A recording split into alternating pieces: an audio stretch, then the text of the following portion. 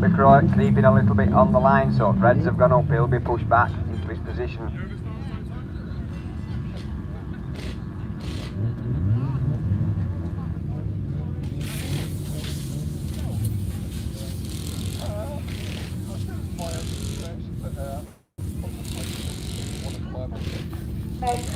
Can I have you down for your rerun, please? CA1, E25, So we'll just get them juniors, a couple of them that were just creeping a little bit, they've just pushed them back into the, I think they've got a change for the back wheel to drop in just to hold them in position. Bungee's up, we're away and racing, who's going to be the first one to show. I see Max Alter coming through, I see Lewis Farrer in that Yorkshire Dales X42. This is going to be a little bit tricky this morning with sun in. Oh, Lewis Middleton gets it sideways but gets it recovered. I think he's got that. There's three of them then battling for that third position, but he's Scunthorpe 6, Max Alter and Lewis Farrer in that Yorkshire Dales 42 that's battling for that lead position, but it's Max that's got the lead as they go up that far side into that one.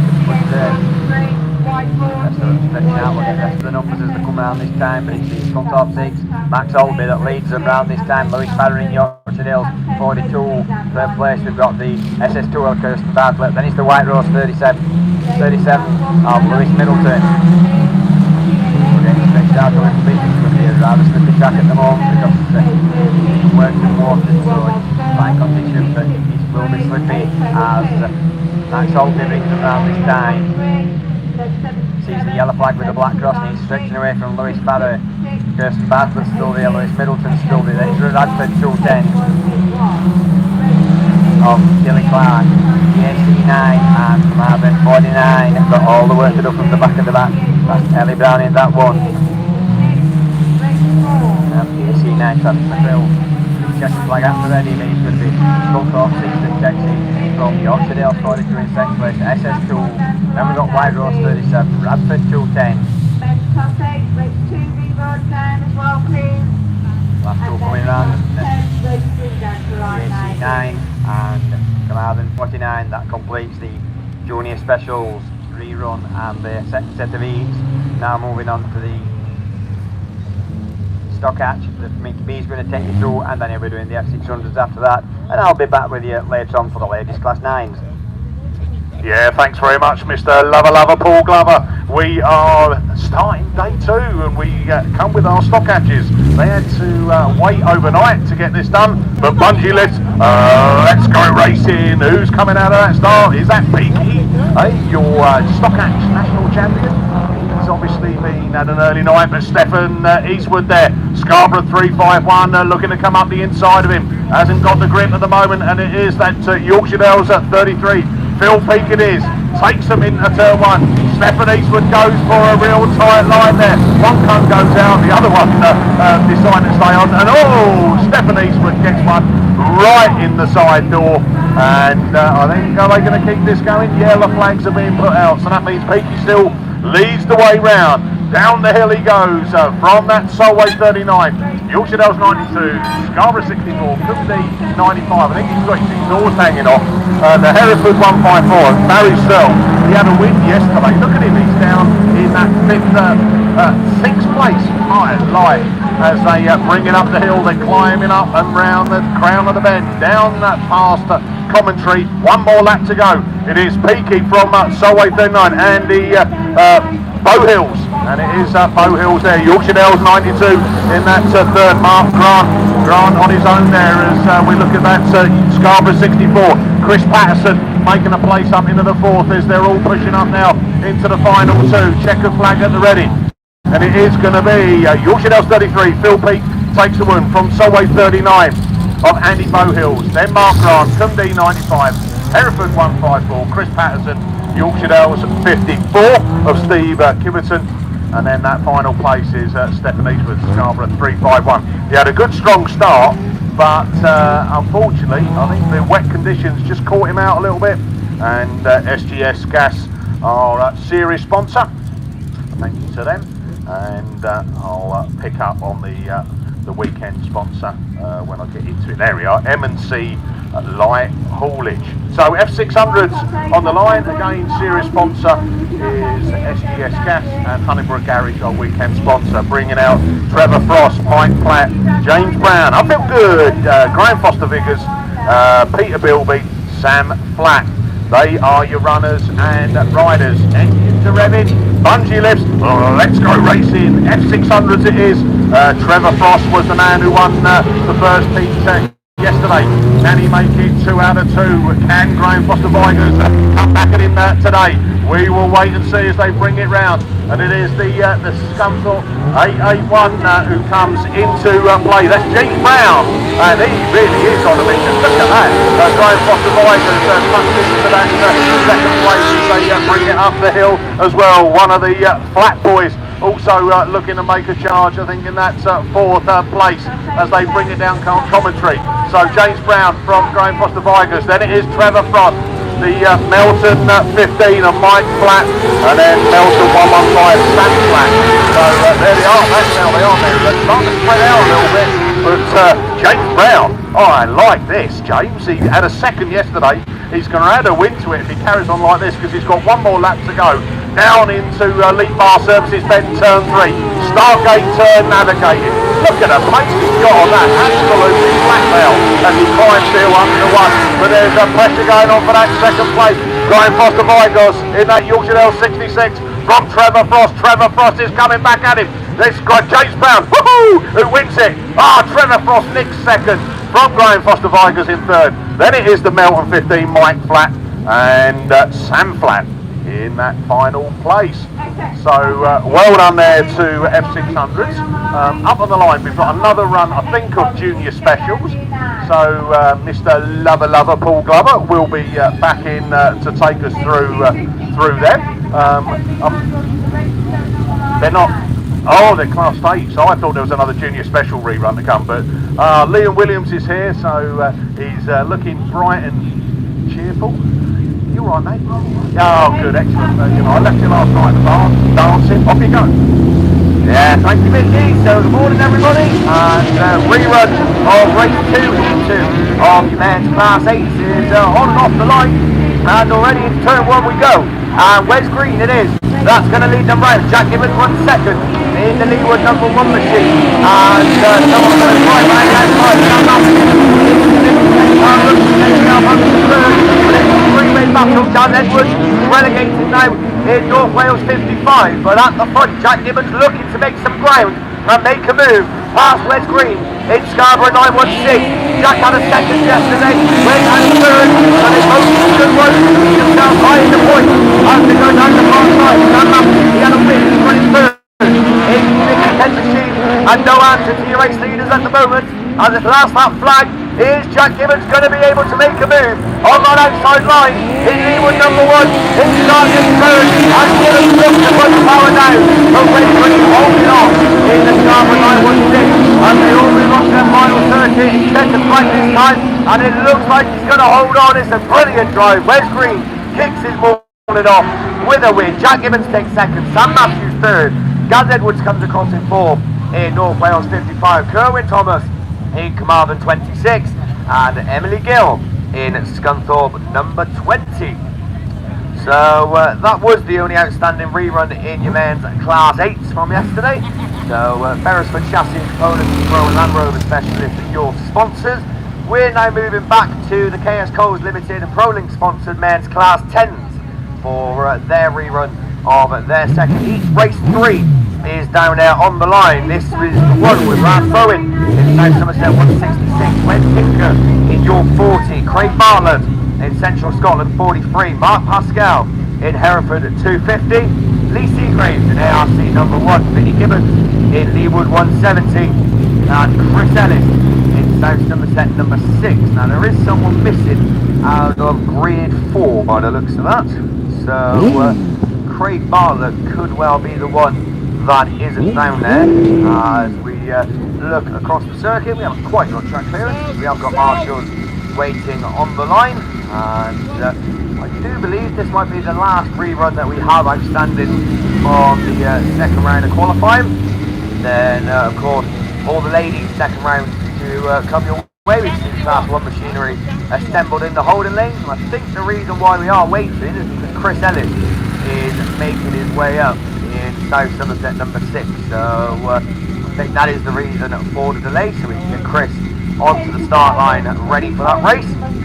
Tell you what a race this could be. Lee Seagrave looked quick yesterday, but didn't have enough to win. I think he had a second in his first heat. Wes Tinko, one of the drivers of the day yesterday in York 14, using every inch of this track and taking the widest line possible and making it work for him. He ended up with a win. I think Lance Bowen had a win as well in South Somerset 166. Another one who likes to take the wide line and throw the car sideways.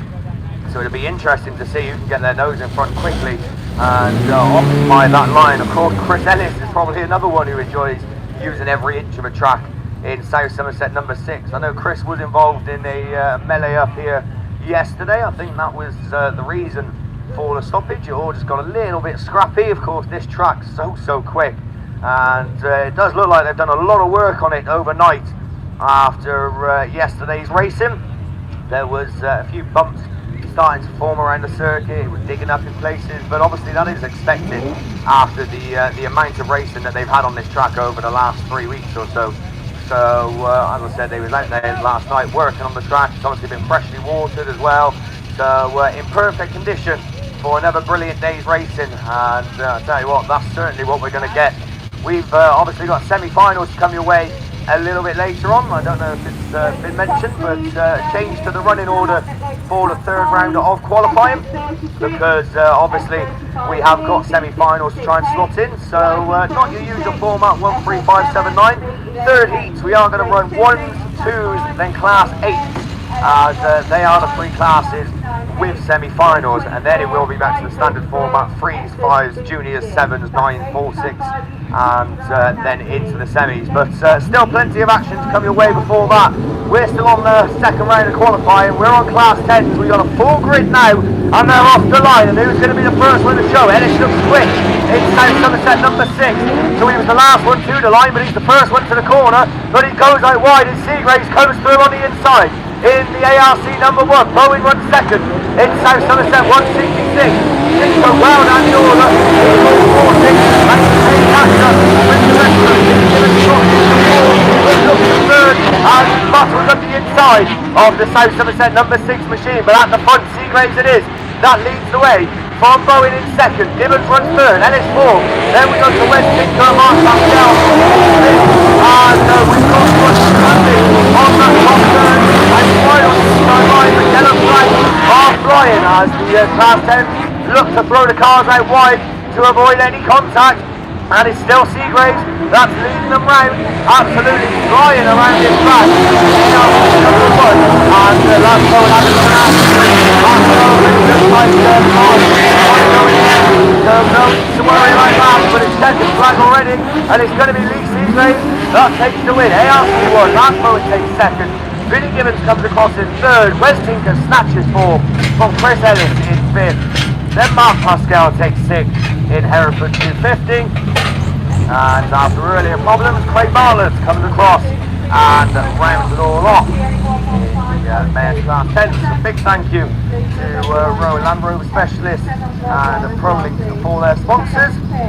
We look to the line, and for the first time this morning, we're going to move on to the ladies racing, because their second round of qualifying is down there on the line. Ladies Class 1s, I think we had 4 grids yesterday, so 4 grids to come your way. Hereford Bank Pride, your sponsors for the weekend. And a bit of water going to go down on the track just before we do get racing. And the Class 1s then will be eagerly waiting and raring to go. As I said, 4 grids, very competitive lineups in ladies Class 1s. So as we look then, who is in race 1? Who's coming out of it? Karis Thomas is coming out from the outside in Typee number 80. Charlotte Hart in Wessex 20. Lucy Wickham's down there in Pennow 27, along with Becca Joyce in Athleston 13. And Herberts in North Wales 114 is lined up next to Kentley Adams in Penhouse 63. And Sophie Lewis coming right from the inside in Athleston treble 2. So that's your lineup for race 1 of your ladies class 1s. As I said, of course, this is still their second round of qualifying after not being able to come out yesterday. Of course, the sun and the darkness played its part in racing yesterday. Unfortunately, we couldn't go any further, but obviously safety is paramount. So obviously had to finish earlier than we would have hoped, but we had plenty of action yesterday anyway, and we're certainly going to get more of it today as we start approaching the business end of the weekend and the business end of the season as well. Of course, round 4 of the British Autograph Series, one more to go after this, and you really do need to start getting yourself in that top 4, top 5 in your respective classes if you want to be in consideration for winning the BAS title at the end of the year. And as I said, ladies class 1 is so competitive as well. It's looking at the points yesterday, who done what. Obviously we had 4 heat winners. One of them was Sophie Lewis in Athelston Treble 2, who of course comes out in this one. Lucy Wickham was a heat winner as well in Penai 27. She's also in this one. So 2 heat winners going to go against each other in the first race. And as I said, the track is going to be watered, which is going to make it a little bit more difficult for the class 1 ladies, but the sun's shining, so it won't take long to dry in. And thankfully the sun is shining, because we're a little bit hesitant, but I'll tell you what, touch wood, we've had it on our side so far, and if it continues to be like this, then we're going to be in for another excellent day's racing. So looks like then the water barriers are now finishing.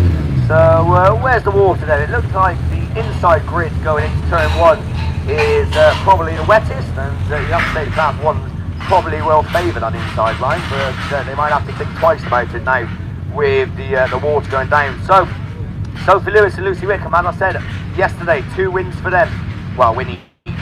So can they make it 2 out of 2? Becca Joyce and Herbert, Kesney Adams, Charlotte Hart and Karis Thomas will also be in the mix. We're away with class 1s. Oh no, what have we done? We made it halfway down the straight and we've got 2 cars facing the wrong way. But it does look like we're going to keep this one going, and Sophie Leno, we're not. There we go, just as I say that, red flags are out on class 1s.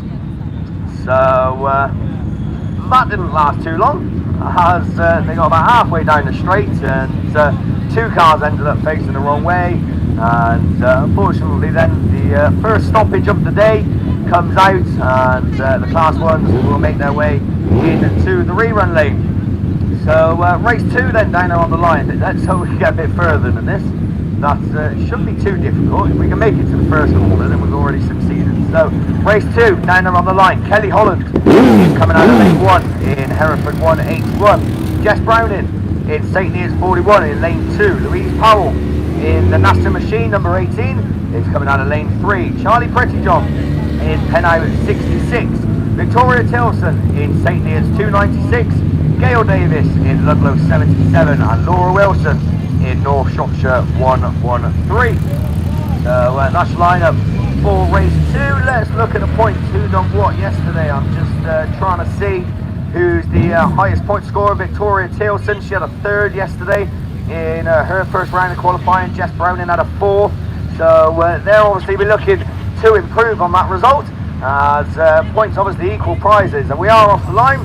And into turn 1 we go for the first time, and who's going to be the first one to show as they all bunch up and come out? It is going to be Victoria Tilson in St. Neots 296 that's going to lead them round for the first time. Jess Browning looking to slot up into 2nd in the 41, but Charlie Prettyjohn holds off in Penhouse 66 and looks to make a challenge on your race leader, but Tilson not going to hold on that easily, because she is going to come under challenge. But at the moment she's doing everything right. So it's the St. Neots Machine that leads, and Charlie Prettyjohn runs 2nd. Jess Browning runs 3rd in 41. Nassau 18, Hereford 181, North Shropshire 113, and Ludlow 77 of Gail Davis is the one at the back. But the race is on for 2nd. Jess Browning is looking up the inside of the Penai Machine, and doesn't quite look like she's got the speed at the moment to make that move work out, as Charlie Prettyjohn is going to challenge for the lead. So any one of these 3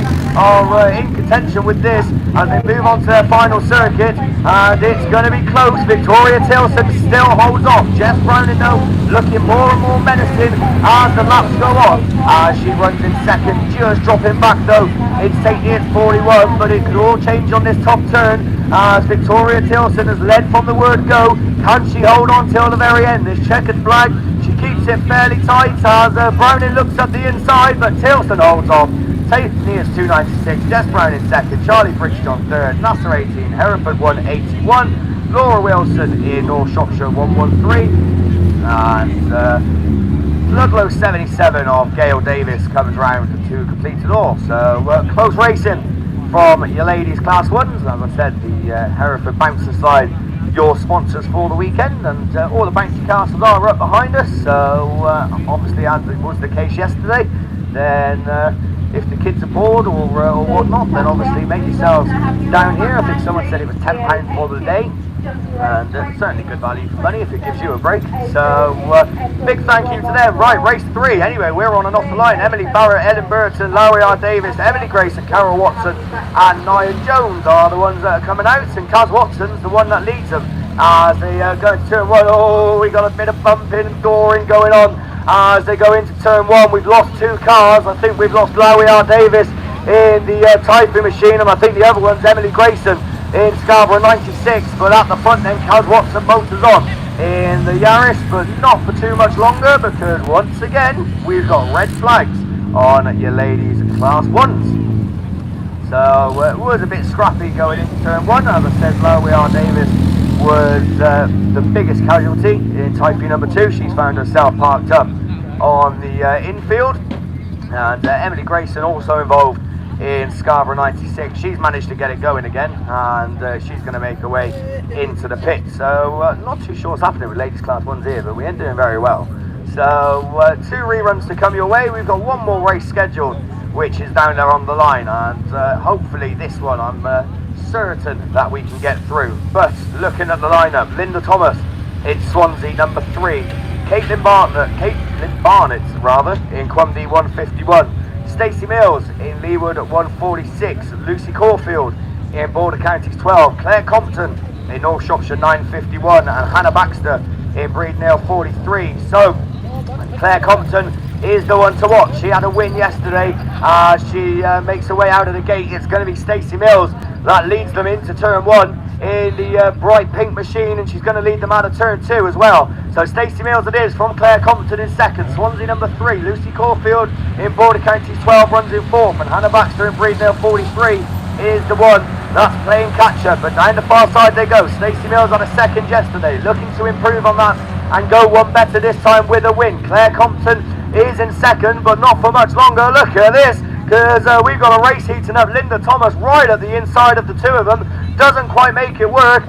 She piles into the side of the Stacey Mills machine, but she's got herself up to second as they start another circuit. Still problems for Hannah Baxter in Breednale 43, but down the far side they go for the penultimate time, because it's going to be last up flag this time. Stacey Mills looks better for her at that corner this time than she did the last time. Linda Thomas it is this time who seems to have struggled and slowed right down, because Claire Compton now is looking to make a move back into second, round the outside in North Shropshire 951. So it's Yaris versus Micra for second. Lucy Caulfield is safe in 4th in the Border Counties machine. Hannah Baxter in 5th in Breednale 43. And speaking of safe, I think that your race leader is going to be as well. As she goes into that top turn for the final time, as checkered flag, Stacey Mills it is. That's going to take maximum points in Leeward 146. Claire Compton the first and the second for her throughout her 2 heats. Linda Thomas takes third in Swansea number 3. Lucy Caulfield in Border Counties 12 is in 4th, and Hannah Baxter in Breednale 43 is the one that completes it all. So 4 races scheduled, and we managed to do 2 of them, so not too bad.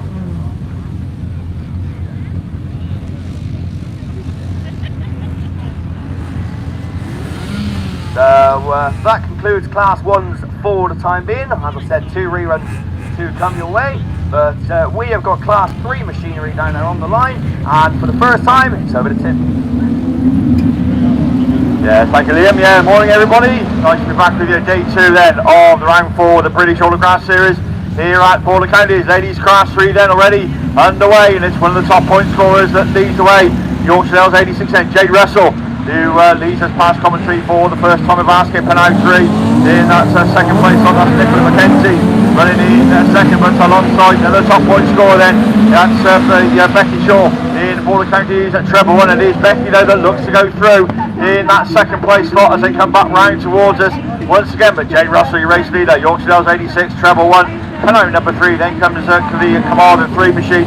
That's going to be Catherine Maynard on the wheel of that one. Then comes number 70 of Gemma Fullon, racing just ahead of times the 8 of Louise Jones as the race leader then once again across the Wood Bend and back round towards us. It's 86 that leads the way. Becky Shaw in the second place, Border County treble 1. Then comes Nicola McKenzie in Pennow 3, Carlin 3, Radford 17, Charlie 8 of Mikey at 31 that just goes through of Naomi Davis, and the one that rounds out this one of Erin Almond in North Wales at 2:17. But checkers then under ready. It's 2 wins from 2 for Jade Russell, Yorkshire Dales 86, Becky Shaw in Border County treble 1, Pennow 3 of Nicola McKenzie, Commander number 3 of Catherine Baylor, Gemma Follard in Radford 70, Louise Jones.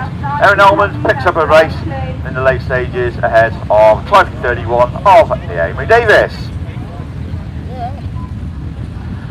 So just the one heat of ladies class 3, so obviously they'll all go back or into the final, but Jade Russell picking up 2 wins then, so maximum points for her as she looks to kick off on and carry on her campaign in ladies class 3.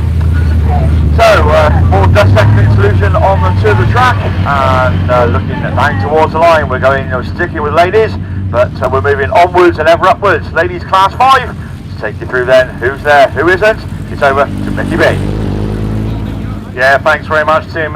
Ladies class 5, so heat 2, B&J Race Engines are series sponsor, and Midway Motor Parts our weekend sponsor. Right, up on the line, we've got Rhiannon Smith, South Somerset 36, picked up a win yesterday. She's been scratching and biding her time, ready to get back out. Can she make it 2 out of 2?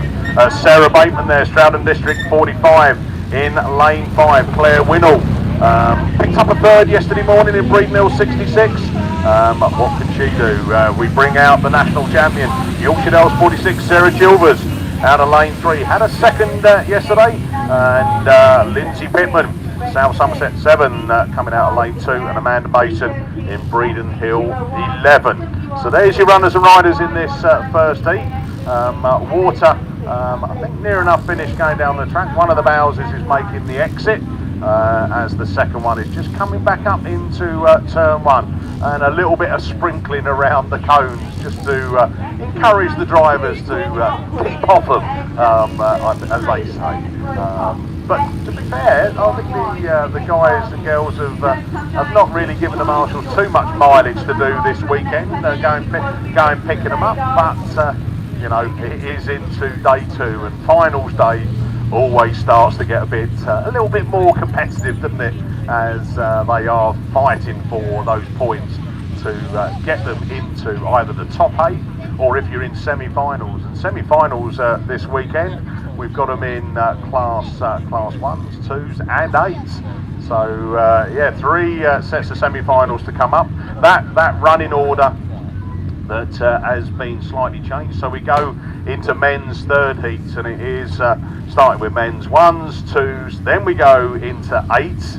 And we need to obviously do the 8s early so we can sort out the semis, as the same with the class 2s. Then we go 3, 5, junior saloons, class 7, 9, 4, 6. So a little bit of a jumble of order there, but that's how it has to be done for the semis. Then we have the 3 semis, the semi-final of the 1s, semi-final of the 2s, and semi-finals of the class 8s. Then after that, class 10s, junior specials, F600 and Stockhatch, and then through the ladies classes.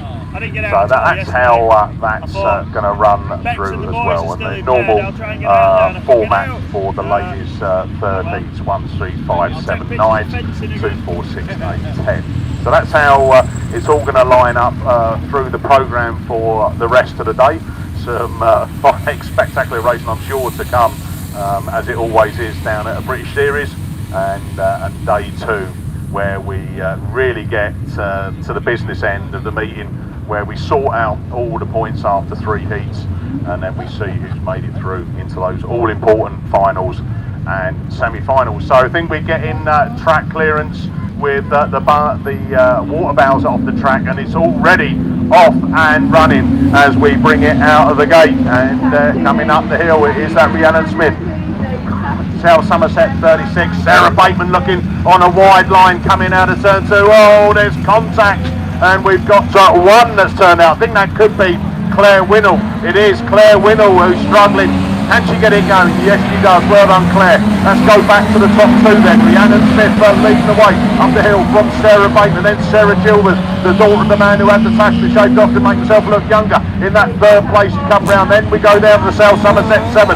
Lindsay Pittman, she's in 4th, but we bring it down the hill into Elite Bar Services turn 3. But it is Sarah Bateman looking to get in tucking distance as she exits that Stargate turn and climbs the hill. But it's still Rhiannon Smith. She had a win yesterday. Can she make it 2 out of 2? As she brings it round turn 2 for the penultimate time. One more lap to go on this one. Down the hill. Woo! And she's off and running. Sarah Bateman cuts it back up the inside. Can she get close to her? I think Rhiannon Smith may have this, but Sarah Bateman's not going to give it up there. Sarah Chilvers in a solid 3rd now. No one around her. Lindsay Pittman. And then we drop back down into that final place. Amanda Mason and Claire Winnell out of this one as well. But checker flag. Rhiannon Smith takes 2 wins out of 2. Sarah Bateman second is round district 45. 3rd goes to Yorkshire Dales 46. Sarah Chilvers. 4th is South Somerset 7, Lindsay Pittman. Then it's Breeden Hill 11 of Amanda Mason. And after that spin out on the crown of the bend between 1 and 2, and it looks a bit rearranged, that front end as well. So clearly contact with someone for Claire Winnell, and she comes across in that final position. Not the best amount of points to add to your 3rd that you had yesterday morning. So race 2 then brings out Kirsty Godfrey, Sally Shorter, Kerry Baxter, Jessica Bradley, Nicola Jesse and Michelle Ellis. Michelle Ellis had a win, Nicola Jesse had a 2nd, and Sally Shorter had the 3rd, and it is Nicola Jesse who leads them up the hill into turn 1. Shapes that car around the corner. There's a little bit of a challenge. I think that's Ellis coming back at her. It is. We've got another spinner on that turn 1. Can they get that car going? Nicola Jesse then leads it from Ellis as she comes up there. Kirsty Godfrey into that 3rd place as they bring up the hill. We have got that car, but it's been great. We won't stop this one. So it is that Ludlow 24 that had the problem. That's Jessica Bradley. I think the wet conditions may have caught her out, but it is Nicola Jesse. Down the hill she comes from Michelle Ellis, from Kirsty Godfrey. From the LM125, Sally Shorter, Breeden Hill 99, also there as well, Kerry Baxter. But it is a challenge for this, and already up that back straight, Michelle Ellis has gone for the move up the inside. Nicola Jesse now drops back into that 2nd place as they bring it round turn 2. One more lap to go on this one. Down the hill they go. Michelle Ellis from Nicola Jesse, from Kirsty Godfrey, from the LM125, Sally Shorter. As we're all on that last lap circuit as they come up there. We've got that black marker. Is that going to create any problems as they come round turn 1 for the final time round the crown of the bend out of turn 2? It's going to be Michelle Ellis. 2 out of 2 for her. Nicola Jesse 2 seconds, so that's good points from those girls. 3rd goes to Kirsty Godfrey in Cambridge 10. LM125 of Sally Shorter. Breeden Hill 99 of Kerry Baxter. And it will be that unfortunate incident there, kind of again just spun it out. That top corner is causing a few problems, I think, but Ludlow 24, Jessica Bradley, does come across the line and pick up some points. Not many, but she's picked up some points. Ladies class 7. I don't know why I'm using your clip-on ball. I just fancy the change. So, ladies class 7, Max Sport our series sponsor, and it brings out XC Works as our weekend sponsor. Michaela Dance, Kelly Matthews, Julie Hawthorne, Fenny Ho, Emily McKenzie, Michelle Barrett, Tracy Bainbridge, Lynn Olsen, Katrina Thomas. Michelle Barrett is the one who had the win yesterday. Michaela Dance was down the pack, wasn't she? The new national champion. I'm sure she'll be back on the pace today. And I think another good start from Matthews. But we've got a move already coming up that inside line. Bainbridge looking into that third place and following the top two. But it is Michelle Barrett from Matthews. Bainbridge, then we go Michaela Dance, and then Cambridge 12 of Emily Mackenzie. We've got one in Dublin, she's struggling downhill, and it is Julie Hawthorne Pennyho in that Radford 176. But there we go, we are going to keep this moving round as it is that York AT. Michelle Barrett, she had a win yesterday, can she make it 2 out of 2? At the moment she's on course for it. Kelly Matthews there, IK 427. Michaela Dance is on the charge now as she comes up the inside of Matthews into turn 1 side by side. Still Michelle Barrett leads this one as she's picking up the last lap flag. One more lap to go on this one. It is Michaela Dance up into that second from Matthews, from Bainbridge, from the Cambridge 12 machine as they take it down into that top turn, into turn 1 again. York 18 then, Sue Herdman, Michael, Michelle Barrett, and she takes 2 wins out of 2. Well done, I tell you what, she was winning this weekend. BAC 5, Michaela Dance. Then it's Kelly Matthews, IK 427, Tracy Bainbridge, Yorkshire Dales 41, Cambridge 12, Emily Mackenzie, and it is Julie Hawthorne Pennyho in the Radford 176 to finish that off. So well done to the girls. We now look down onto race 2, and it's a sister act because Alice is out now in PAC 53, that single engine machine. She picked up a win in her first heat. She's coming out of lane 8. Ellie Lockwood alongside her in Scunthorpe 393. She had a second. Shamel Clayton, Kesney Adams, Ali Ashmore had a third. Charlie Wright, Sue Erdman had a second. And Kim Jenkins. And it is that Ashmore machine who takes them up the hill into turn 1. Can she keep it tight, or is she going to leave the door open for anyone to come through? She says, no, Michael, I'm going to lead this one down the hill. And she does, and Charlie Wright goes with her. Alice Bevans looking for a wider line round there as well. Charlie Wright looking up the side, and she gets through. Eddie Lockwood there, bit of contact there with Bevans' machine. And it is Bevans' machine just drops back another place down there. Is there a problem on board? No, she's back at it. But it's still Ali Ashmore, Scunthorpe 514, leading the way through from Charlie Wright, Scunthorpe 121, Ellie Lockwood, Scunthorpe 393, PAC 53, Alice Bevans. Then we go down to the York 78, Sue Erdman down that pack as well. Oh, she needs to do more work with that. Kesney Adams in that final position as they bring it round turn 1, turn 2 for the penultimate time because it's 1 lap to go. Look at this, Ali Ashmore, she's under pressure, but she's holding it there. Oh! Lockwood just contacted the back there as they came up down into that, I think Charles Bale Services turn 2-3, and it is going to be checkered flag for the top 2 as they come round. It is a swapping of places because it is Charlie Wright takes it from Ali Ashmore, from Alice Bevans. Then we go down this morning 25 machine, Kesney Adams, Sue Erdman across the line, and then Ellie Lockwood in that Scunthorpe 393. So Charlie Wright then, she got a bit of contact from Ellie Lockwood from behind. Didn't cause any problems, gave her a little bit of a shunt, got her up into that first place. So excellent stuff there. Ladies Class 7's done and dusted. Up on the line, I think we're going for a rerun of Ladies Class 1, so it's back over to Liam. Yeah, thank you, Mickey. So, 2 reruns of Ladies Class 1 coming away. And the first one is down along the line. It's like a rerun of race 3 class coming out first. And I think we're down to like 4 or 5 cars. I think there is 5 down there. And we are going to get a bit more water go down on the track as well before we do get racing. So, rerun of race 3. This is the one with Emily Barrett in Cambridge 226 coming out of lane 1, Elin Burton in Typhy 14 in lane 2. Larry R. Davis was excluded, so unfortunately she won't be back out, but Emily Grayson is down there in Scarborough 95. She was also involved in the bit of contact we had in the first attempt. Carol Watson, she was the one leading it last time in the York number 1, and Nia Jones in Typhy 352 coming right on the outside, and I think there's no one in grid 6 and 7. So she's got all the space in the world over on that far side coming out of lane 8. But as I said, the water just taken its toll on the track maybe for these Class 1s. And as Mickey said a minute ago, this top corner is catching a couple of them out as well in every class that we've seen so far. And of course, as I said, getting down to the business end of the weekend, of course everyone wants to try their hardest to get their points to obviously get into their respective finals or semi-finals, depending on what class that they race. But as I said, Class 1's 4 grids of them, so you do really need to be scoring high in order to get yourself into that top 8 and get into that final a little bit later on.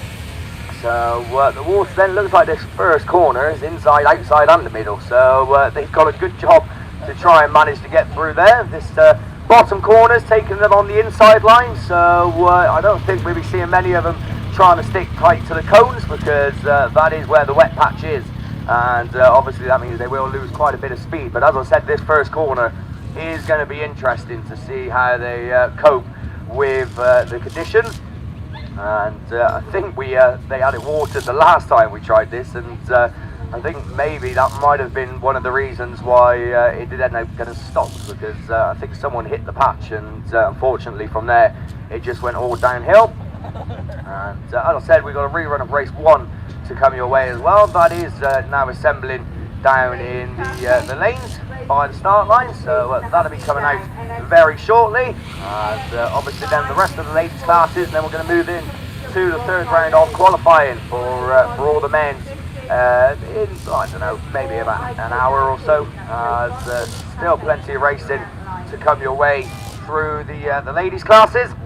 And tell you what, the water bowser are certainly getting track time, isn't he? Because going around again and watering the lines, I think he's made a U-turn, which gives me some indication that he is going to make his way off the circuit and get us closer to going racing. Hereford Bounce and Slide, your sponsors for the ladies Class 1s. He is making his way off, so we are getting closer. So quick recap then: Emily Barrett, Ellen Burton, Emily Grayson, Carol Watson and Nia Jones, the ones that are coming out in this. So Carol Watson led it the first time. Can she do it again in the rerun? She looks to be the first out of the gate, but Emily Grayson's going with her in Scarborough 95. Emily early on the brakes as she goes into turn 1, and as I said, it'll be interesting to see what line is the best to take. Emily Grayson keeps it tight. Kaz Watson drifts out a bit wide, but has the speed to carry through in the Yaris. So it is the York 1 machine that leads as she takes a wide line again, and this time it hasn't worked because Emily Grayson's up to first. Nia Jones runs into second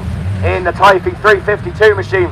So it's 2 minis from 2 Yarises at the moment. The Micra is the one at the tail end. Kaz Watson looks to be struggling with the conditions in York number 1, because she's dropping back even more as the 14 machine from Typhi looks to make a move up the inside. But at the front, Nia Jones it is that takes up the running in Typhi 352, and now looking to extend that lead as she goes down the far side for another time. Emily Grayson again early on the brakes as she goes into that top turn, as Elin Burton is looking all over the back in Typhi 14, looking to make a move. She's come up from 4th. Can she get herself into 2nd? She's only got 1 more lap to go as your race leader is starting to pull away. Emily Barrett is the one at the back with all the work to do in Cambridge 226, but the field's starting to spread themselves out just a little bit as they go down the far side, and Nia Jones looks like she's going to be able to hold on and take 55 points as she goes into the top turn for the final time. Carol Watson getting it all out of shape again towards the back,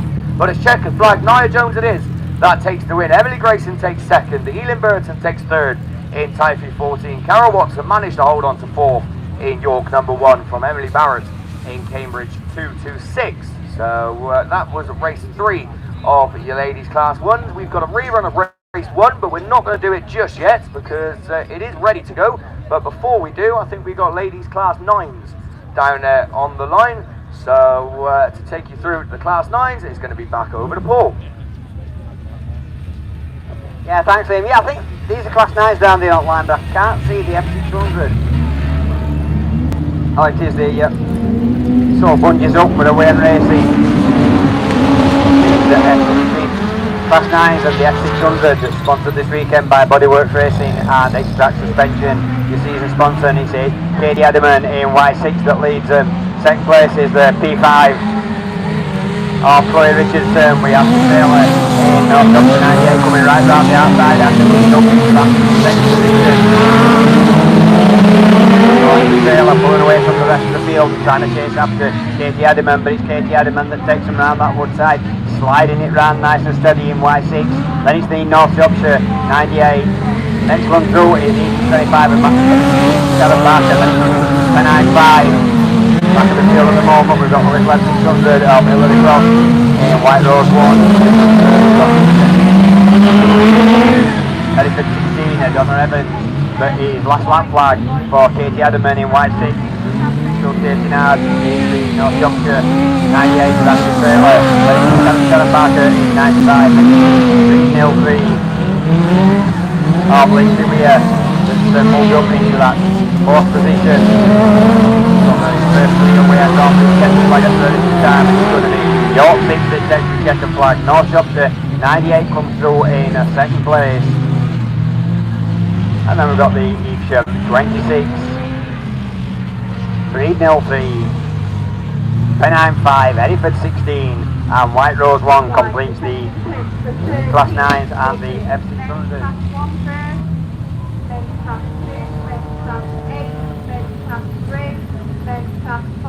So Bodyworks Racing, your sponsors of the ladies Class 9s, and Honeyborough Garage, the sponsor of the ladies FC600. So it's a Class 1 rerun, so it's back to Liam. Yeah, cheers Paul. So this is a rerun of race 1 of the ladies Class 1. Sophie Lewis then very quick out of the gate in the Appleston Treble 2. I think this is the one where we made it about halfway down the straight. So already improving on that. Oh, Karen Thomas isn't improving on that though, because she's found herself getting it all wrong as they come out of turn 1. But certainly not going wrong for Sophie Lewis. She leads the way in the Appleston Treble 2 machine as Lucy Wickham runs 2nd in Penhouse 27. These two already pulled away from Kesney Adams in 3rd in Penhouse 63, with the Wessex 20 machine of Charlotte Hart running 4th. As your race leader looks to extend that lead. Lucy Wickham just goes out wide in 2nd. As I said, Kesney Adams runs 3rd. Then we got Charlotte Hart in Wessex 20. Appleston 13 is the next one across of Becca Joyce, with Karis Thomas looking to gain a position in Typhy number 80 after earlier problems in the early stages of the race. But it's last lap flag already, and Sophie Lewis it is. That's unchallenged at the moment, but Lucy Wickham is not going to give up in Penhouse 27. She still runs there in 2nd, and she's looking for a way through every time as they move on to their final circuit into that start gate turn for the final time. Lucy Wickham needs to make a move quick if she's going to be able to win this one. But Sophie Lewis is going to do everything she can to try and hold off as they go into that top turn. Lewis runs out wide, but as she got the speed, Lucy Wickham is going to keep it tight, but it's not going to be enough. It's going to be Sophie Lewis that takes it. Lucy Wickham takes 2nd. Kesney Adams comes across in 3rd. Charlotte Hart 4th. Karis Thomas in 5th in Typhy number 80. And Becca Joyce in Appleston 13. Right, very quickly, speaking of Class 1s.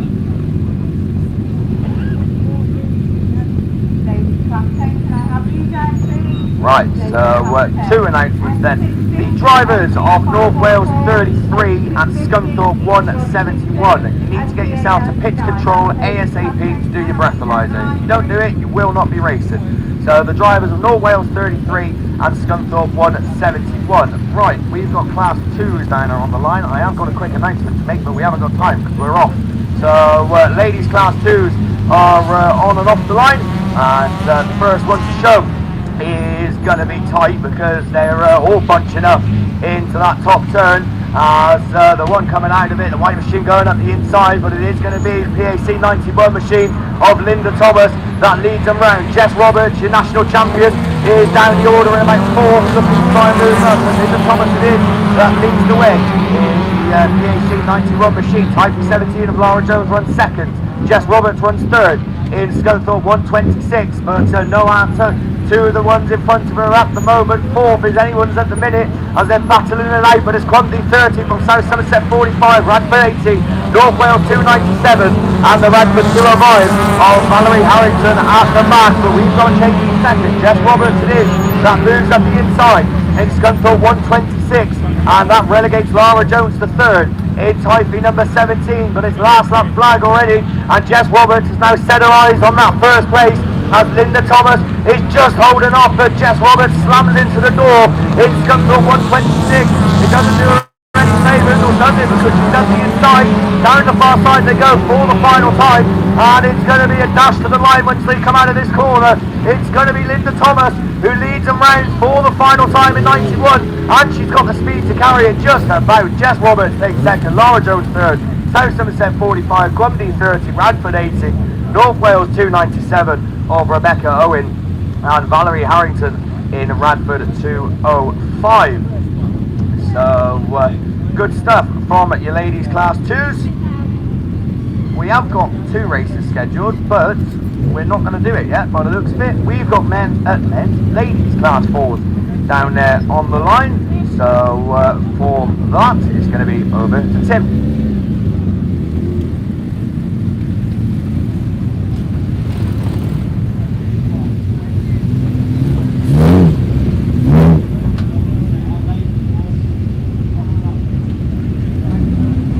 Right, yes, thank you, Liam. So, Holtby Motor Repairs is your kind sponsor. Ladies Class 4, just one heat as they set off from the line and into the first turn. It's your top point scorer, Gwen Reeves, that's going to bring him round for the first time of asking. CM7 is your race leader, SR61 Julie Whitcomb in that second place slot race, just ahead of Catherine Harding in 2013, and Becca Davis is the one that rounds it all out in Type E 155. Already your race leader just starting to get away from the rest of the pack, Gwen Reeves, as once again she comes by us as your race leader, and another lap gets successfully completed. Julie Whitcomb still there in second, SR61 Catherine Harding in third in Type E 13, Becca Davis in Type E 115, and once again one that rounds it all out in ladies class 4.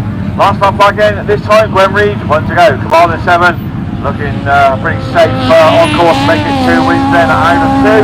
And round the start gate surge to go then once again, but back maybe on that third place option, Catherine Harding and Becca Davis as they go down that far side, but Catherine Harding still holding on to third as she goes into turn 1 for the final time, but coming out and taking the win. Gwen Reed takes it in Commander 7, Julie Whitcomb in SR61, Catherine Harding in Type E 13, and Becca Davis in Type E 115. So that completes ladies class 4. Next time we'll see them is the second round or third round of qualifying, but they'll all go through to the final anyway. But down towards the line, we're going back to men's class 2, back over Liam.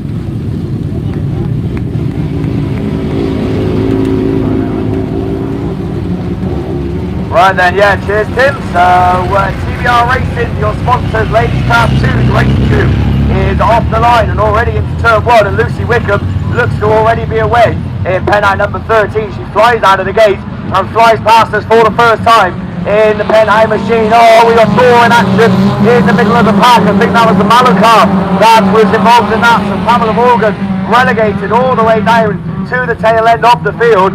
But at the front then, Lucy Wickham it is that leads them round. Once again, Hayley Verity I think runs second in the York 190 and looking pretty safe from the white rose of Anne-Marie Chadburn, who runs in third. Severn Valley 201 of Claire Colvin looking right round the outside. The Mallow car's all out of shape again in the middle of the pack. She found herself square wheeled on this bottom corner, and to be honest I'm going to fear the worst, as we are going to get red flags out on ladies class 2s.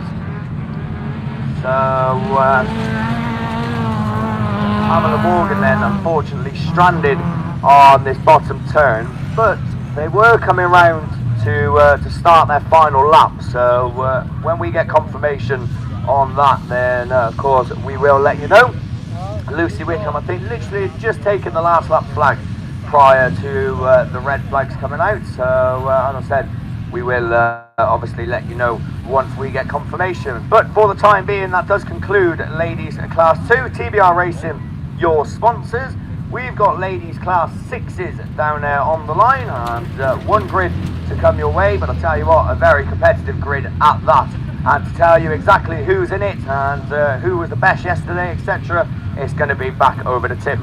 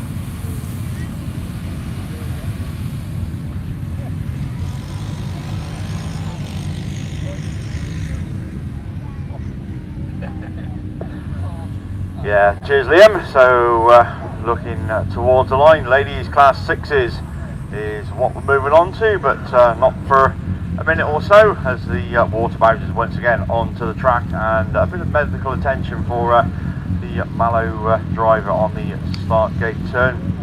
Hopefully nothing too serious, might just take a bit of a bang to the driver's door. So just a bit of attention and a few minutes downtime while we get that sorted. But let's have a look at ladies class 6s then, as they are assembled on the line. Just the one race, but that should bring out Nicola Olsen in Carmarthen 47, Fiona Thomas in Type 66, Sarah Trott in South Somerset 23, Ellie Bailey in Scunthorpe 33, Leanne Hushka in Solway Treble 2, Zara Sutton in North Shropshire 71, Jessica de Croc in PAC 18, and last but by no means least, Andrew Evans in North Shropshire 219. Best of the bunch then. Yesterday, Zara Sutton took the win in the North Shropshire 71. The Sarah Trott took his second yesterday in South Somerset 23, but still loads and loads of points to play for as we look to get this second round of heats underway.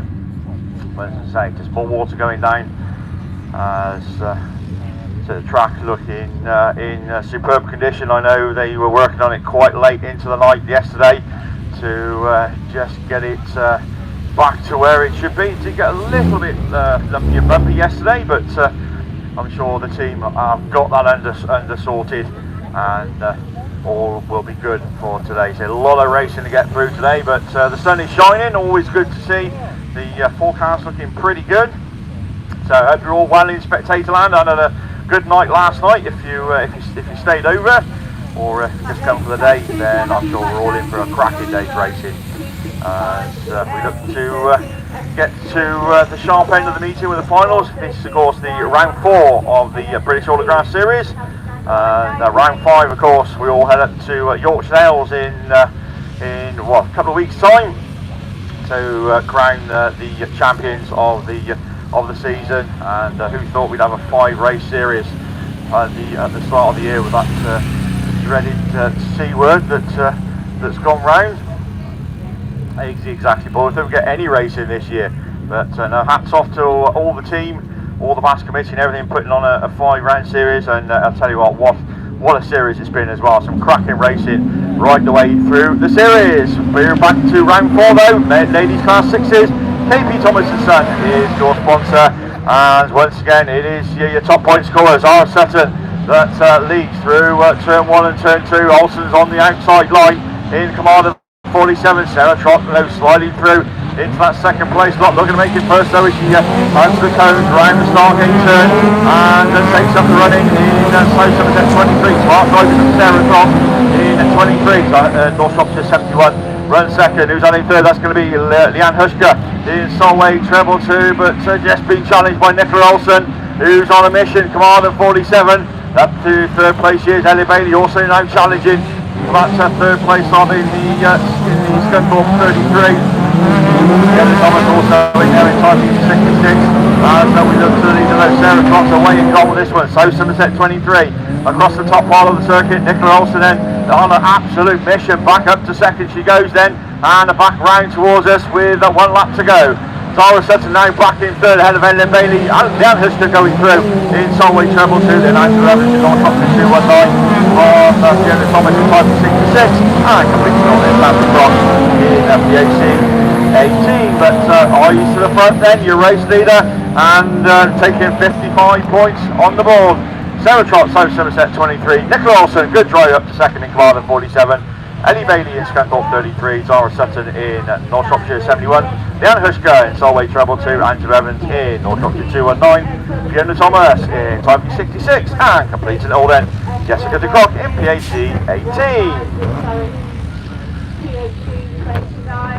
All good stuff from ladies class 6s. We'll see them a little bit later on for their third and final run of qualifying. But for now, we're looking down towards the line and we're going open wheelers. That's going to be ladies class 8. So, back at the Leah.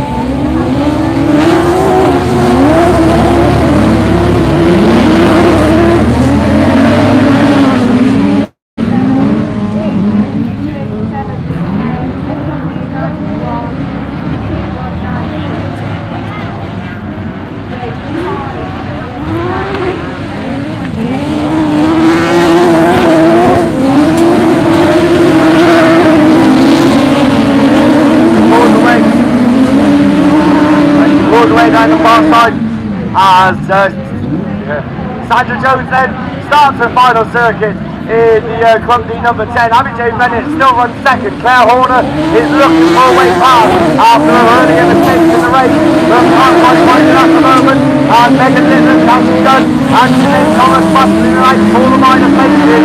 Well, it's going to be 2 wins out of 2 and 110 points for Sandra Jones in Club D number 10. Abby Jane Bennett holds on second in Forest D number 8 from Claire Horner in Mountain 62. Megan Littler, just about holds on from Cassie Gunn in Yorkshire Dales 182. And Sinead Thomas in the Carmarthen number 20 machine.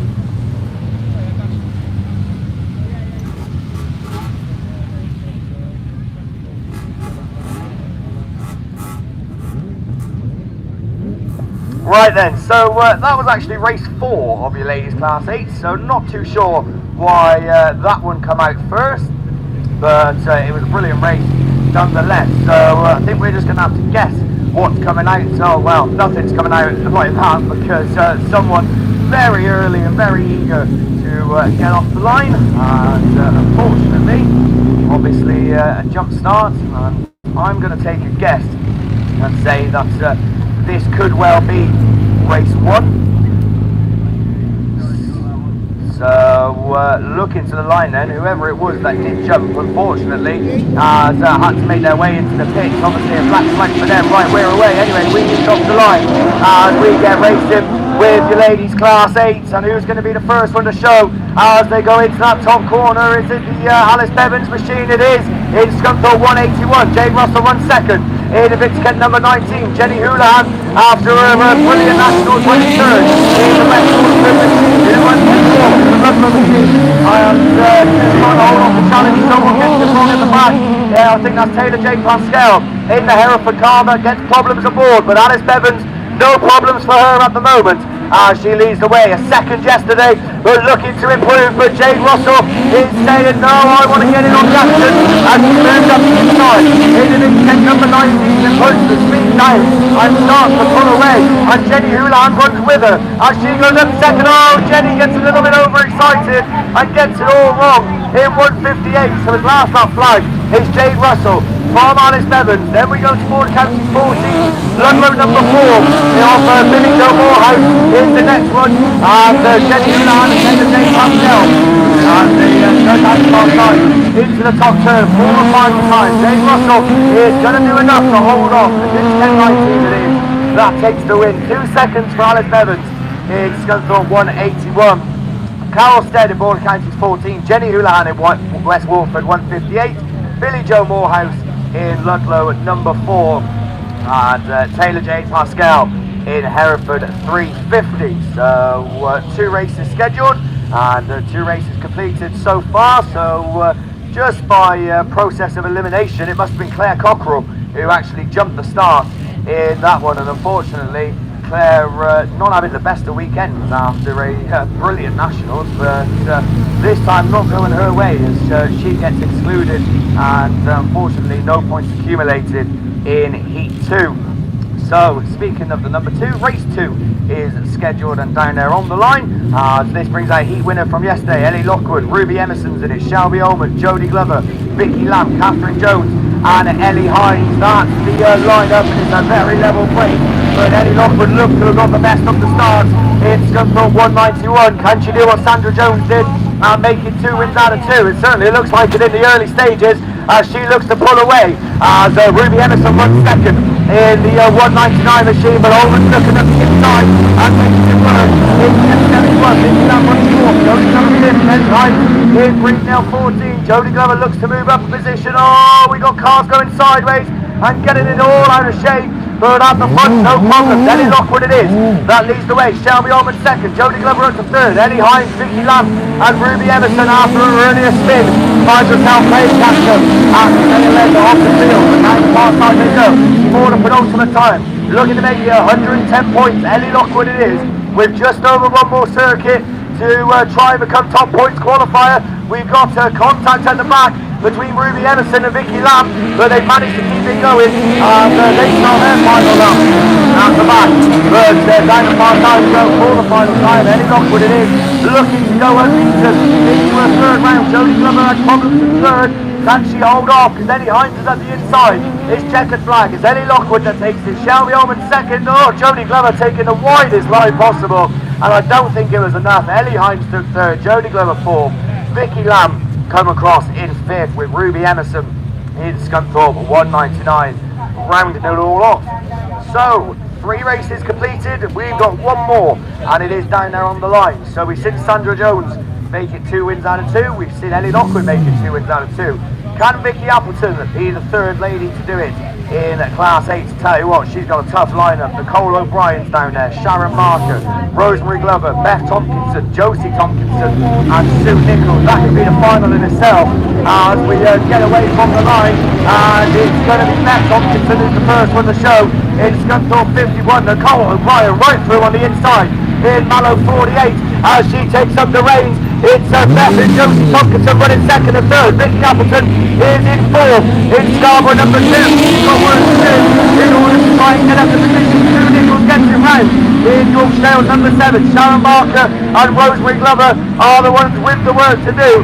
But it's the lady from Ireland that leads the way. Nicole O'Brien as your race leader. Josie Tompkinson is running 2nd. Around her sister Beth runs 3rd. In 151. Vicky Appleton still 4th. It's Scarborough number 2, and as I said, doesn't look like she's going to go unbeaten into the 3rd round of qualifying, because it's going to be last lap flag this time, and Nicole O'Brien is doing her best to hold on, but Josie Tompkinson is not going to give up in Scunthorpe 52 as she's looking for a way through. Right by Vicky Appleton and Beth Tompkinson, and she looks for a way past, but Tompkinson's doing her best to hold her off. It's going to be checkered flag. Appleton's at the inside into 3rd. It's Scarborough number 2. It's checkered flag. It's a brilliant win. Nicole O'Brien takes it. Josie Tompkinson takes 2nd. Vicky Appleton just about holding on 3rd from Beth Tompkinson in Scunthorpe 51. Sharon Barker in Evesham 25. Rosemary Glover in the White Rose at number 2.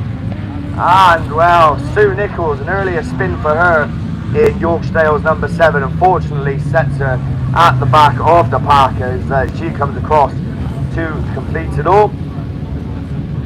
So that is then your ladies class 8's complete. 4 races scheduled and all 4 of them have gone through. Absolutely perfect. So ladies class 8's then Bennetville Motorsport, your sponsors. We move on to the final of the ladies class, minus a couple of reruns. It's ladies 10s, we're off the line, and who's going to be the first one to show? We've only obviously got the 1 grid, but a competitive one at that. Heidi Dealey it is. That's going to lead them into turn 1 in Tyson 99. Who's going to run second? It's going to be Jill Glasby in Asia 122. Claire Horner absolutely stormed the first hit yesterday, but she's not having it her own way this time. She's near the back along with Ali Ashmore. This corner again touching the line as someone gets it round. Jodie Pascal in Hereford 250, and again someone's round. So Jill Glasby now gets it out of shape. So they're dropping like flies in this, but Heidi Neely, no problems whatsoever in Type 99. Claire Horner still runs second in Belgium number 60. With Ali Ashmore in holding 514, looking to play catch up and try and make a move. Jill Glasby runs in 4 in 122, and Jodie Pascal in Hereford 250 as they start to spread themselves out and see the last start flag. Heidi Neely it is, just trailing ahead in Type 99. Doesn't have to do anything stupid. She knows that she's got a good car length between herself and Claire Horner in Belgium number 60, and it's going to be checkered flag. It's going to be a brilliant win. Heidi Neely, she got out of the gate and she wasn't caught. 99 takes the win. Claire Horner takes second. Ali Ashmore takes third in Spalding 514. Jill Glasby takes 4 in Evesham at 1 at 22. And after earlier problems, it's going to be Jodie Pascal in Hereford 350 that comes across and completes it all. So as I said, that was the final class scheduled of your ladies, and we have got one outstanding rerun by the looks of things, and it would be a class that I'm commentating on, because of course it would. It's class 2, so we weren't too sure what was going to happen with this.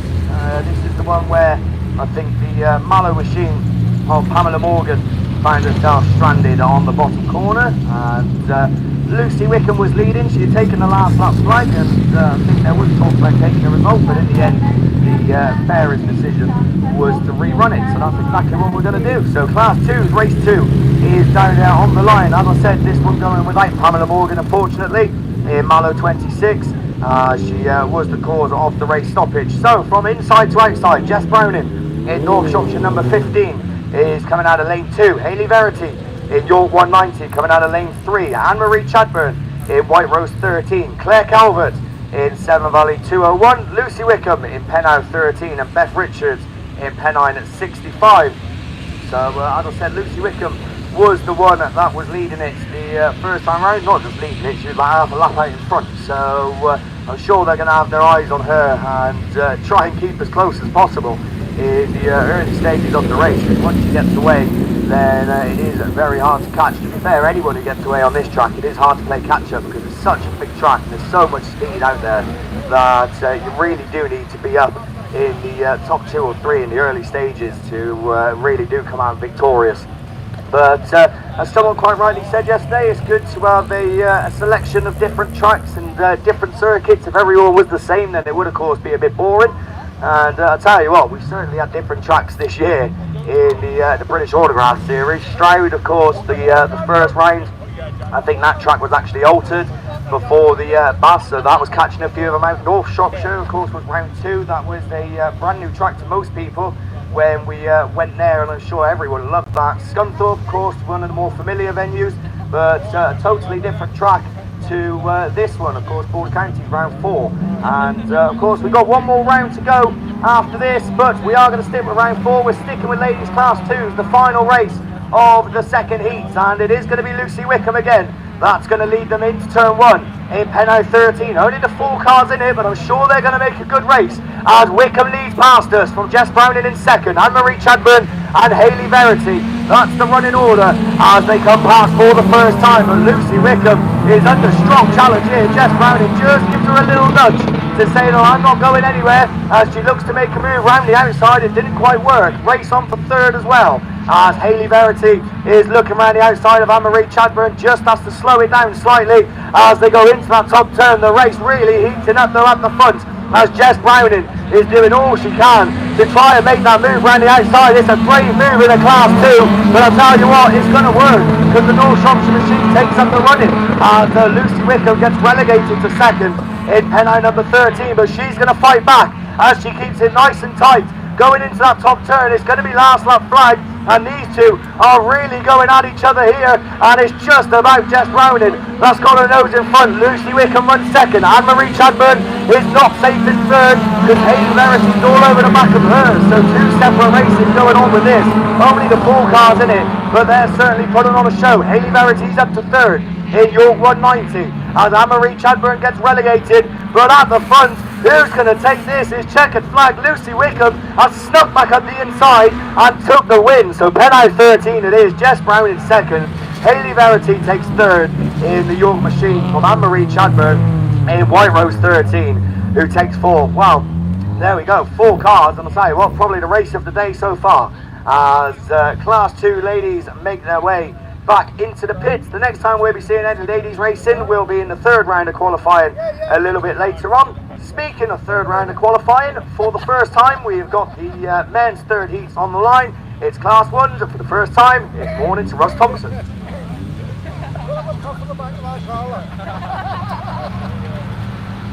Right, okay, thanks Liam, we're already underway racing. This is officially day 2 now, 3rd round of qualifying men's Class 1s.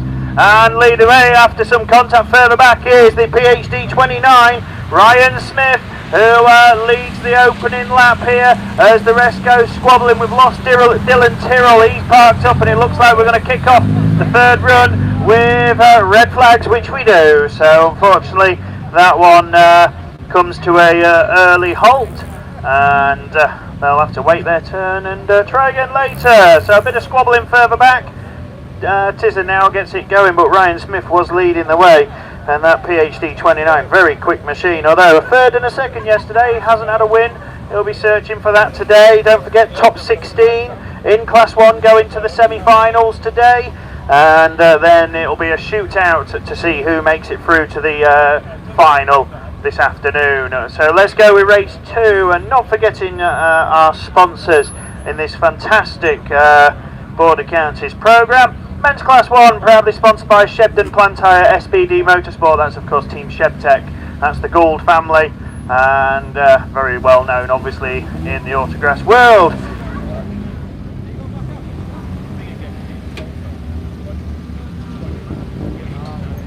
Good. Right, away we go then. Race 2 leaves the line. Who's it going to be? It's fairly close, Brave of the Scarborough 223 looks to just edge it. That's Jamie Hussey, but on his inside goes Joe Neal, York 47. The rest of them will come squabbling through. It's somebody up the inside, Typhy 202. We go 3 wide into the turn. White Rose 44, Callum Ball waiting in the wings. He tucks up the inside and looks to snatch the lead away from all of them. Impressive stuff there, 4th to 1st in one move.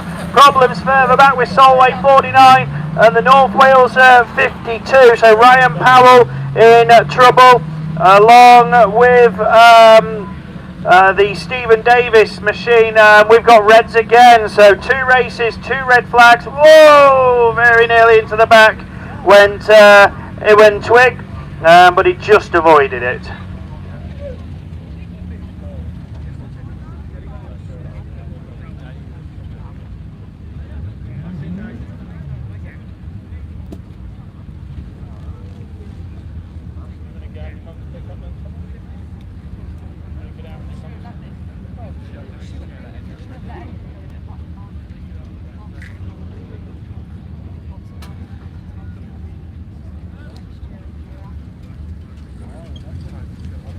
So we're going to try race 3 then. We've not done very well so far. Your associate series sponsor is TBR, that's Tom Bell Race Engines, kindly sponsoring the British Autograss Series of Class 1 2021.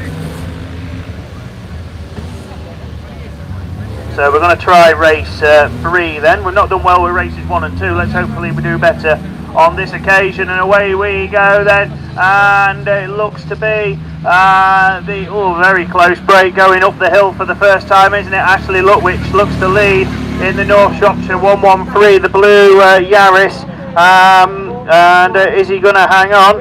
And is it him? No, it's not him at all, is it? It's Chris Davis, PAC 49, another blue Toyota, but he's come to grief and he's lost power, and the machine is slowing almost to a stop. Ian Ulliford cashes in and takes up the leadership in Scunthorpe 25. He's ahead of NASA 97. So that is Dave Owen at the wheel of that one. The experimental Citroen as the PAC 49 makes his way back to the pits. Not sure what the reason was there. Typhy 352 sits third. That's Ashley Hutchins in the Mini, and the rest of them stream through. The top three broken clear of the trailing three. So best of the scorers in this one is Ullathorne on a second and a first. And he's certainly progressing much better in this stage of the season with that machine than he did earlier on in the year. But he's under a little bit of pressure from NASA 97. Dave Owen, who's also on a second and a third. So both these two looking good for the semi-finals.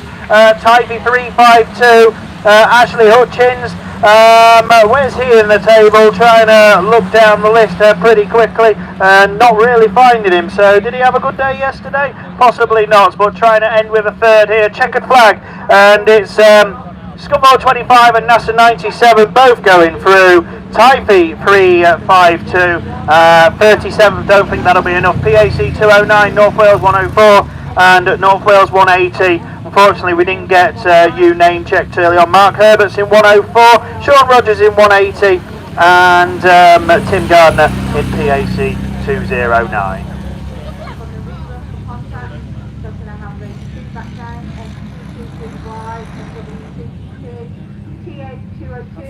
WR44, Y47, E28. So that's all class 1, and the 2 regionals to be down on the line now, please. Right, very swiftly moving on to race 4 then, and away we go, and it's Lindsay Allen who leads the way. 2 minis at the head of the field in this one, with Pennine 37 and side by side with Stroud 31. Tom Herbert going with a Jim Bob Johnson, the national champion, round the outside he goes in Scarborough 49. Oh, Chris Smith gets involved in a big way in North Wales 91. Somehow they all survive, but Tom Herbert loses out of that one. Johnson though switches to the outside again and carries the momentum in that Yaris. It's a big advantage if you get them wound up. Everybody else just got to hang on tight. But Scarborough 49 on the outside, Pennine 37 on the inside. Then just behind it is Ashley Lutwich, this time in North Shropshire 113. Chris Smith, Bell, I think it is North Wales 90. No, it's not. It's Michael Stoughton getting it completely wrong there. He's there now up to third place past Lutwich. Then Tom Herbert fighting back ahead. Oh, there's contact with him and Cundy 190. And they have a little bit of a coming together. Steve Duggan dropping further back and one right down at the back of the order, which we've missed. But Jim Bob it is who leads the way in Scarborough 49, a third and a first. Another win will keep him in that top 16. Lindsay Allen will end up with a trio of second places. She's in there at the moment, so should stay.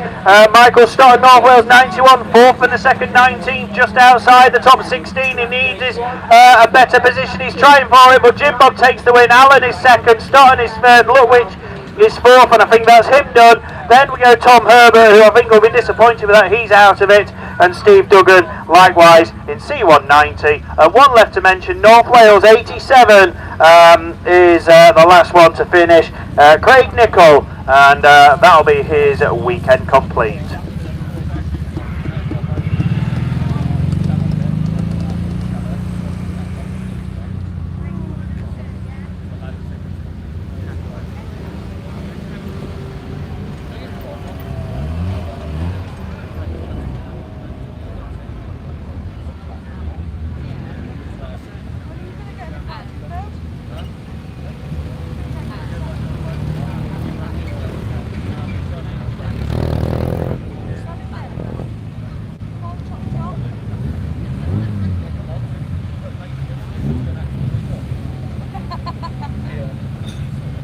So we've got the tanker race going on here, and just putting a bit more water down for these class 1s.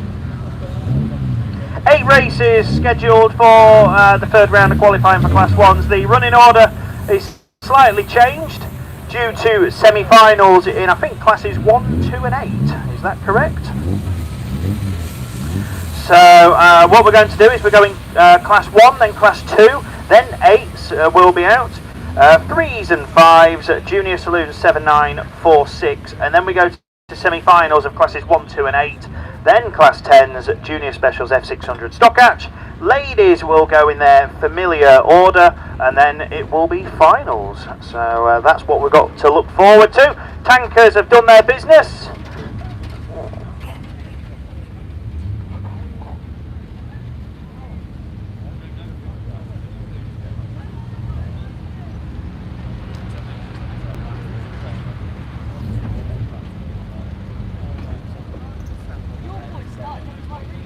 Right, we're underway racing. Missed the charge to turn 1, but Wessex 20 is the one who leads it. North Shropshire 28, Scunthorpe 1, North Wales 51. As they go bumping and banging through the turn. This is a competitive lineup here, isn't it?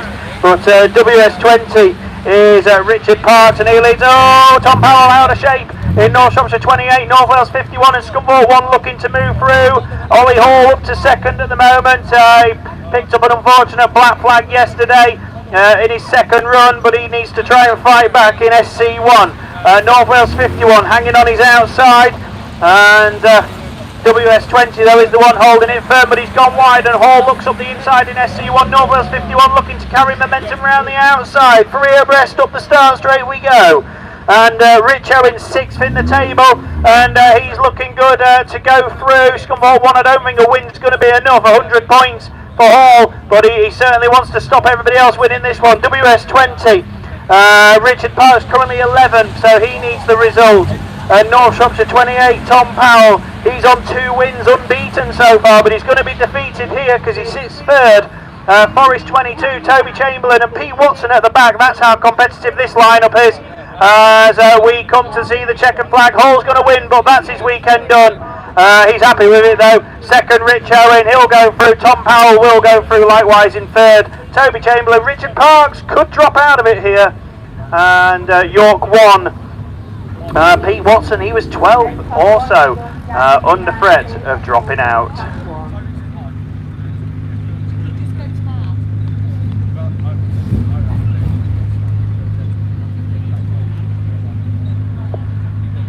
So we're going to move swiftly into race number 6.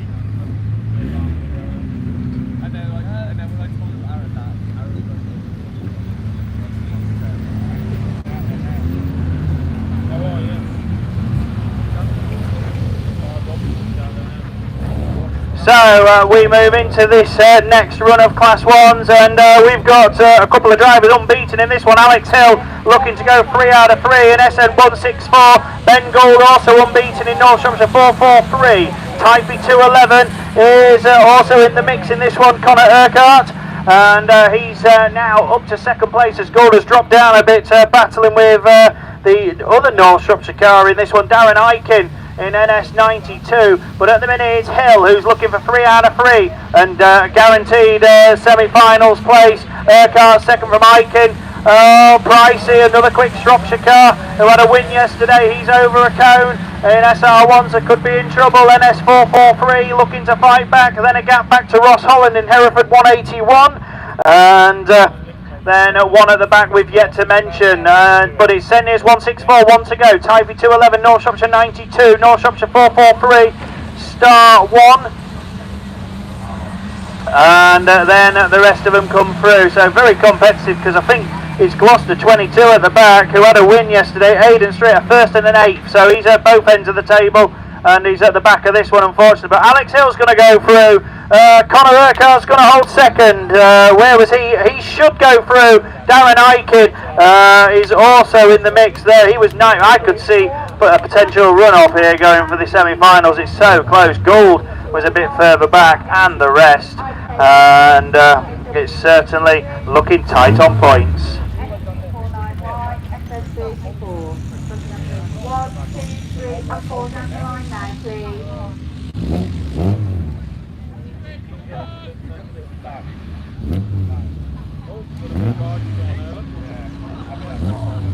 Okay, there's a vehicle down by the bar area, Nissan, I think I heard a Navara, registration YE21MMG, that's YE21MMG.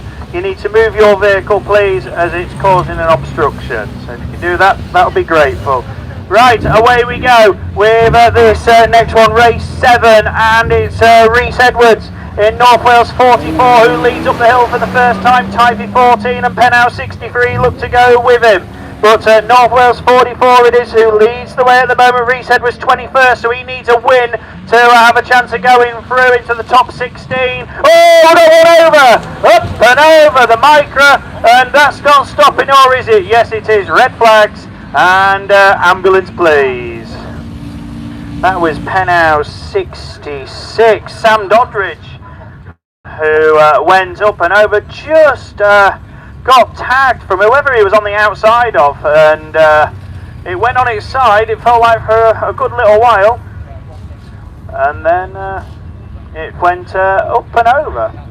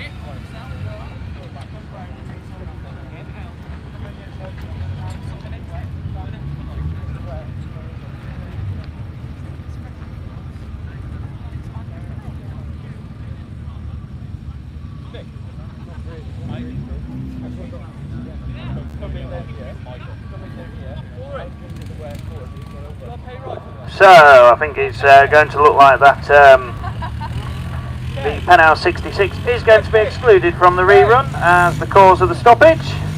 So unfortunately Sam Dobberidge will be taking no further part after that exciting end to his weekend. So we're going to move into race 8 in a moment, but then we'll go into class 2s I believe, and then we've got some reruns to come unless they've managed to slot class 1 reruns down there pretty quickly. And then, as we say, we've got semi-finals to come very soon with classes 1, 2 and 8 once they've got their third heats completed.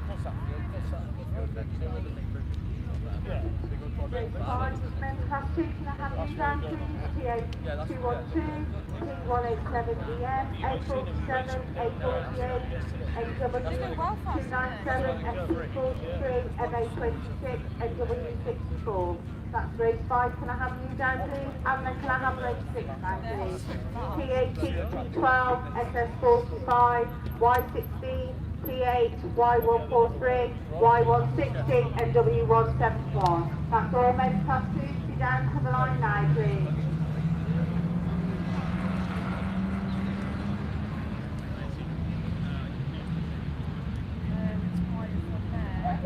Right, so we are underway with this next one then, and WS90 it is who leads the way. And let's see how they all formulate around. North Wales 164 sits there second ahead of Athelstone 2, but he's gone wide, and that's a positional change then between those two Toyotas. But so far they're all chasing the Wessex 90 machine, and that's Connor Griffiths at the wheel of that one. And up the hill past us, he's going to go under a bit of pressure now from Athelstone 2.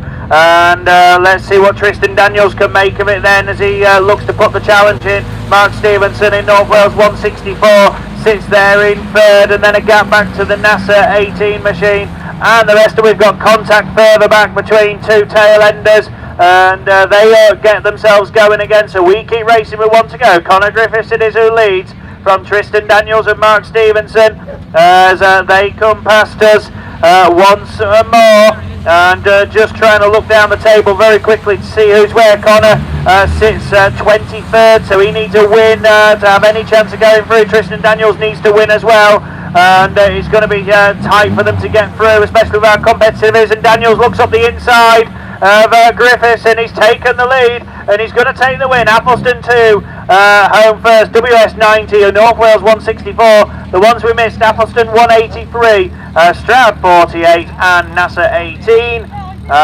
So Callum Woodward in Appleton 183, Sam Howard Stroud 48, NASA 18 Sean Powell, Appleton 100 and Ludlow 85 came to grief at the tail end. Harry Parker, and he picks up a green flag for his troubles, and Appleton 100 was the last one home, who unfortunately I don't seem to have a name for.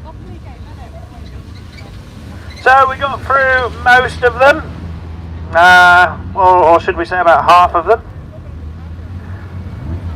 No, in fact, we're not too bad. We've got 3 reruns, and one of those goes now. So away we go, and it's your 47 who leads the way. So which race is this one? This is race 2.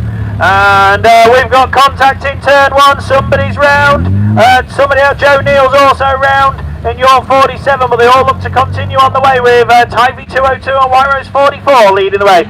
Ewan Twig, and we got contact down in the turn here. White Rose 44 on the inside as everybody got themselves recovered and going again. Scarborough 223 then looks to gain a position of best micro in this one as they go up the hill. Tyvee 202 fends him off though, and the Scarborough 223 Jamie Hussey will have to wait his turn to have another go, but it's White Rose 44, Tyvee 202, Scarborough 223, North Wales 52 of Ryan Powell, Evesham 28, Chris Dyer. They continue on their way, and your 47 is the tail ender Joe Neal. A change for second and third between the Nissans as Scarborough 223 up the inside of Tyvee 202 with 1 lap to go for Callum Ball, who's running away with this one. White Rose 44, and just trying to see where Callum is. Oh, we've got contact in the turn. 202 put the bumper in, and 223 got turned sideways. Both sort of recover, but that could let Ryan Powell get through and take advantage. Callum Ball 12th in the table. This win will certainly keep him in the top 16, and he'll be into the semi-finals. A green flag is coming for somebody, and I think I know which one it could be, as 202 crosses the line and picks up the green flag for his troubles. Not sure who was next between North Wales 52 and Scarborough 223. Chris Dyer was next, and Joe Neal, after his turn 1 skirmish, finishes at the back.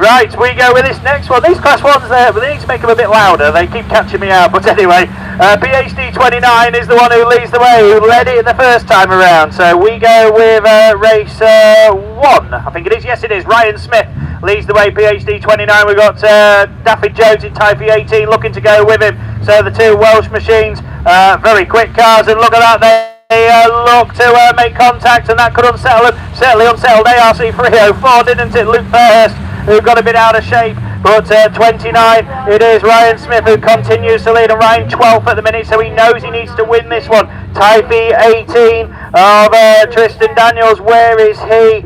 It's hard to look down these names while the racing goes so quickly. As they go 1 and 2, ARC 304, Jordan Robinson in Spalding 26, 1 left to mention, Athelston 83, that's Sam Woodward. So, as we keep going, Ryan Smith, a win will do him nicely, but I can seriously see a potential runoff coming in Class 1 with how competitive it's been. Checker's already out, Type 18 closes back up, but he's not going to make the challenge for that victory. ARC 304 is third, Spalding 26 and Appleston 83. So,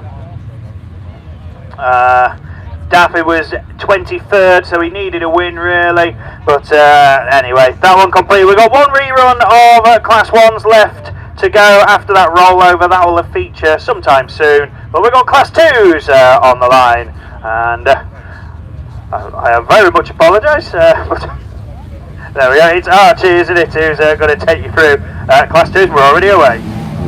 Cheers, thank you then, Ross, and indeed then, away and already racing as they hit the top bend, as the two already start to break away from the race of the chasing pack. But indeed then it's the Scarborough 17 with Thomas there in IK 55 in Amber Powell in led 99 is still running back there in second, and Harry Smith in 10.5 just trying to push his way through up the inside. Doesn't quite work this time around, but it's the Scarborough 17 man that shows on around. The JD Farah had a second and a non-start yesterday, so this will do his points all well and good. But Thomas in IK 55 is running on good points from yesterday with a second and a win, so a second won't do his points, no harm whatsoever.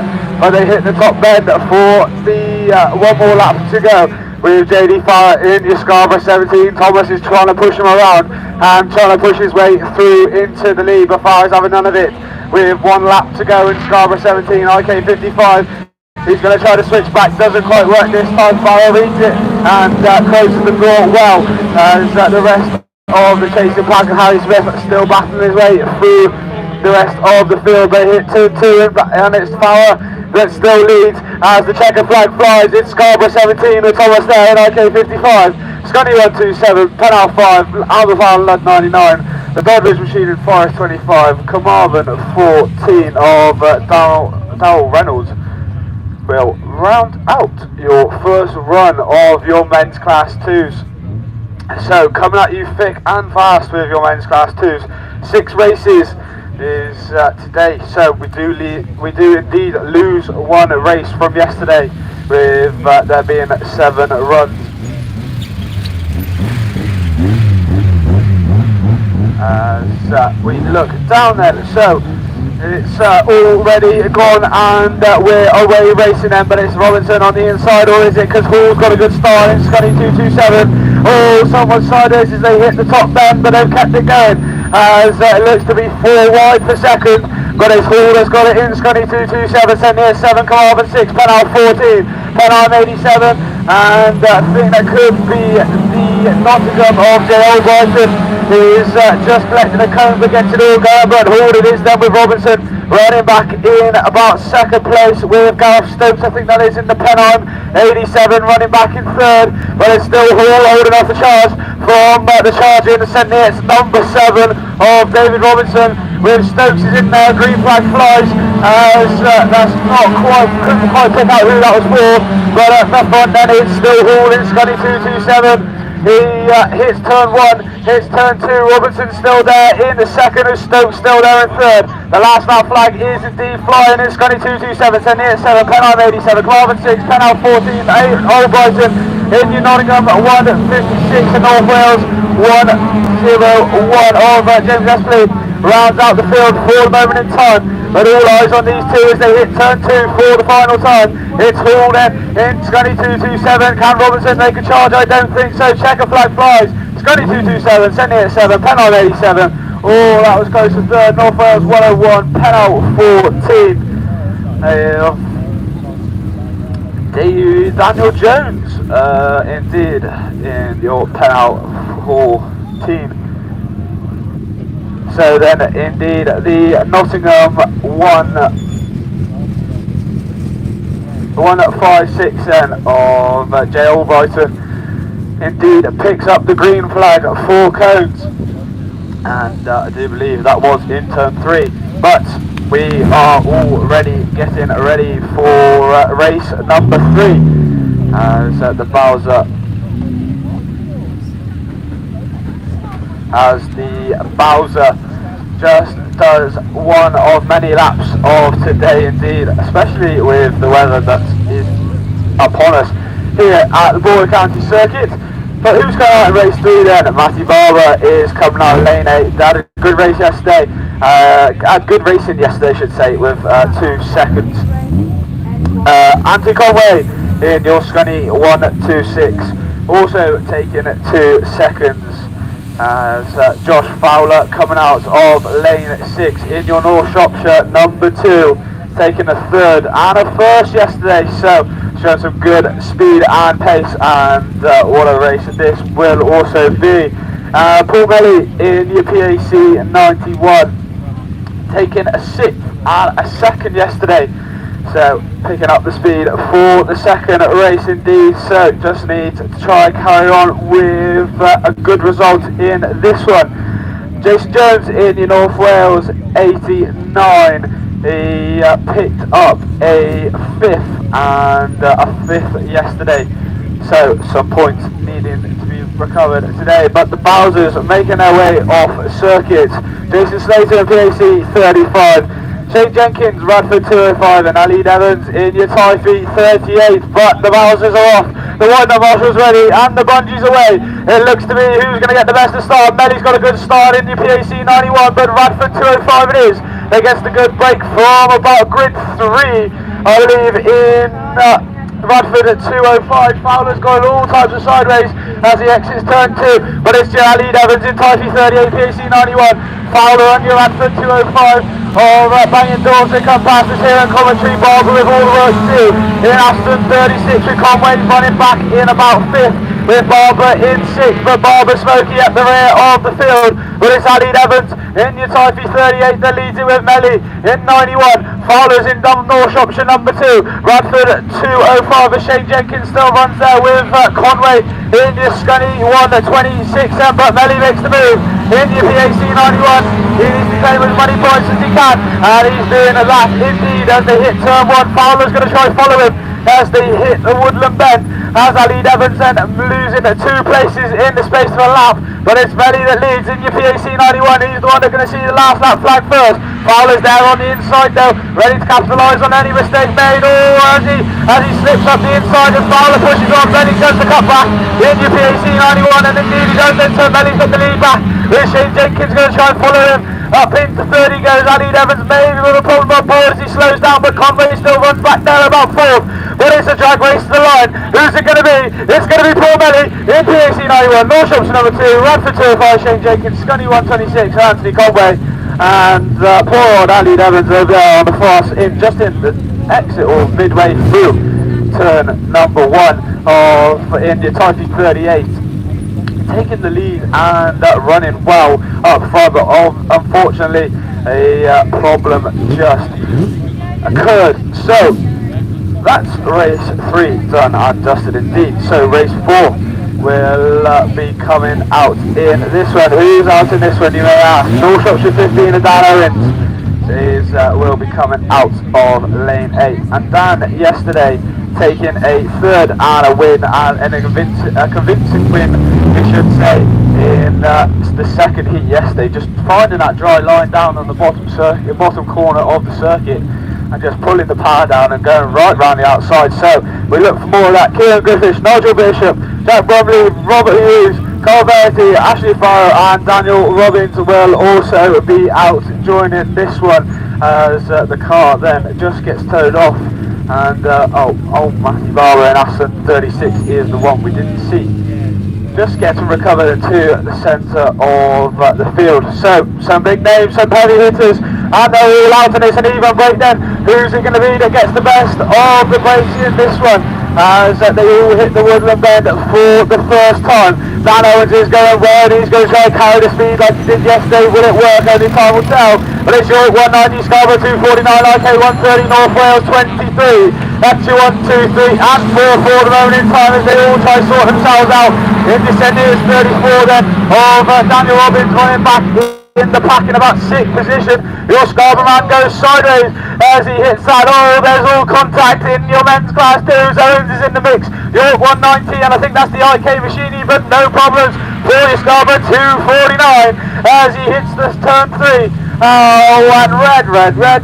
That's not what we want to see in your men's class 2s, as Dan Owen over on the far side in your NS 15 is stranded, unfortunately, through turn 1.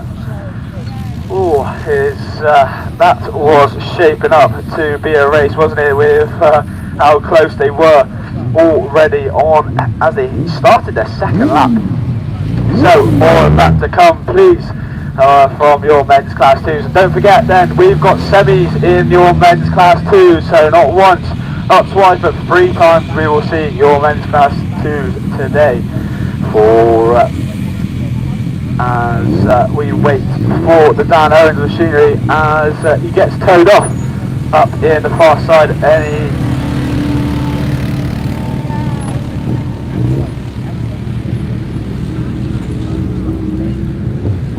So just as Mickey Lee then, just wait to hear if any exclusions, any green flags are given on that one. We will wait to hear. But coming out then in race 5, who's this one then? Carl got there in your Type B 212. Your Pennine 187 of Martin Bateman. Aston at 47 of Michael Pitby is coming out of lane 6. Dan Evans in your Aston 48 coming out of lane 5.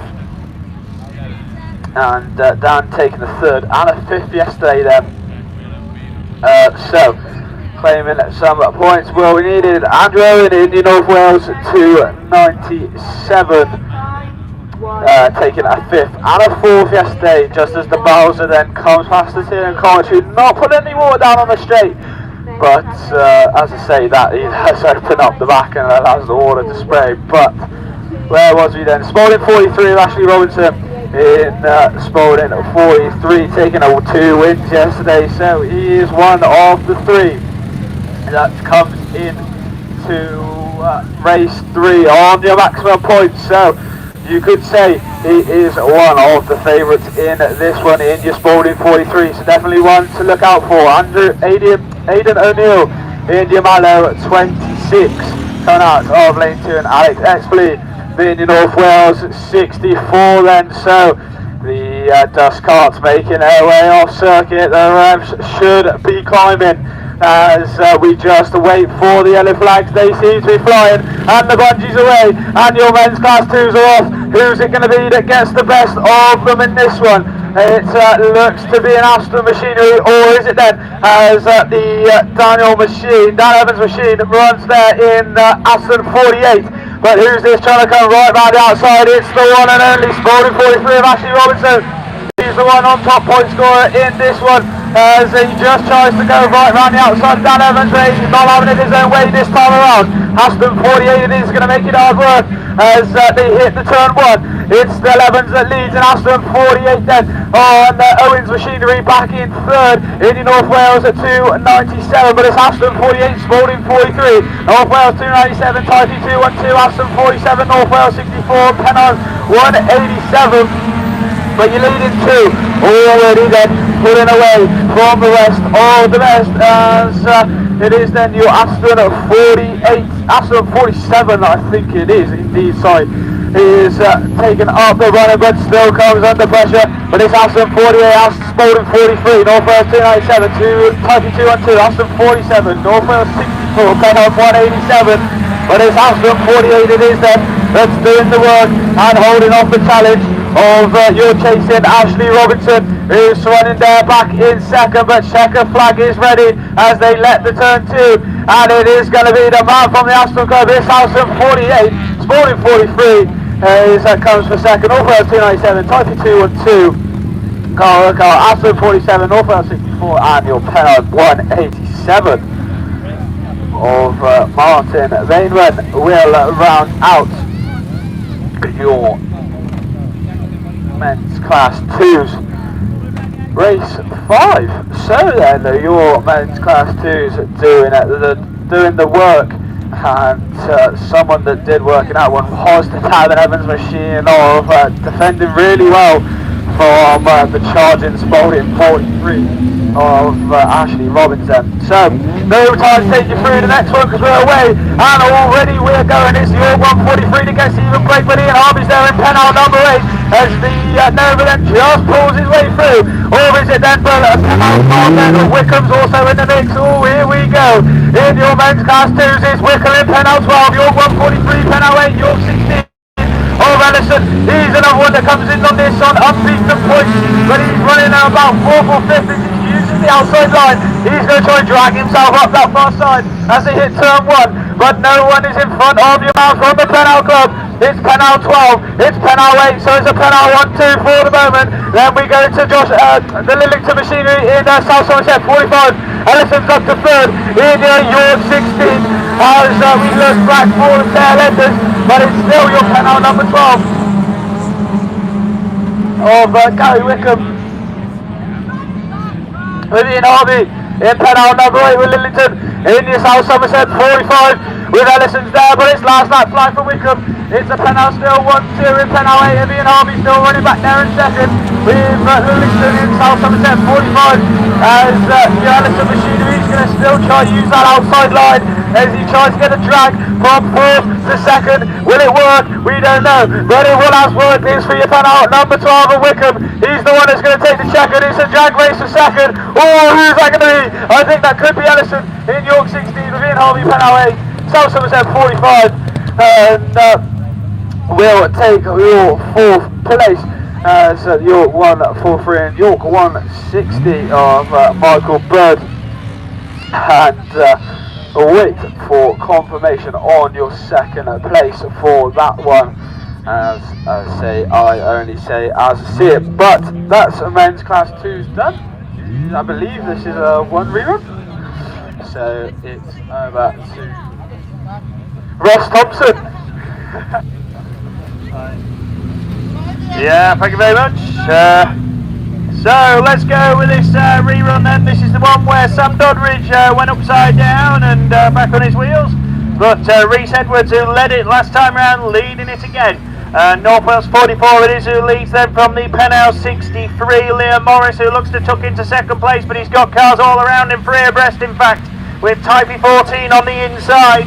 North Shropshire 192 in the middle and Swansea 3 round the outside. The one just left behind a little bit is the Forest car, number 73 of Daniel Harris. So John Jones in Typey 14 up to 2nd ahead of the North Shropshire car.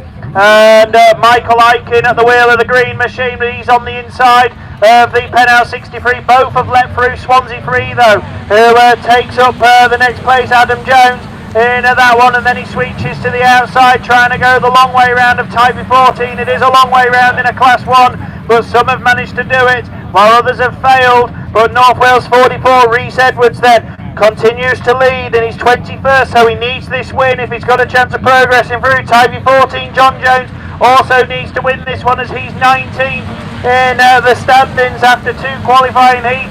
The battle's on for 3rd, 4th and 5th. Swansea 3 hanging on. North Shropshire 192 and Penal 63 still in with a chance of changing places. And up the inside goes North Shropshire 192 as Swansea 3 pulls right out to the outside. Not sure what's happened there, but it's close for the win as well. But 44 hangs on, Typey 14, North Shropshire 192, Penal 63, Forest 73. And not sure what happened there. Swansea 3 looks to be coasting down the hill. But anyway, that completes the qualifying for Class 1. We will be able to announce the semi-finalists, the top 16, when we get that list out of 63 who started the weekend. 62, sorry, who started it. And we'll wait and see who gets it through into that top 16. But we've got a jump in the order because we've got Class 8 machinery on the line, because they have semi-finals to go this afternoon as well, and it's 3rd round of qualifying for them, and some fresh water, and to take you through who the runners and riders are in the opening race, it's over to Liam.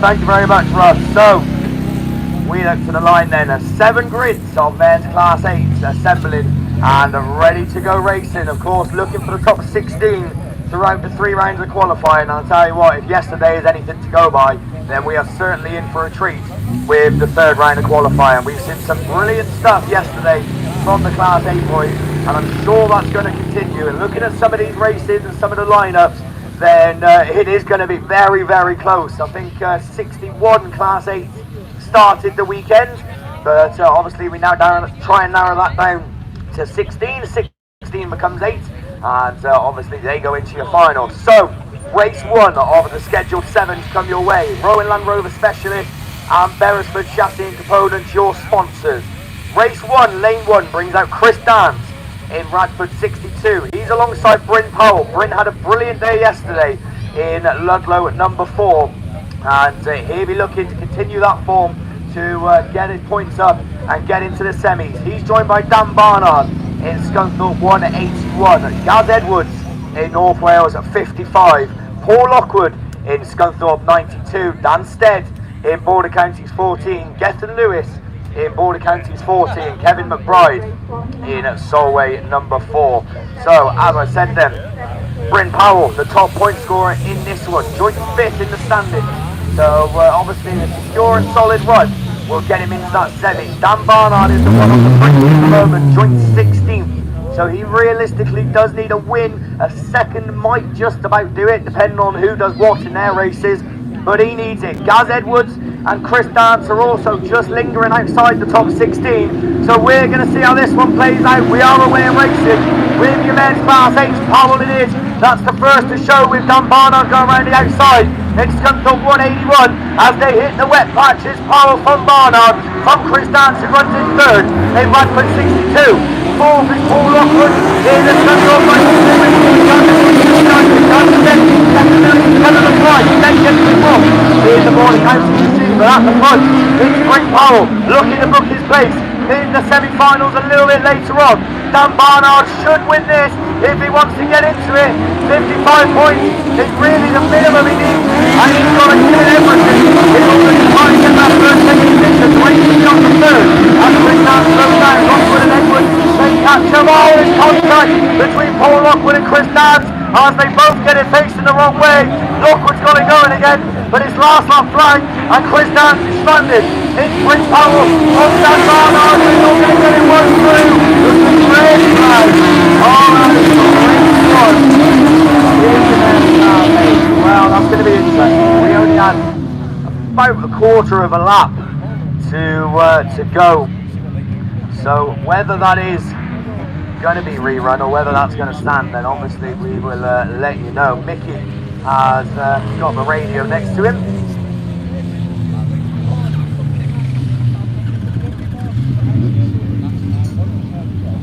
So as I said then, once we get confirmation about that race, then we will let you know. And it was a cracking race as well. As I said, Bryn Powell and Dan Barnard were neck and neck going at each other. It was Powell who was leading when the race got stopped, but as I said, we're awaiting confirmation. Right, race 2. This brings out what, 1, 2, 3, 4, 5, 6 drivers that are all within the chance of getting into the semi-finals. The first of those, Steve Mills in Clumdy number 10. He's joint 7th in the standings, so a good run will put him in that top 16. Likewise with Sean Wright in Scunthorpe 71.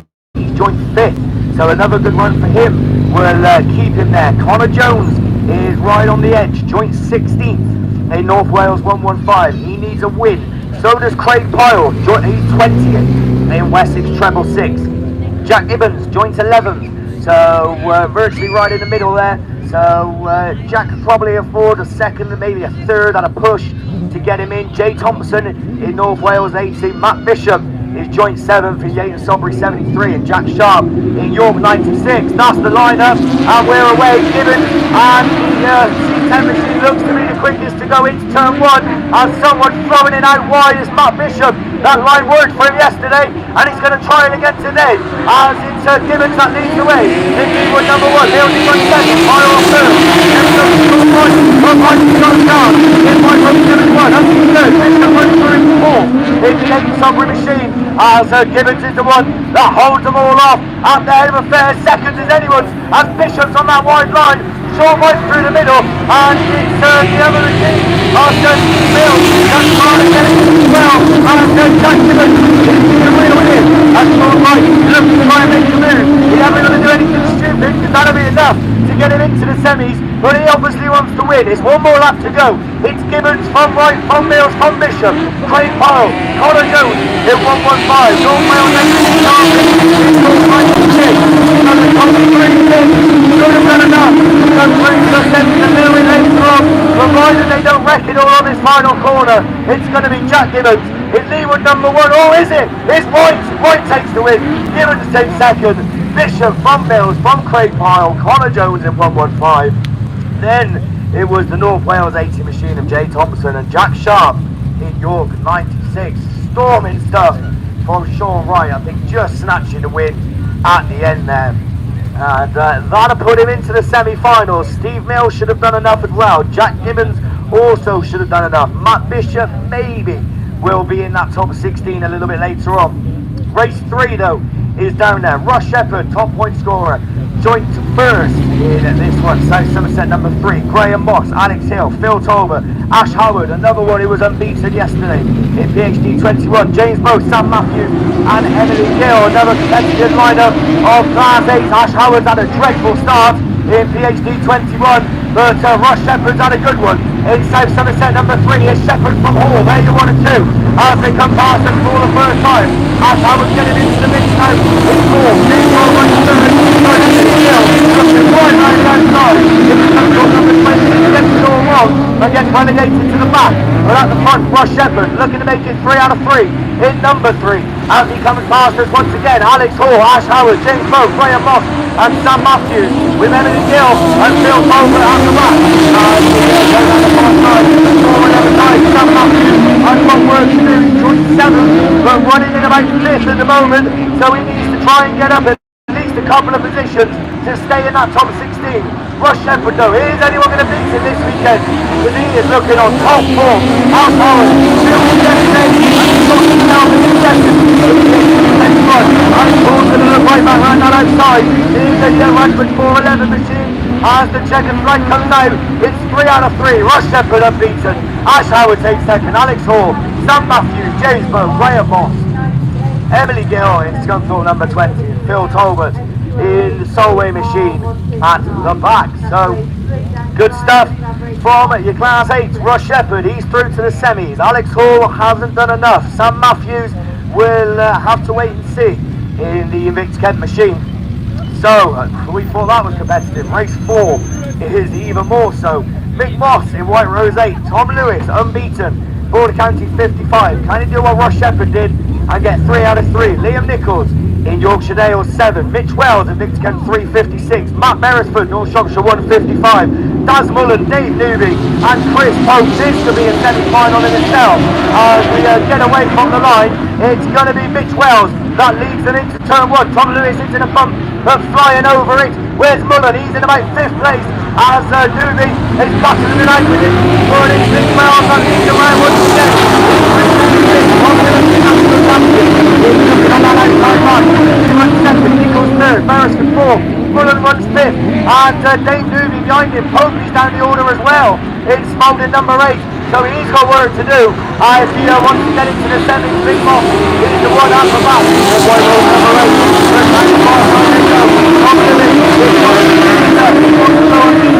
Into the semi-finals, and he runs 2nd as Mitch Wells is holding him off, but Tom's found the speed around the outside in 55 and makes his move as he looks to try and maintain the lead. Mitch Wells fights back up to the side in 56. In Yorkshire Dale number 7, Fulham 4th in White Rose 38. Mitch Wells, is he trying too hard or is it going to work? He's on the inside line, it's not going to pay off. It's Lewis from Wells, from Nichols, Mullen from Beresford, Dave Newby, Chris Pope and Mick Moss rounding it all off in White Rose at number 8. So brilliant stuff from your men's Class 8 once again. And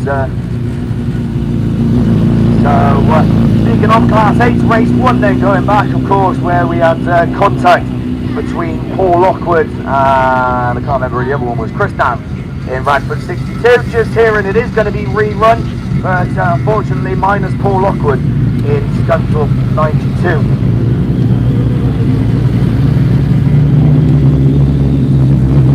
Right, that was just a test. Apparently they're taking the result now, so apparently that result is going to stand, which means Bryn Powell was leading.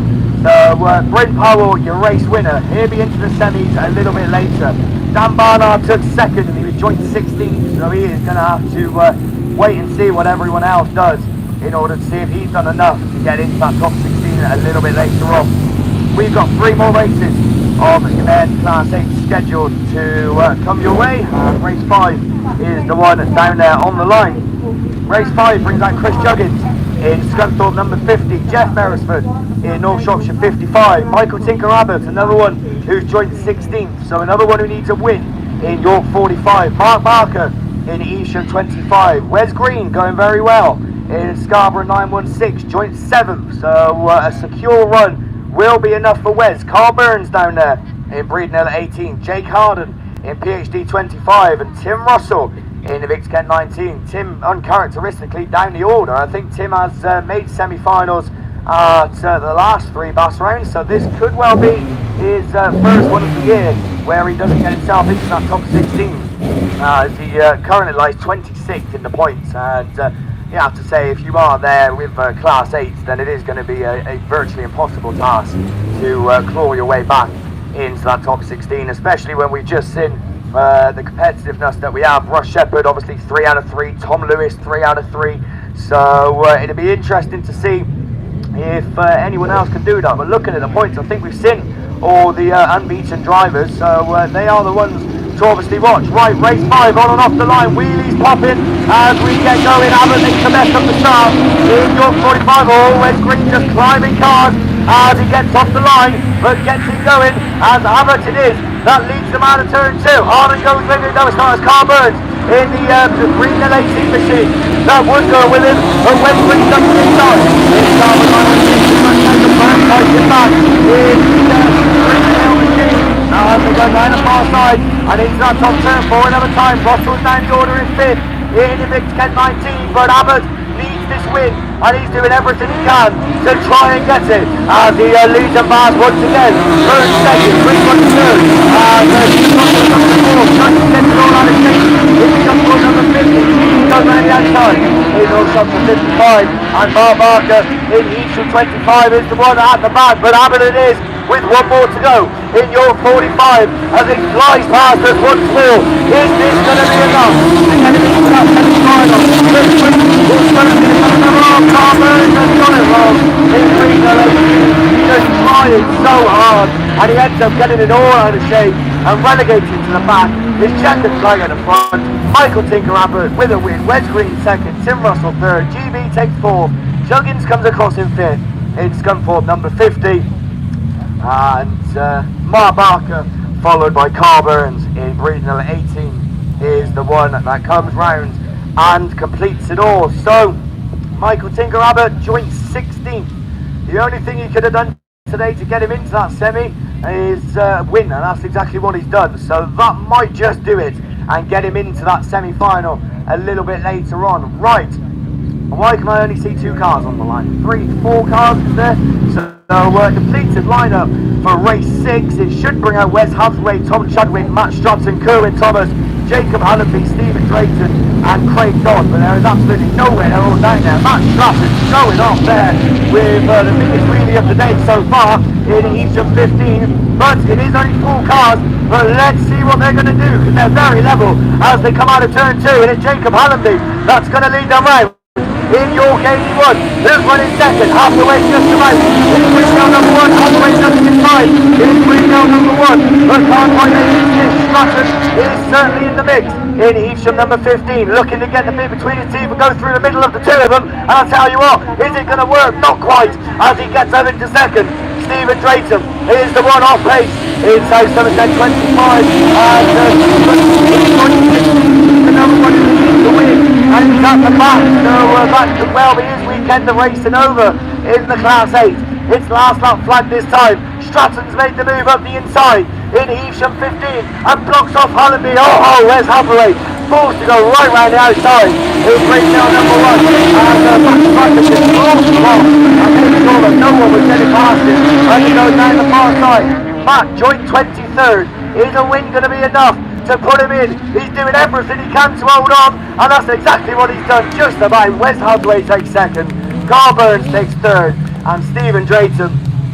Obviously problems for Stephen in that, because he has been running well for the weekend, and obviously joint 16, as I said, needed a win, but unfortunately for him, wasn't to be his race and not to be his weekend, as he picks up 4th place points. Right, I'm not going to say a word, but race 7 is down there on the line. The final race of your men's Class 8. Stan McKenzie, Tom Harris, Kate Lockwood, Kieran Hughes, Rich Cooper, Thomas Browning and Aaron Cavaghan, and Mackenzie it is. The familiar face at the front is the first one into turn 1 and the first one out of turn 2. Lockwood's going with him though in the Scuddy 191 machine, as she certainly likes the circuit as we did a few weeks ago, and running strong in second, Cooper in running third in Evesham number 2. Aaron Cavaghan in Yorkdale's number 5 is trying to keep up with the best of them, but just falling short. Mackenzie, Lockwood, Cooper, there you 1, 2, 3. Cavaghan is in 4, and Thomas Browning is the one at the back. It's 141. No initial change at the moment, and Dan Mackenzie looks to book his place in the semi-finals a little bit later on. It's Cambridge 44 that starts his final circuit. Kate Lockwood still in second, Rich Cooper in third in Evesham number 2. Thomas Browning third behind Aaron Cavaghan in Yorkdale number 5. And they take to move on to their final circuit. It's checkered flag. It's the 7th race completed. It's Dan Mackenzie that takes the win, books his place in the semi. CA44, Kate Lockwood with a very good second, Rich Cooper third, Aaron Carrigan 4th, and Thomas Browning comes across in 5th to complete it all. Well, 7 races. We did see red flags, but they were on the last lap, and we've been told that race is going to stand. So 7 races of Class 8, and I got through. So I'm very happy with that, as they put on a show. It just goes to show that when they are behaving, then they put some good racing on for us. So Class 8's completed. Rowan Land Rover Specialist and Beresford Chassis and Components, your sponsor. The next time we see them is going to be the top 16 going into the semi-finals, and a little bit later on the new battle to become the top 8 and get into their finals. So another class then with semi-finals this weekend is of course Class 2s, and it looks like we've got a rerun of Class 2s on the line. I don't know what reruns are anymore, so I don't know what that feels like. Class 2 is on the line, and it's over to Archie. Well, that's a bit uncharacteristic for you, having no reruns for you, Liam, with men's Class 8. I'll carry the torch for you today with the rerun with your men's Class 2s then. So, this was indeed race 4 that's down on the line with the rerun. Unfortunately, this will be rerun without the North Wales 23 and Robert Hughes is picked up the daunting black flag. So the Bowsers are just out on circuit, so all this make it interesting for your Class 2s, as a lot of water seems to be gone down on this bottom side of the circuit in turn 3, as the Bowsers still out doing what they're doing. So let's just remind you then of who's out in this one. Dan Owen, North Shropshire 15, a third and a first yesterday. So good place here, will book his way into the semis. Severn Valley 201, Kieran Griffiths a 7th and a 2nd, so it needs a good result in this one. Nigel Bishop a 3rd and a 3rd. IK 130 of Jack Bromley is also took a 3rd and a 3rd yesterday. Who else is on this one? Carl Vertin is a 4th and a 6th in York 190. Ashley Farr in Scarborough 249, a 3rd and a 4th yesterday. And Daniel Robbins, the top point scorer, a first and a first. Yesterday in St. Neots 34, but the bungee's away, and we are racing then. Who's it going to be? It's Fowler in New Scarborough 249, but Griffiths is there in Thames Valley 201. With Robinson's in the mix as well, it's in Neots 34. York 190's there, they all push on as they hit the wet. Who's it going to be? It's going to be the man from the York in 190. Has kept a nice tight line, but Fires there in Scarborough 249. Griffiths is going to push from Owens, and Nigel Bishop in New Radford 80, but it's Fowler. Then we go back to York 190, then we go Robbins and Griffiths in Dan Owen in North Shropshire 15 in the IK machinery, just down in the back tail end of the field of Nigel Bishop in Radford 80. But it's Dan Owens is going all wrong and swapping places with the tail end of the field, but it's Fowler in Scarborough 249 with York 190 of Carl Verdi, and still on third second. Griffiths is pushed on, allowing Robinson through. Into St. Neots 34, so will he be unbeaten all through? He's got a lot of work to do if he wants to make it that way, but it's Fowler in Scarborough 249. York 190, St. Neots 34 makes his way up finally past Griffiths in Thames Valley 201, North Shropshire 15, IK 130, and Radford 80. When they bunch up, then your top four as Fowler then slows it down as they head over on the far side into turn 1. It's York 190 to run second, St. Neots 34, Thames Valley 201. But they got just turn 2 to negotiate in Scarborough 249 as the York 190 is going to try the inside move on the last corner. Oh, that's close to the win. St. Neots 34, Thames Valley 201, North Shropshire 15 of Dano and IK 130, and Bishop will round out your rerun of your men's class 2s. So indeed a very close race by your men's class 2. The men's class 3 is down on the line, but it's over to Ross then to take you through who's coming out in your men's class 1 semi-finals. Yeah, not sure if we'll get a chance to do that just yet, but we'll go class 3s, and away we already go. Kelly Recovery, your sponsor for class 3s this weekend, and Chris Allenton is quick out of the gate in Yorkshire Dales 86. He needs to win this if he wants to get in the final. Just the top 8 count in this one. He's 11th on a 3rd and a 5th, so he needs to win, and he's trying to do that now. North Wales 270, Lee Almond goes with him. Lee 2nd and a 3rd, he's in that top 8 at the moment. Rich Lee sneaking up the inside, it's Scunthorpe 70, and Rich then, he's on a 5th and a 3rd as well. He's tied with Allenton in Yorkshire Dales 86, and then he also needs that win. Problems for Paul Price, Hereford 5, he's made contact with somebody or something, because I think he's done a front corner. Dylan Hughes also in trouble in Typey 22, and the only one to mention is Paul Gillard in C41. That car not on the pace because it's not to the spec of the current proper class 3s, but I'm sure he's enjoying himself, is the class 2 legend. Well, Allenton it is, and now he's broken clear. 86, this win should do enough. Will second do Ridgely? Well, possibly. It will depend on the fortunes of others. Same with Almond in 3rd. Gillard won't be going through in 4th, and neither will Dylan Hughes and Paul Price. He's parked up on the top bank. And here we go then. Checkers, it's going to be, and it's closed up again. Allenton's your winner. Lee's 2nd, Almond 3rd. Good racing from those 3. Typey 22 will complete the weekend, a lap or so adrift, and C41 a flapping bonnet on Gillard's Mark II, but that's him done as well. So we've got Recovery. We might have a chance to mention the class 1 semi-finalists, then top 16 and 115 points got you through. Just missing out was Ryan Powell in North Wales 52, Daffy Jones, Michael Stott and Connor Griffiths. Unfortunately all missing out, but going through. One driver unbeaten goes in semi-final 1. That's Alex Hill in St. Neots 164. Joining him in semi-final 1 is Jim Bob Johnson, Scarborough 49. NASA 97, Dave Owen. White Rose 44, Callum Ball. PhD 29, Ryan Smith. North Shropshire 92, Darren Aiken. North Wales 44, Rhys Edwards, and completing semi-final 1 as the 15th qualifier, Typhy 14, John Jones. So they go in semi-final 1, semi-final 2 for class 1. Ian Oliphorn in Scunthorpe 25. North Shropshire 28, Tom Powell. North Shropshire 443, Ben Gould. North Wales 51, Rich Owen. Pennine 37, Lindsay Allen. Tyfee 211, Connor Urquhart.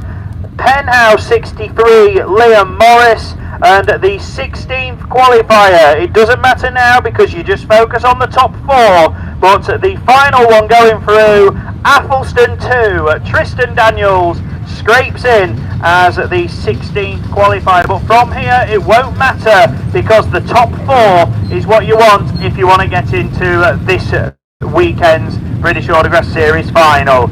Let's focus on Class 3 though. Bunges up, away we go. Who's it going to be? Martin Gould looks quick out of the blocks as always in North Shropshire 343. One of 3 drivers unbeaten so far this weekend, but he's got Chevys chasing him down in the early going. Look at Paul Stevens trying to slide through as well, but he's gone round. Oh, bang, and he's collected Wayne Hartwright, who's picked up some damage on the rear quarter. Keith Kelly now runs into the back of it for good measure. John Farrer is there in the pink machine in Yorkshire 24, but Hartwright somehow has got through to second, but momentarily as Keith Kelly comes back at him. All this behind Martin Gould in NS 343, looking for 3 wins out of 3. Oh, Keith Kelly throws it sideways. Wayne Hartwright looking to challenge up the inside. John Farr on the outside. Paul Stevens now racing with Pat Smith towards the back. Typing 31, Michael Bailey. But back to the front, and it's starting to settle down now. It's Goldie who leads, looking for 3 out of 3. Then it's Keith Kelly, Hartwright, Farrer and Stevens now trying to regain lost ground. Pat Smith, Mike Bailey, it looks like their weekends are going to come to a close. Hartwright is in with a shout to the final, he's 10th at the moment. He needs to get better up there. Keith Kelly's 4th, so a second should do him okay. But Martin Gould is definitely there, unbeaten in the heat. Keith Kelly 2nd, Wayne Hartwright 3rd, Paul Stevens. John Farrer's thrown it away. Pat Smith, Mike Bailey, and it looks like Farrer is not going to finish. Rapid stuff there from Class 3, getting completed very quickly there. And that is races 1 and 2 complete. Races 3 and 4 yet to go. And in race 3 we've got Adam Saint, Cambridge 1, Ryan Power, Yorkshire Dales 98, Dean Guy, Radford 70, North Wales 1, Jamie Lee, Andrew Empson, Stroud 208, and Mick Sumners, Radford 169. That is a excellent lineup, and it looks as though are they all there? Yeah, there's only 6. There's just that big gap in the middle, isn't there? Which makes it look like we should have more there than there is. Although I'm not sure if Dean Guy's there. So I think Dean Guy is missing in Radford 70. Saw the car earlier in the ladies, but no Dean here. Well, he's had 2 no scores, so probably decided to sit this one out. Ryan Power's unbeaten though in Yorkshire Dales 98. Andrew Empson a 2nd and a 1st, and he's made a disastrous start. I think there's problems on board from the get-go for Stroud 208. So we've got 3 racing at speed, and it's Scad chasing down the national champion, and Sumner's there in 3rd, and Empson, I think maybe something broken on the drivetrain for Stroud 208 because he is really struggling. But 4th place points could mean a place in the final. So with his 1st and a 2nd, but Ryan Power looking to join Martin Gould on 3 wins out of 3. Yorkshire Dales 98 on his way. Cambridge 1, well, 2 seconds and a 3rd. Could see Scan through as well. He's already in the top 8 and he wants to stay there. Sumner's also 8th place. So all 4 drivers in this race are currently in the top 8. And it's going to be Empson who's in serious trouble here with a possibility of going through. Power is going to go through on 3 wins. Scad 2 seconds in a win. He's 6th overall at the moment. Will that be enough? This is going to be tight. Cambridge 1, Radford 169. Continuing on in 3rd, but 3rd might not be enough because he's currently 8th overall. But Ryan Power is definitely through. Yorkshire Dales 98 picks up his 3rd win. Cambridge 1 is 2nd. Radford 169 is 3rd. And no idea what went wrong with Andrew Empson's machine, because Stroud 208 never looked a part of the race from the moment the bungee lifted, and he completes it, and definite problems on board. Cracking stuff from the Class 3s then. And it's building up to be an excellent final for those, isn't it? But we've got one more race to go. Who's in with a shout here? Well, Phil Holloway is. He's a joint 8th as well in Evesham 34. John Shorter in Star 22 is in this one. Where's John in the table? He's 15th, so he needs a win. Then we have Vince Fuchsia in North Wales 3. And Vince is 18th. I don't think it's going to be enough for him. Then we go York 4, Russ Tinker. No, Russ ain't going to make it either, but Gary Wickham could do. And we wait for Horace Jones as well, Type 8, as they go charging into turn 1. John Shorter in trouble, he's locked up. Oh, he's got a wheel off front corner. Will John be able to get it out of the way though, as Holloway leads Tinker and Wickham and Fuchsia. I think we might be able to just escape that one, John.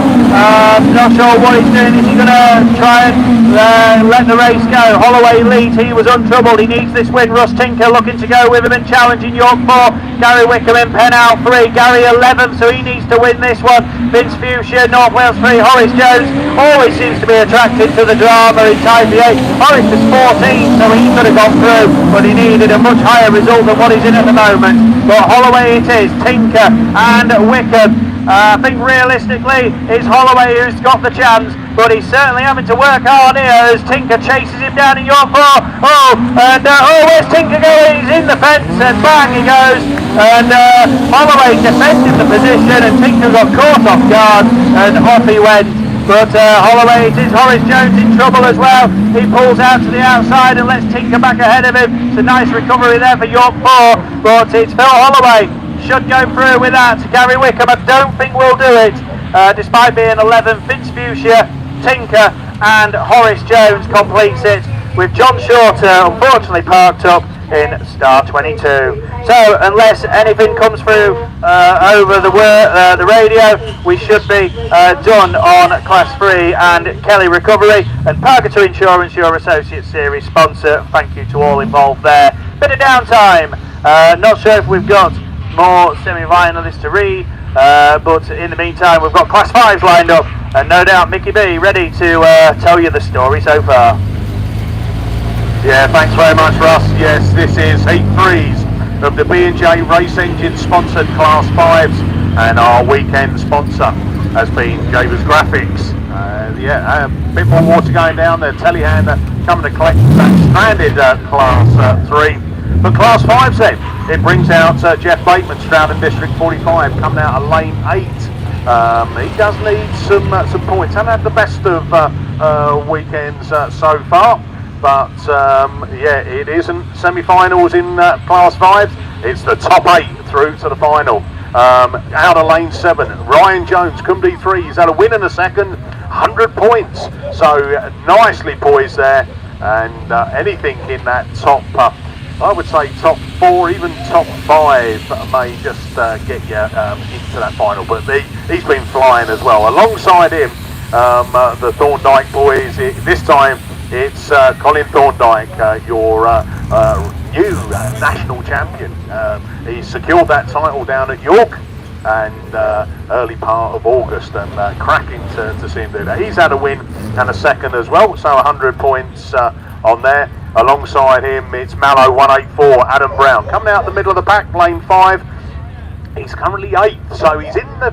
If it stayed like this, it'd be in the final. But there's racing to go before then, so he's on the cusp of it, and he's got a tough heat. He has got a tough heat with 2 of the top kind of point scorers there, wins and seconds. Albeit there is one lad who is unbeaten, and we'll get down to him when we get into race 3. Tom Evans, South Somerset 7. He's out in this one as well, and he comes out of lane 4. Chris Tudgate, Wessex 15. Now he's coming out of lane 3. He's equal 10th, and so that means that I would say get yourself a win, and you're in the final. Second, it's going to be touch and go. Anything less than that, and that may be your weekend over.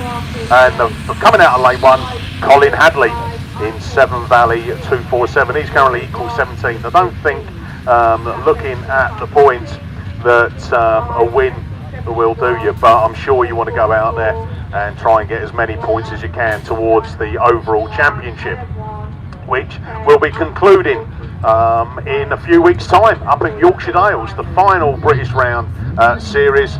And a little bit of work going down still on the track around past commentary, a little bit of grading with the JCB bucket.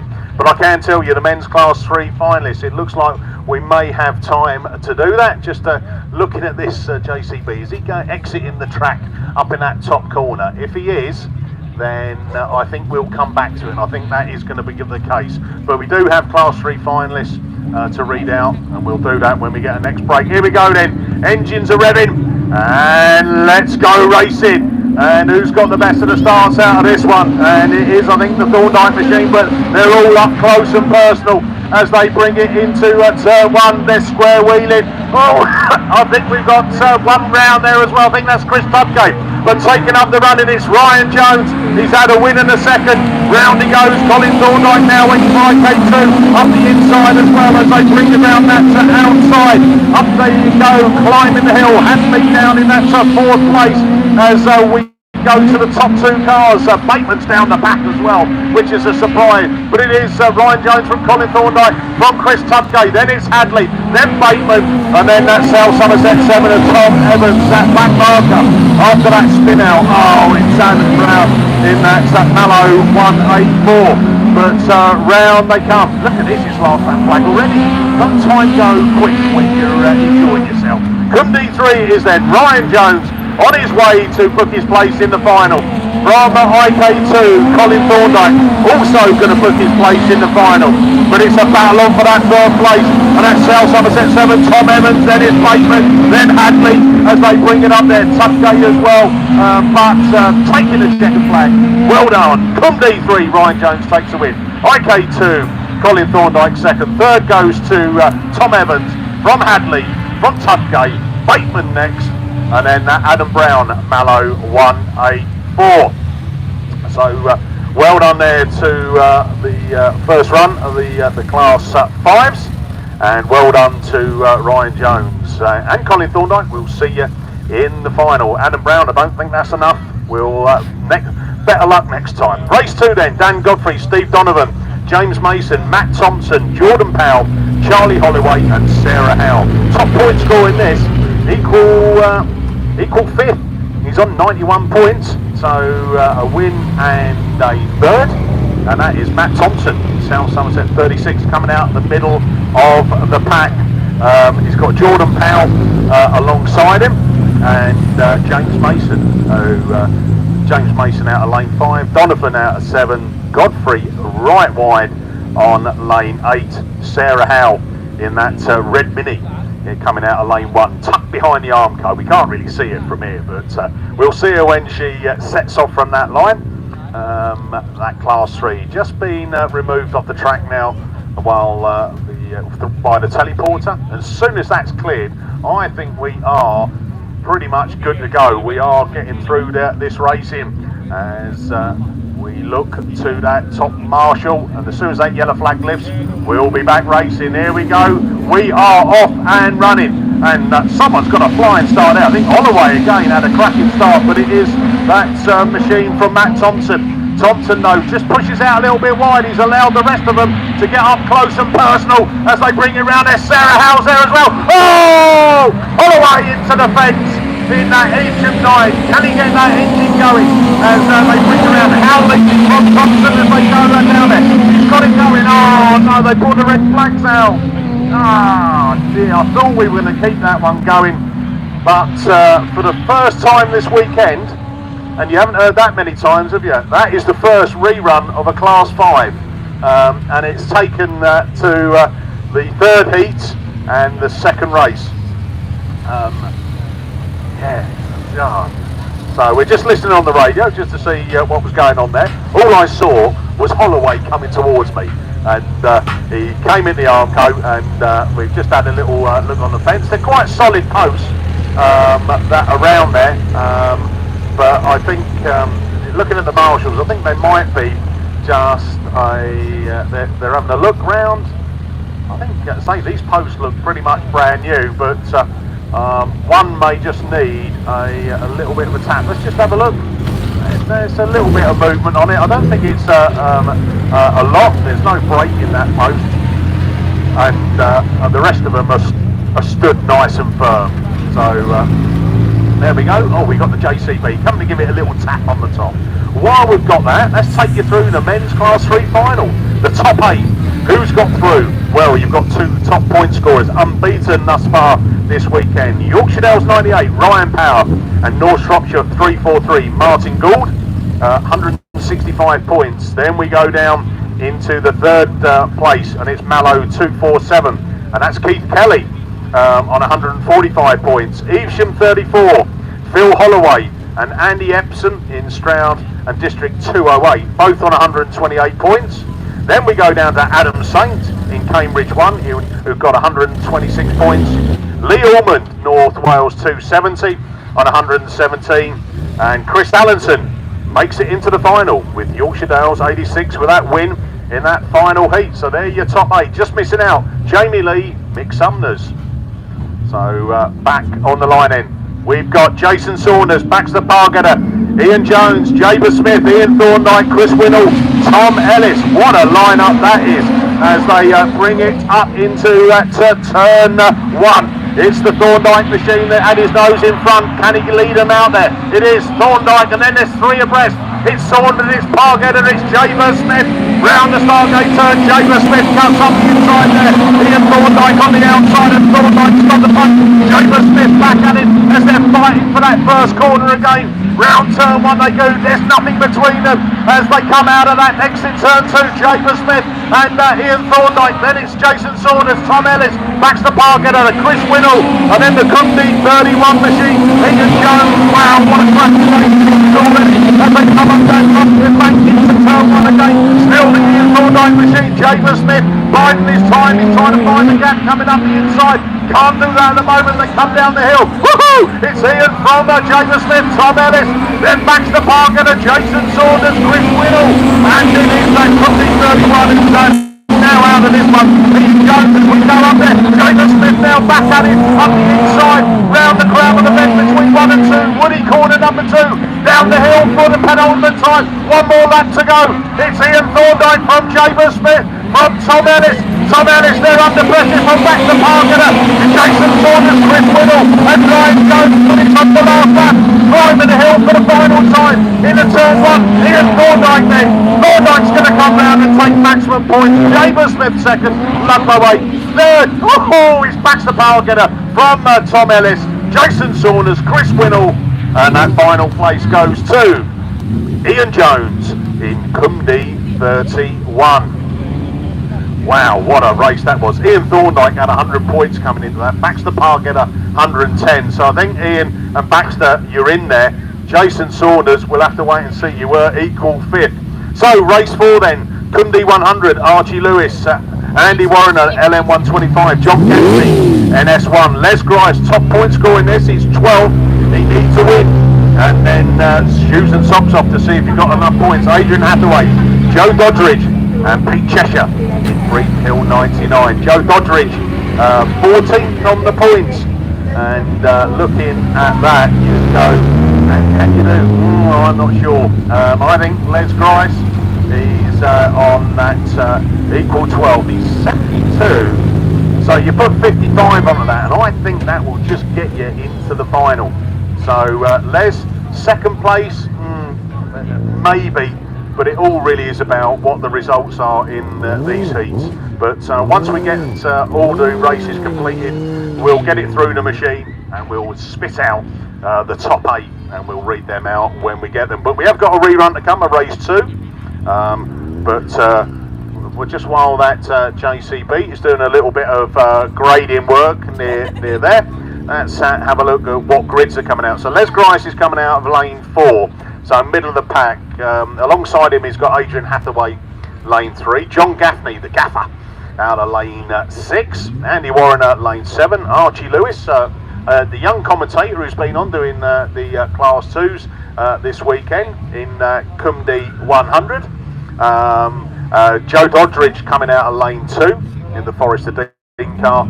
And Pete Cheshire out of grid 1, and Archie Lewis got a good start there, but it's Les Grice who's got his foot down right to the floor and leads them into turn 1, and keeping a nice tight line. He says, no one's coming up the inside of me, and off he goes. Joe Doddridge from John Gaffney, then it's Archie Lewis, LM 125 Andy Warriner, and then it's Pete Cheshire in Greenhill 99. But Les leads him up the hill. He knows he needs maximum points, and at the moment he's doing everything he can to get them as he brings it down the hill. Into turn 3 he comes, shapes it round, keeping a nice tight line from Joe Doddridge, who's in that second place. Doddridge also the top point scorer, just in this, he's on 14th place. Even if he got a win, it wouldn't be enough, but Les Grice knows maximum points is enough for him. He brings it into that final lap, into turn 3. Off he goes round the crown of bed from Joe Doddridge from John Gaffney. Then we go into Archie Lewis, round the LM 125 Andy Warriner, and then Pete Cheshire, the eyes back top, round the final turn. It's Les Grice, York 44, takes the win. Second, Joe Doddridge in Forest Dean 15, from John Gaffney in North Shropshire 1. Oh, hold on a minute. We've got a bit of a coming together. Pete Cheshire, you will be grinning because you're going to come round the outside and go, oh, that's all right. Oh, I'll pick up 4th place points in Breeden Hill 99. So well done, Pete. And that coming together then on that top line will be Andy Warriner in LM 125, and I think it'll probably be Adrian Hathaway in the Breeden Hill 44. So that race concluded. They're on their last lap anyway, so I'm sure that there would be a result that was taken. We've got one rerun to come on that one. On that line, it's just being pulled off the line. And it is, sorry, that Adrian Hathaway didn't actually get it off the line. So while all that fun and excitement was going on, he was sat there just watching it. So a problem on board for him. Water coming down on the track. In between the 5s and 7s we have got the juniors, so I mean, that's why we've just got a little bit of an alternative race format just while we get prepared for semi-finals. But as soon as we get the final rerun of the 5s out of the way, then we will be able to give you the top 8.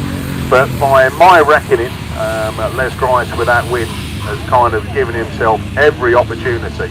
That gives him 127 points, and I do know that, you know, there's some classes you normally go about 118, 120 for that 8th place position, but then if you look, I think the junior specials down at I think it may have been Scunthorpe, there was 135 points to get you in the top 8, you know, so that's how competitive that is. Yeah, no semi-finals for junior specials. They're straight into the top 8. They've got their 3rd heats to go. They'll be coming up soon. And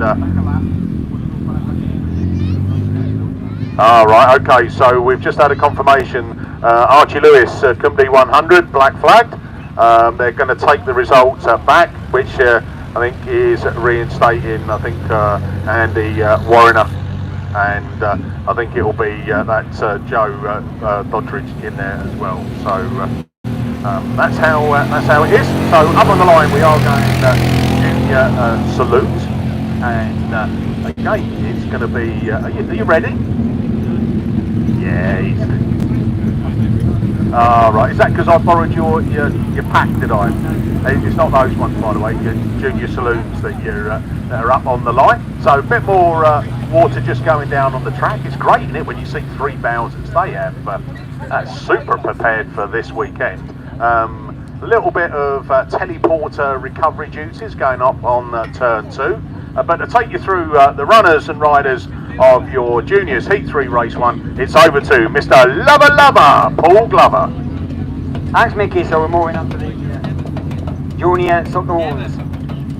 Heat 3, Race 1 down there on the line. And the juniors this weekend sponsored by Tudor Builders. So it's a big thank from the team from Tudor Builders that's sponsoring these juniors, and to Shropshire Designs that's sponsoring them for the series. We've got Philip Melly in Swansea 3 in lane 1. Charlie Williams in Cambridge 42 is in lane 2. Will Evans in TA7 is in 3. Gareth White in Cumdee 133 is in lane 5. Lestin Jones in TA15 it comes out in lane 6. Coming out in lane 7 it's Josh Webster in IK 153. Then it's Reece Tipton in Lud 1 that are coming out in lane 5, but they're down under the race. That Cambridge 42 of Charlie Williams, third win into this one. So this win will put him into the final, but he's gone out wide, and that's allowed the TA7 of Will Evans to come through. But he's only got halfway through, side by side as they go into that corner. Both get a little bit tangled up, so watch the paintwork. That Cambridge 42 getting well out in line. But back to the leader, and it's the TA7 that's now got the Lud 1 on the inside. And that's Reece Tipton in Lud 1 that's looking to make that move, not in the top 10 in these, but trying to get some extra points, not sure whereabouts he is. But on the outside it's the TA7 of Will Evans that's still looking to try and move that place. Cambridge 42 back in that third position, and that's Charlie Williams in that one, get the others as they come round this time. But last lap back, and it's the Lud 1 that leads it from TA7, Cambridge 42. Then side by side we've got the Swansea 3, but just on the inside it's Cumdee 133. Then it's the Typee 15 at the back of the field with all the work to do, and that's Lestin Jones. Lestin were 9th coming into this run, so Lestin needed more points than that to get into the final later on. But it's the Lud 1 of Reece Tipton that leads them down this time. Decks the checker flag, and then we've got the TA 15 Lestin Jones, and then Charlie Williams in Cambridge 42, Swansea 3, Cumdee 133 and Typee 150. So that we didn't mention on that one is the IK 153 Josh Webster and Gareth White in Cumdee 133. So that completes race 1, heat 3 of the Tudor Builders sponsored Junior Saloons. Oh, we've missed IK 153 that's just come through. And that's Josh Webster in the IK 153.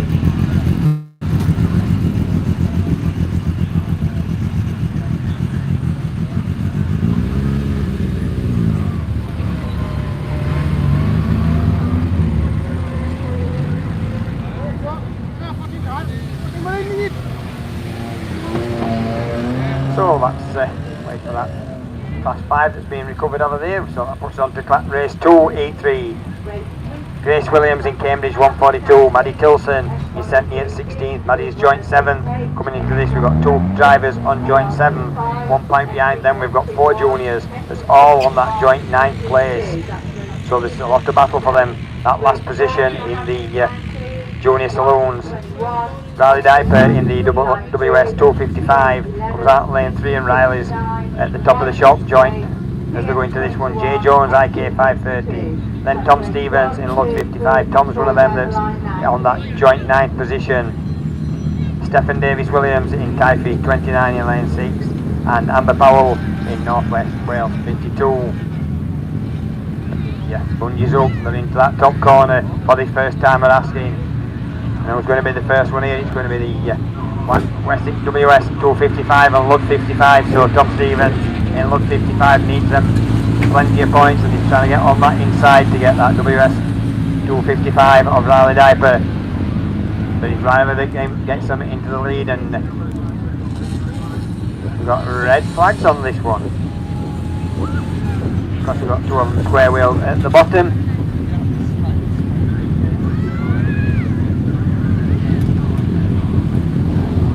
So Stephen Davis Williams in the TA29 is going to be excluded for cause of the race stoppage.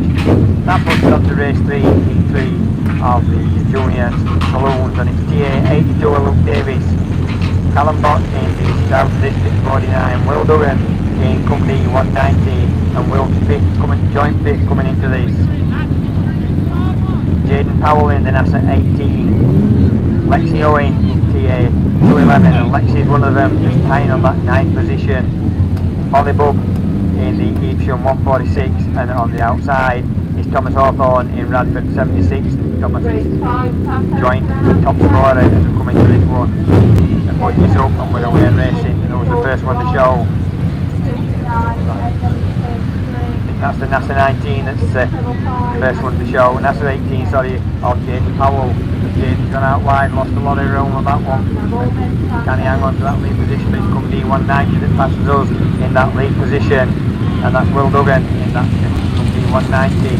That's 18. Still flying around that outside. Stroud District 49 at Callum in that second position now, trying to keep onto the tail end and look to move up on the inside and get that lead position as they go around that wood side and come around this time. Start another lap. Stroud District 49, come D190, Bradford 76, typing to 11, Nasser 18. The Bradford 76, Thomas Hawthorne trying to get the run around the outside. He's on joint first track coming into this, trying to get some meal points. But it is the Southern District 49, the Callum Bott that leads it, comes around this time, sees the yellow flag with the black cross. No, they're all getting tangled up.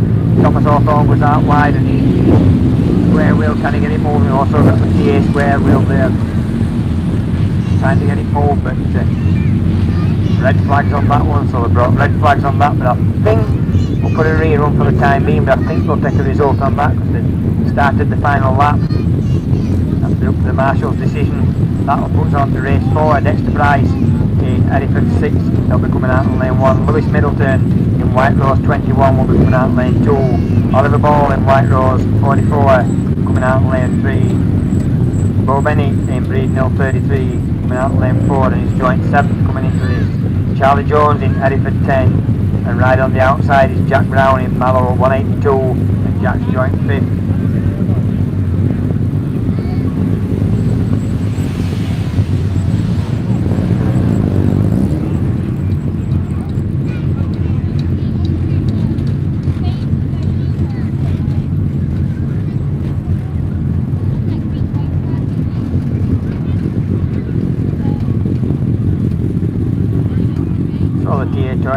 That were parked up on this top corner's got it back going, and let's see how we take it back to the fence. I think they will, as I say, I don't think that result will stand because most of them were on the last lap.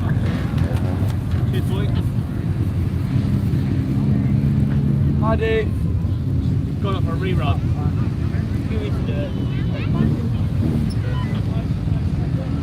So they are going to go back a lap on that one to get the result, with the exclusion of the TA 211 of Lexi Owen that's not going to be in the results, but the next race is underway and it's Lewis Middleton in White Rose 21, but Lewis has gone out wide, drops back to that third position. White Rose 44, Ollie Ball comes up with the Mallow 182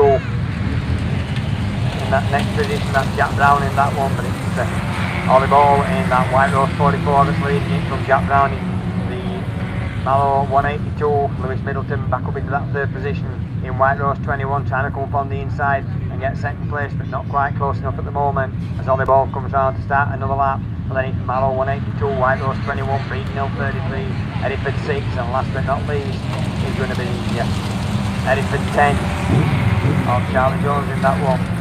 Back up on the lead, jumps under the ball in that 44, Jack Brown in that Mallow 182, Lewis Middleton looking again to try and find a way around Jack, but not quite managing it as they're all coming around to the last lap flag. And then we've got the Breednell 33 of Bo Benny and the Hereford 6 of Dexter Price back up to the front, and these are stretching away a little bit now, so there's a bit of daylight between each other. It's Ollie Ball that's going to open into this wood. Ollie had a good run yesterday morning and got a win on his first one, but then a DNF on his second. Not sure if there's going to be enough to get him into the final, but we'll have to wait and see. White Rose 44, Mallow 182, Breednell 33, White Rose 21, Hereford 6, and then last but not least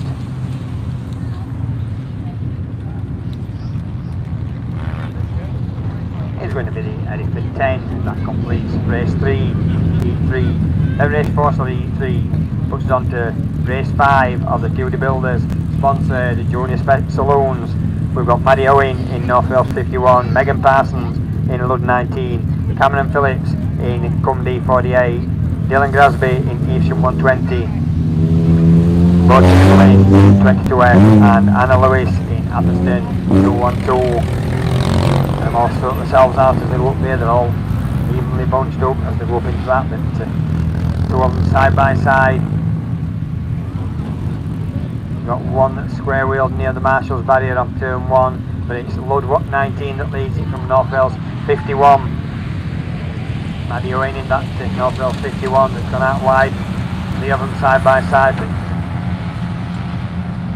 Lud 19 and Megan Parsons that's leading them, and the tail end of the West Square Wheel has got it going again.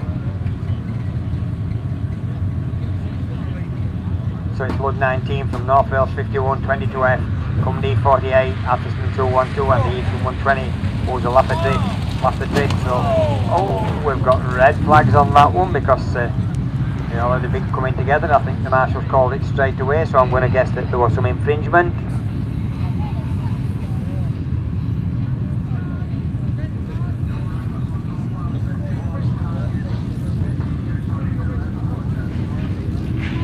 So that completes the first attempt of the juniors. We've got 2 reruns still to come, race 2 and that one that's just been stopped, race 5. I think they're going to exclude somebody from that. If it does happen, I'll come back and let you know, but for now we're going to go over to Mickey B that's going to take you to Saloons, last set, or a rerun of class 5s.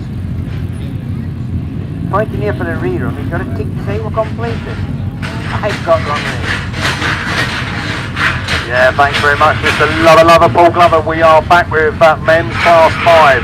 B&J Race Engines are serious sponsors, Jabers Graphics weekend sponsors.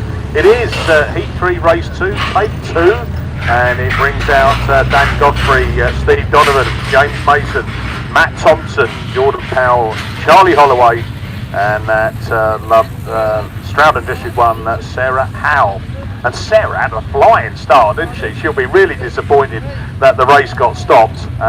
Also, Charlie Holloway was quick up there, but Charlie, as you remember, went a little bit out of shape and into the Armco. So I'm not sure if Paul would listen to anything on the radio. I'm going to have a look down and see if I can find him.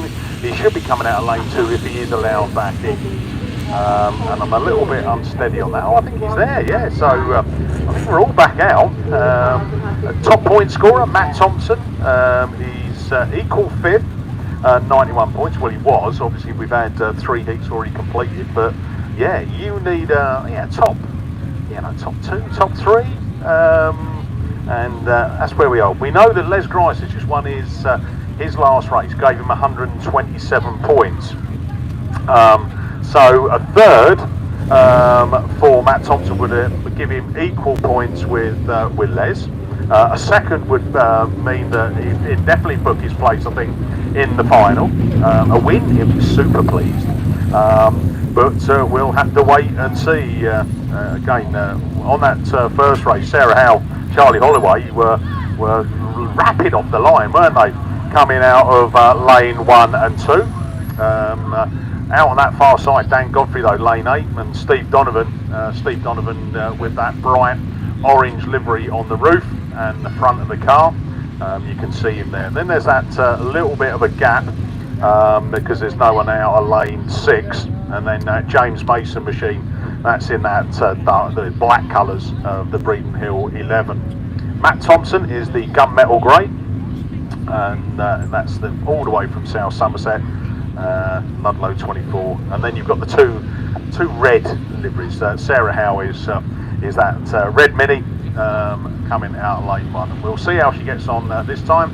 There's been a bit of watering down on the track. The recovery vehicles are just still trying to get hold of that junior saloon and get that removed off the track. And hopefully they'll get that done. Well, they're lifting the bonnet up now, so they're probably struggling for a lifting point. I wonder whether or not it could be pushed off. No, it looks like they've got the lifting tackle out, haven't they? So something's not going to be that easy for them to recover. And while we've got that, we'll just kind of then look forward to after we've got these men's class 5s done and dusted. We then move on to men's super saloons, men's class 7s, and looking down there. All I'll say to you is that if I said to you that there is one heat where it's got the chap who's leading the BAS at the moment and unbeaten this weekend against the guy that's second and also unbeaten this weekend, and they're in the same heat, then yeah, it's definitely worth the entrance fee just for that alone.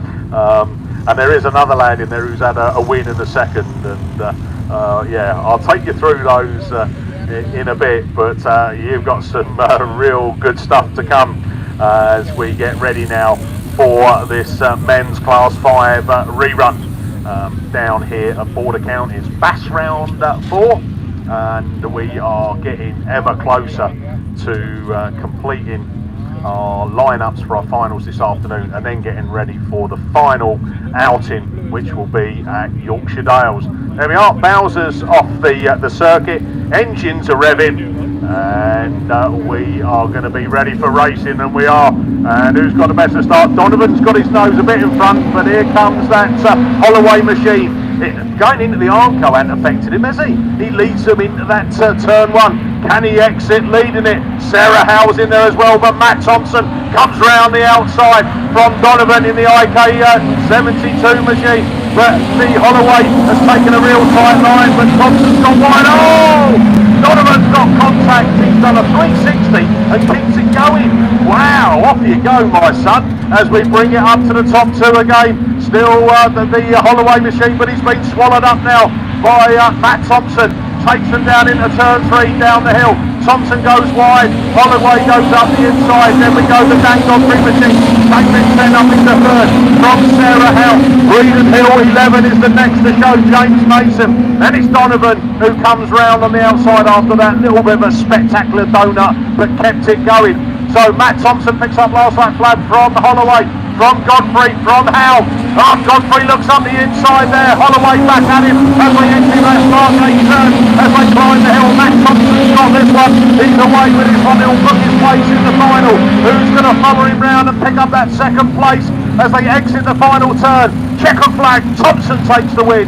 From Godfrey in Cambridge 10, Holloway Evesham 9, Howell in Stratton District 1, Donovan at IK 72, then Mason in Breeden Hill 11, and then that final position after a bit of excitement goes to Jordan Powell in Ludlow 24. So that's your 5s done and dusted. We'll wait eagerly to see who's made the top 8 for the final in a wee while.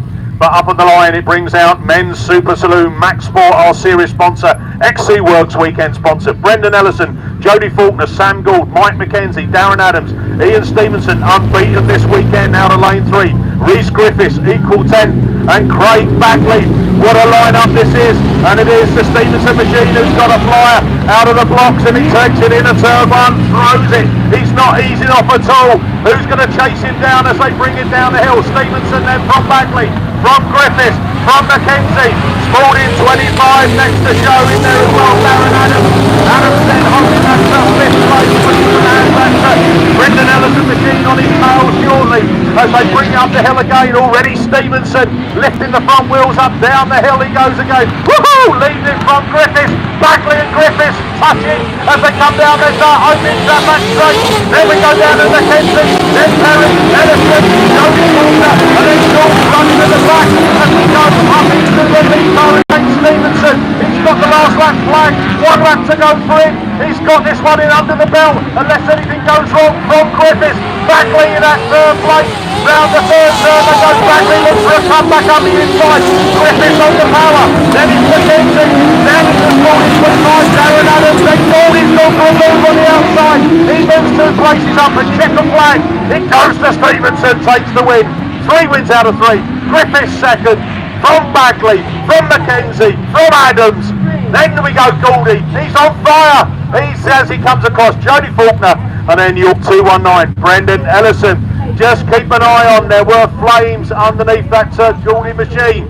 Hopefully it's gone out, so just keep an eye on that, marshals. Yep, Aaron's over there just to go and have a check on him, but that was hot racing, literally, as that first run of the men's Super Saloons is completed.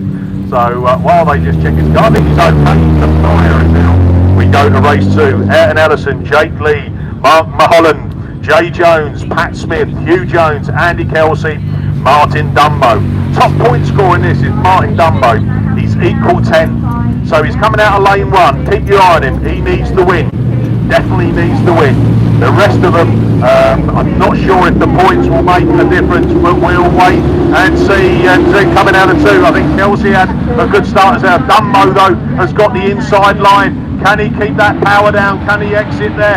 Or is he going to be taken up? It's not. It's Hugh Jones machine. Then Dumbo as they bring it round there as well. The Spalding machine coming through as they pick it up the pace.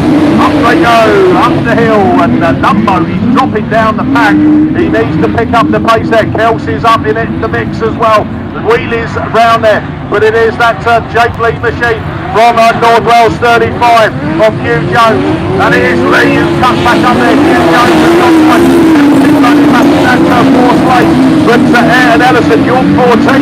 Well, where you going, Ayrton? He's going for it right around the outside. If this pays off, that's off to you, but it's still that Scunthorpe 12 leads it from Lee, from Ellison, from Jones. Then we go to the 7, then Dumbo's up there as well. 27 is next there, Mark Mulholland, and Jay Jones is at the back of the pack. But check the flag this time. Wow, come on, round the final turn. Who's going to take it? Scunthorpe 12's going to get it. It's Jake Lee from Ellison, Hugh Jones from Martin Dumbo, Eve Simpson, Andy Kelsey, York 27, Mark Mulholland, and Jay Jones. Wowee. Excellent racing there, and Jake Lee mixes the points up, and I don't think that's enough points for Martin Dumbo. So here we go then, race 3. Hold on to your seats. It brings out Phil Cooper, Andy Holtby, both unbeaten. Liam Evans, North Shropshire 120. He's had a win and a second. Andy Lodge, Will Caulfield, Neil Wright, Mark Jenkins, and Darryl Heath by your other runners and riders. Cooper out of lane 5, Evans out of 6, Holtby out of lane 2, and then look at them, they've gone at it, and it's Cooper from Holtby, from Evans, the top point scorers. Holtby lifts up the wheels, it's picked it out wide, but it's Cooper who takes the running from Evans, from Holtby, from Wright, as they take it down into turn 3. Up they go then, Cooper is spinning his lead, brings up the hill there, Holtby back on the pace there, Evans protecting the line coming into turn 1. Down the crown of the bend, down turn 2.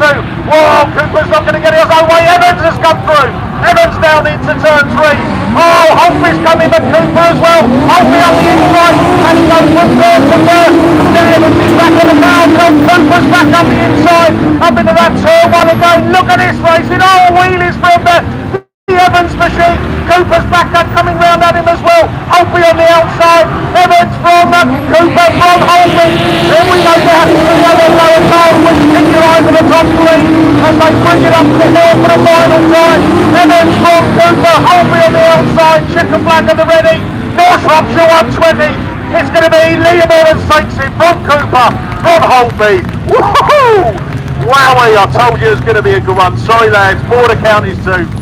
Scunthorpe 122 come across the line. Darryl Heath Biles parked up on that far side looking down the track, but Will Caulfield, sorry my friend, you had to be a bystander in that one, as wow, what a cracking race that was. Well worth the entrance fee, and top 3 point scorers going at it, hammer and tong.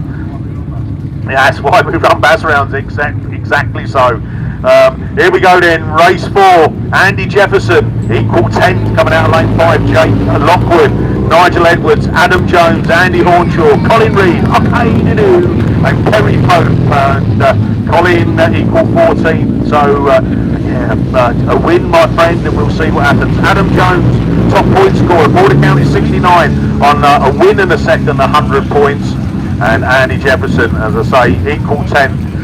A win is what is the order of the day, but it's not going to be easy. Jake Lockwood there, Scunthorpe 393. Not got the haul of points that we've won thus far, but we know that car is quick. Nigel Edwards in time for 11 as well. Andy Hornshaw in that York 78, Spalding 82, Kerry Pope. So another cracking lineup to come with the men's class 7s, the Super Saloons. And I was looking at the 8th place coming into this on 90 points. 10 is on 81, so there's only 9 points difference So it just shows you there's a mix of lads that are all on the cusp of making the Super Saloon final later this afternoon. I think we've just seen that Liam Evans has booked his place, Phil Cooper has booked his place, and Andy Holtby have booked their place. So just those three alone is already wetting the lips for what is going to be a fantastic final that is going to come up. And while we've got time, here we are then. This is your men's Class 5 finalists. It brings out Ryan Jones and Ian Thorndike, both on 155 points. South Somerset 36, Matt Thompson. Nottingham 45, Baxter Pargetter. IK2, Colin Thorndike. York 44, Les Grice. Ludlow 8, Jaber Smith. And Wessex 1, Jason Saunders. And just missing out Chris Whittle in Breenhill 66. Tom Ellis didn't get the position in your final heat, just to kind of get there. I think another place up and you might have just squeezed in. But there you are, that's your Class 5 finalists there, and good luck to you all for what is going to be a cracking Class 5 final. And the fives have been on it all weekend. So just waiting for the last Bowser to exit the track, and we will be back racing with race 4 of the Max Sport sponsored Class 7s. X-Seat Works are weekend Class 7 sponsors, and the engines are revving. Here we go, Jefferson's coming out of lane 8. Can he get a good start there? Adam Jones, and it is Jones who's got a flyer out of lane 5 in the Border Counties at 69. Colin Reid, okay to do, follows him. Colin Reid takes the inner line as they all swing it round turn 2. And it is Adam Jones from the Hornshaw machine from Colin Reid. Jefferson there in the 4th place as they bring it round, and it's the York 78 machine. Andy Hornshaw thought he was going to get enough momentum to get in close and into that 1st place, but he has to hold off and hold that 2nd place. Reed's dropped down into 4th place as they bring it round this time. Adam Jones from Hornshaw, from Jefferson, from Reed, from the Pope machine, and then it is the Jake Lockwood from 393 has got work to do at the back, and right on cue, he looks to come up the inside, he makes the place up. He's now challenging Reed, who's running in 4th place, but no mistake who's leading it down. Past commentary for the penultimate time. Adam Jones, Border County 69. Hornshaw there. Jefferson looks for a cut up the inside there. Side by side with Hornshaw coming down the far right first. Hornshaw kicks the power up and holds that 2nd place for Jefferson from Reed as they bring it into the final 2. But it's going to be Adam Jones takes the win. 155 points for you. Then it's Hornshaw. Andy Jefferson, Yorkshire Dales 21 3rd. 4th goes to Colin Reid, Central Scotland 21. Then we go down to Jake Lockwood, and our final place will be Spalding 82 of Kerry Pope. So well done there. That was race 4 concluded. Let's go to race 5 then. It's non-stop action. York 18, Mike Barrett, Alfie Smith, Paul Johnson, Archie Bentley. What a drive yesterday from that young lad. Ben Grocott, Matt Richards, Phil Barleyman. So Archie Bentley, his top point score, 100 points, win and a 2nd. We've got Paul Johnson, what a flyer he had as well. He's currently 9. Alfie Smith equals 7th with Barleyman. And in 10th place is Mike Barrett.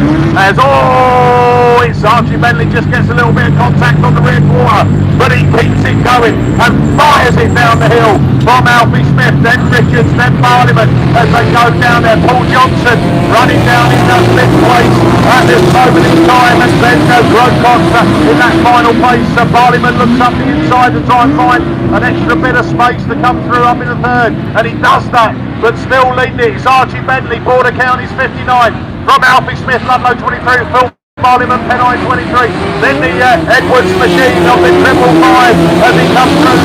That's Richards, and Richards then holding that 4th place as Paul Johnson is holding 5th as well. Can Johnson get up a little bit more on the points on this as we come down into the last lap marker? Once to go into turn 3. Archie Bentley, another cracking drive, but Barleyman's up into that 2nd place. Matt Richards in 3rd place. Then Alfie Smith coming back, and it's Paul Johnson as well. That North Wales machine, then Crocott's out of this one, but checker flag. Wow, back-to-back wins And Archie Bentley, border count is 59 from Phil Barliman, Pennine 23, Matt Richards, Egypt 555, Ludlow 23, Alfie Smith. Oh my life, Paul Johnson, you don't want to be there. That allows North Wales 33, Ben Crocon, to make up the place. And Paul Johnson is very close to the Armco. I didn't hear a bang, so I think his brakes worked. So that is your Class 7s, race 1 to 5. Believe it or not, completed without a red flag or a rerun. So I'm extremely blessed. So well done. We will soon inform you of who's made it through into the top 8 and has made it into the final. But Archie Bentley, I definitely know that you have made your way into the final. I know that Liam Evans is going to be there. I know Phil Cooper's going to be there. I know Andy Holt is going to be there, and Ian Stevenson. Wowee. Who's going to make the other 3 places up? We will let you know. But looking up on the line, I can see we've got an open wheel special, so I'm not sure if there's a runoff at all. Right, okay, so we're just waiting for confirmation. While that is, the teleporter is coming out to lift Paul Johnson off there. Paul's just getting on the quad machine. Unlucky Paul, you've driven super well. It's great to see you back, by the way, and on real cracking form. Just sometimes your luck runs out, Paul, doesn't it? Or someone's put a magnet near that Armco and he's dragged him in. But teleporter there, that will remove the car off the track, and then we will have track clearance and back racing down here at the 4th round of the British Series. And we are looking at juniors, and it's going to be Paul for his rerun. I think what's thrown us a bit is that I can see an open wheel special there, so I think Paul's going to take you through who's in his rerun of the juniors, and we'll find out if there's any changes. Thank you. Yep, I can see I've got 2 reruns of juniors. I think what it is, I think one of the Class 9s that's coming after these junior saloons has pulled down onto the line. I hope he don't go when Bungie goes. But it should be the rerun of race 2. We should have Grace Williams in Cambridge 142, Maddie Tilson in Centenary at 16, Riley Diaper in the Wessex in the WS 255, Jay Jones in IK 530, Tom Stevens in Lud 55, and Amber Powell in North Wales 52. Stephen Davis Williams in TA 29 were excluded from this rerun, just waiting for Paul Johnson's car. I think that's the new car to Paul. That's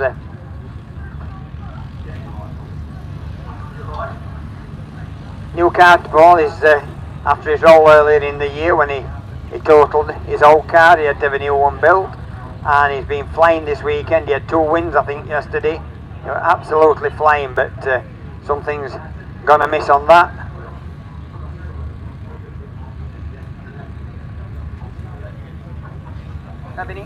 So it's just ready for that teleporter to get back into the centre of the field.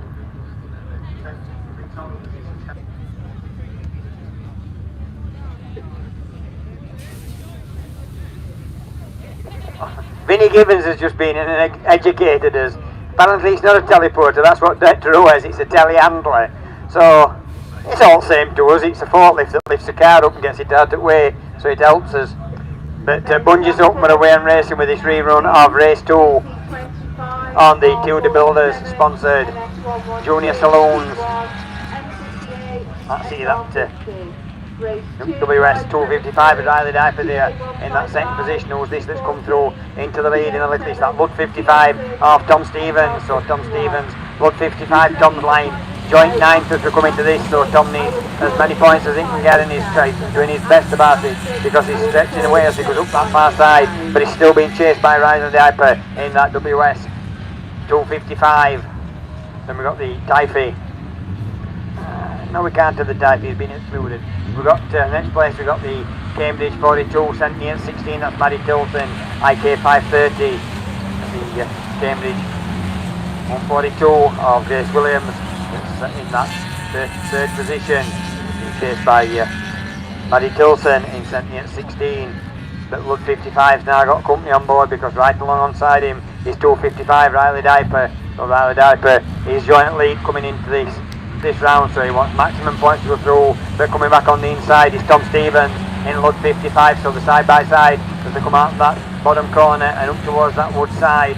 So they're going to turn 1, making their way around to turn 2. But it's the Lud 55 that's got the inside, his checker flag out the ready. It's going to be a dash to the line. Who's going to get this one? The side by side. And it's just WS 255, Lud 55, Cambridge 142, 70 at 16, and one that we've not mentioned is the IK 530 of J Jones. So that completes race 2, heat 3 of the junior saloons.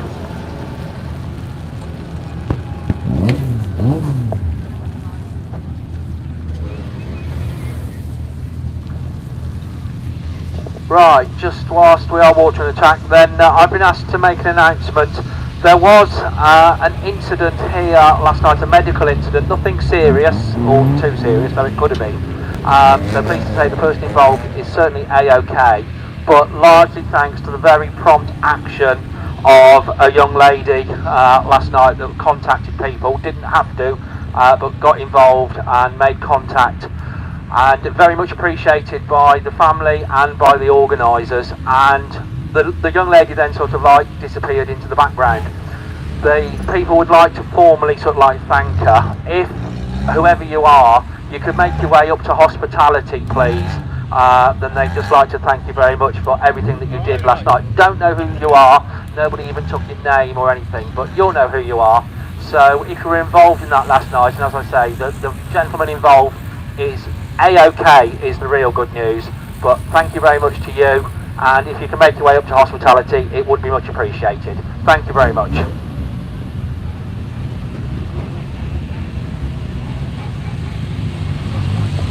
Thanks, Steve. So moving on to the men's class 9. Men's class 9s, I've got to apologise to Laura Blaber.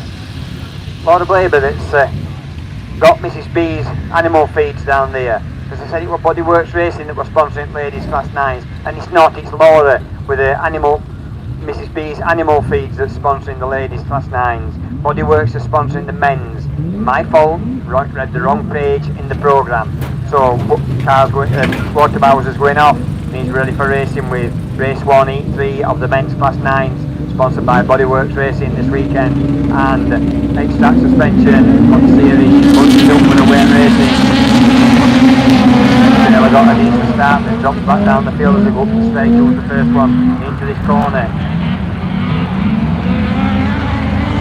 Sam Middleton on the inside, but it's the PhD 9 of Wayne Llewellyn that leads them as they go down there onto that bottom corner. It's Wayne Llewellyn that goes around the outside.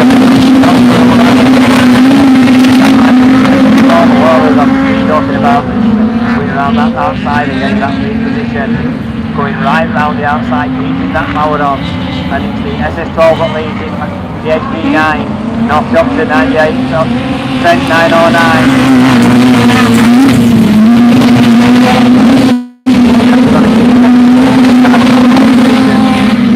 And Laura's away and gone with this one in that SS12 as she comes down here. Wayne Llewellyn's got no answer for the moment of the HD9, and then it's Jack Taylor in 98, Sam Middleton in 909.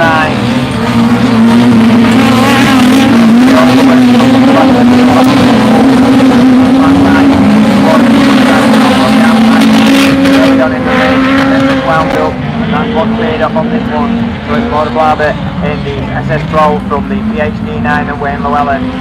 North Doctor 98, Jack Taylor. Then it's the Border Counties 34 and Ian Stead, and the 909 of,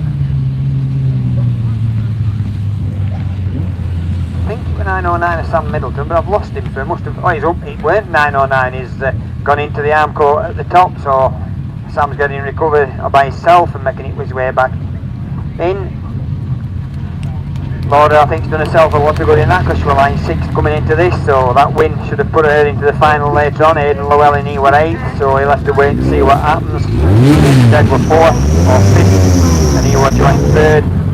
Dick Taylor, he was 3rd, and but he was leading at the start of this, so that should be enough for him to get into the final. That should put us on to race 2, E3 of the Bodyworks sponsored men's class 9s. Joe Pipe in North Shropshire 10, Mr Davies in North Wales 334, Dave Palmer in ARC3, Alan Roberts in North Wales 4, Andy Pipe in Scarborough 53, Paul Arden in PhD 3 and John Whitehouse in White Rose 6. Bungees up and we're away and racing. That looks like Dave Palmer is straight into the lead in ARC 31, but he's gone pushed straight on a little bit. I think that's John Whitehouse looking up on the inside. No, it's not. It's the NS10. Joe Pipe in that NS10 that got that lead position.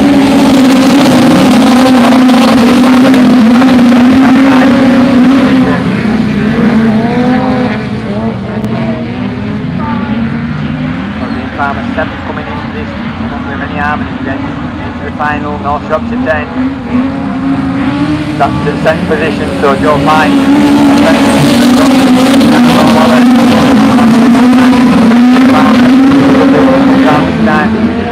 Yellow flag with the black cross, but it's one more lap to go. So it's ARC 31 that still leads it from the North Shropshire 10. And then we've got the Scarborough 53.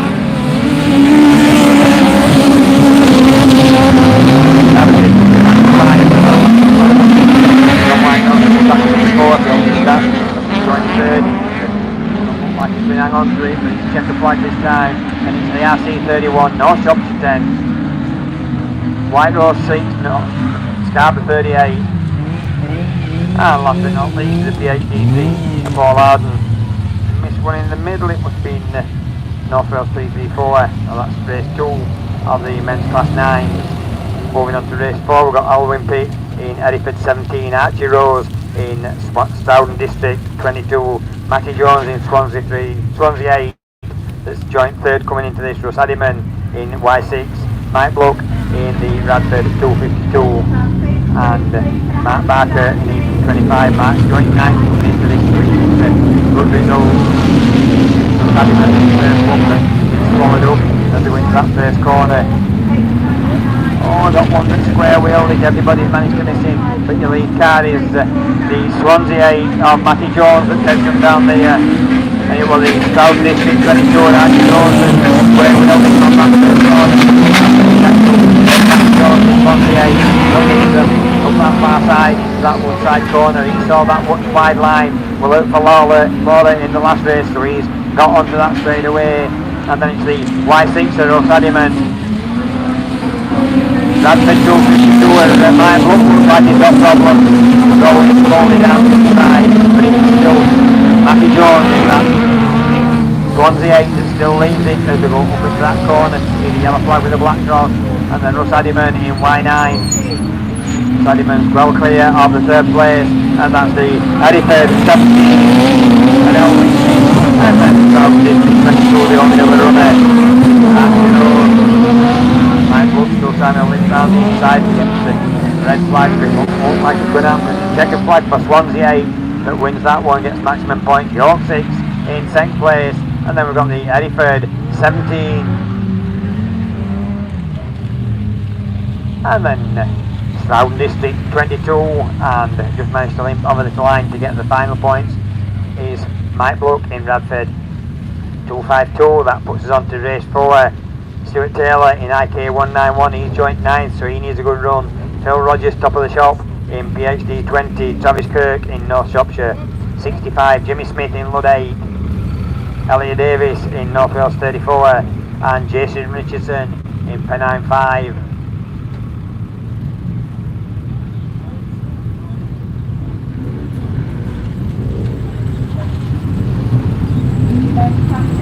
Mike to get back to the pitch as soon as he's clear. I think he's got that clearance. Yellow flag goes up, Bunty goes up. Themselves out straight into that corner. Looks like they're all going for that outside line. Got one sign on the inside, that was like Jimmy Smith in Lud 80. But it's Phil Rogers in PhD 20 on the outside. Jimmy Smith on the inside.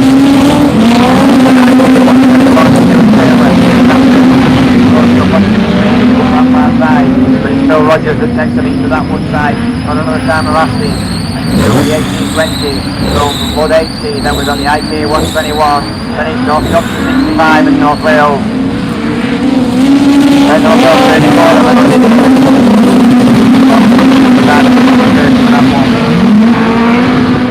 forward with the stick on out. Looks like he might have done a shaft over CV, but it's Phil Rogers that comes out to see the yellow flag with a black cross. That puts Stuart Taylor up in the second with the North Shop 65 and Charlie Third trying to find a way around it. So Sammy Bobby trying to find the board up, but not quite ready. So that's a little back to but Phil Rogers that takes them into this top corner. So checker flag out and ready. Smith limping it back down. PH-20 takes it. IK 121, North Shop 65, North Wales 34, and Penham 5 at Jason Richardson. And that completes the Class 9s.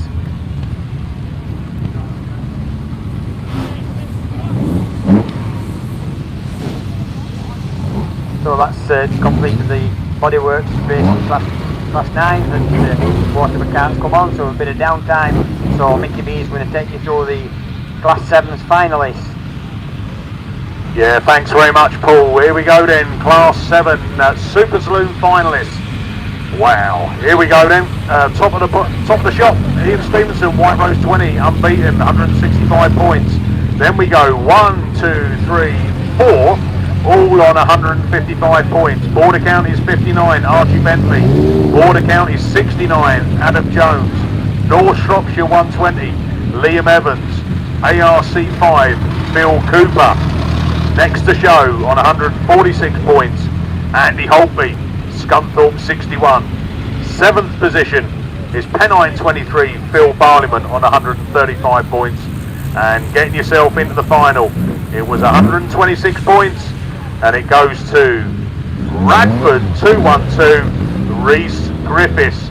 Now, if you've ever seen a final lineup, that is one hell of a final to come later this afternoon, and any one of them could win that. Any one of them could win it, and yeah, Ian Stevenson, Archie Bentley, wow, he's been driving superbly well. Adam Jones, he's just got a flyer out of the gate again on that last one. Liam Evans, ARC 5, Phil Cooper, well, he's leading the BAS, and Andy Holtby's there alongside him, and those guys 1 and 2 in the BAS, but this is all going to mix it up, I'm sure. And yeah, I know they are. Yeah, you got Phil Cooper, who's got 155, Andy Holtby's got 146, so just extended the lead a little bit there. But there we go, up on the line. I think we've got another rerun. Yeah, so it's back over to Mr. Lover, Paul Glover. Thanks, Mickey. So it's hopefully this is the final run of the juniors. We've got Megan Parsons in Lud 19, Cameron Phillips in Cumdee 48, Dylan Grasby in Evesham 120, Bo Chamberlain in the 22F, Anna Lewis in Atherstone 212. Bungees up, we're away and racing as they go up into that straight. There's only 4 of them that's managed to get back out, so we've lost one. We need to lose Maddie Zoe in North Wales 51 for a black flag. They've let them sort themselves out, and it is that Cumdee 48 that leads it. So Cameron Phillips from the Atherstone 212 of Anna Lewis. So Anna Lewis got Anna's gone out wide, and we've got one that's gone walkabout. It's square wheel down here. Are they going to get it moving? But they're well out of the way, so I think they will leave it here. That's Evesham 120, Dylan Grasby as they go up that wood side. Waving these cars to bring them in and keep them away from that car that's well out of the way, but it's the Cumdee 48 from the 22F and the Atherstone 212. So 22F looking to move up on the inside. Bo Chamberlain takes that lead position from the Cumdee 48 to Cameron Phillips. Cameron needs these points because he's joint 9th coming into this. But second might be enough, it'll be depending on what the others have done. And Evesham 120's got it going again, but nearly a lap adrift as they start the final lap. 22F, Cumdee 48, Atherstone 212 of Anna Lewis still in that 3rd position, and the Evesham 120 of Dylan Grasby, who got recovered after going walkabout on the previous laps. So it is still that 22F that leads Bo Chamberlain as they come into this top corner for the final time. This checker flag at the ready, and it's going to be 22F that takes it from Cumdee 48 and Atherstone 212. And we just have to wait, I think, for Dylan Grasby if Dylan comes round to get the checkered flag. Yep, he's paid his money, he's going to get his laps, he needs his points. So Dylan Grasby in Evesham 120 coming round to to take the final position, and that will complete the junior saloons. Next time we see them, they'll be in the finals a little bit later on. And final finish at Evesham, 120.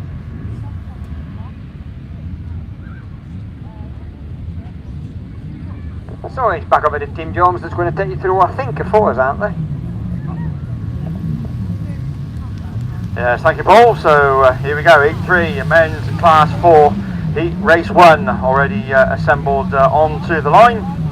So just the 2 heats of the class 4 machinery to come your way. And Apps Media, of course, your very kind sponsor, but already race 1 already underway, and it's Radford 47 there, Rob Lancaster, the lead into turn 1, but Jamie Williams goes with him in Mountain 58, as who's out on the inside, that's Ross Fisher in Pennow at number 1, but Lancaster is just about that leads Radford 47, but Ross Fisher then looking to move through, so does Jamie Williams in Mountain 58, Lancaster now running in 30, about to lose out to Andy Wiscombe in SR50 as they go climb the bank into turn 1 once again, but it's Mountain 58, Jamie Williams, that's the leader then, second in the points, a win and a third was what he amassed from yesterday, 91 points. So a win will certainly see him in the final, but not in mind. Ross Fisher has something to do with it. Pennow 1 then looking to move through in that inside line then, picks up the running as where's Ross in the points. He's in third, so again he should be in the points, but looking back round towards us then, last lap flag. This time, Jamie Williams, Mountain 58, Ross Fisher, Pennow 1, Rob Lancaster, Radford 49, SR50, then comes Jumbo Williams in the Border County is 25. Completing all then, that's going to be Ashley Nicolich in North Shropshire 112. But we're looking for Jamie Williams then into turn 1 for the final time as across the top pole of the circuit we go. Checkered flag, it's going to be a win, and our final place, Mountain 58 takes it, Ross Fisher in Pennow 1, SR50. I think Jumbo Williams, just from Bob Lancaster and Radford 47, and Ashley Littlewich in North Shropshire 112.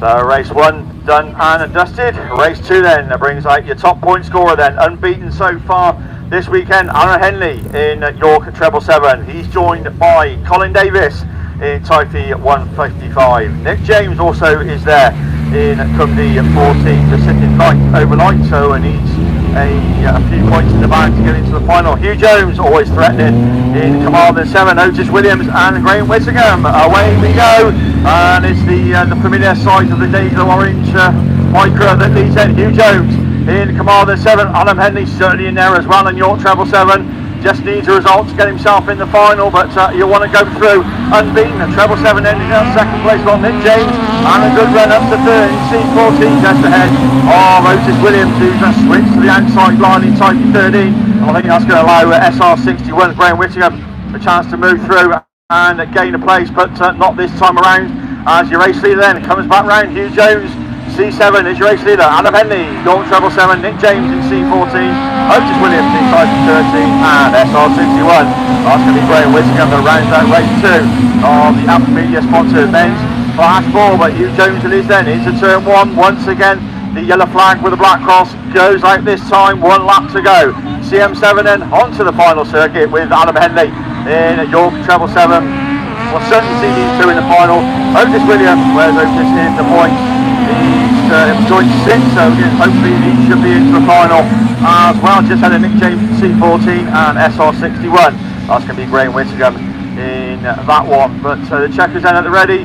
There's your winner. We'll see you in the final. Hugh Jones in CM7, Adam Henley, York treble 7, Otis Williams in Type 13, C14 of Nick James, and Andy Whittingham in Star 61.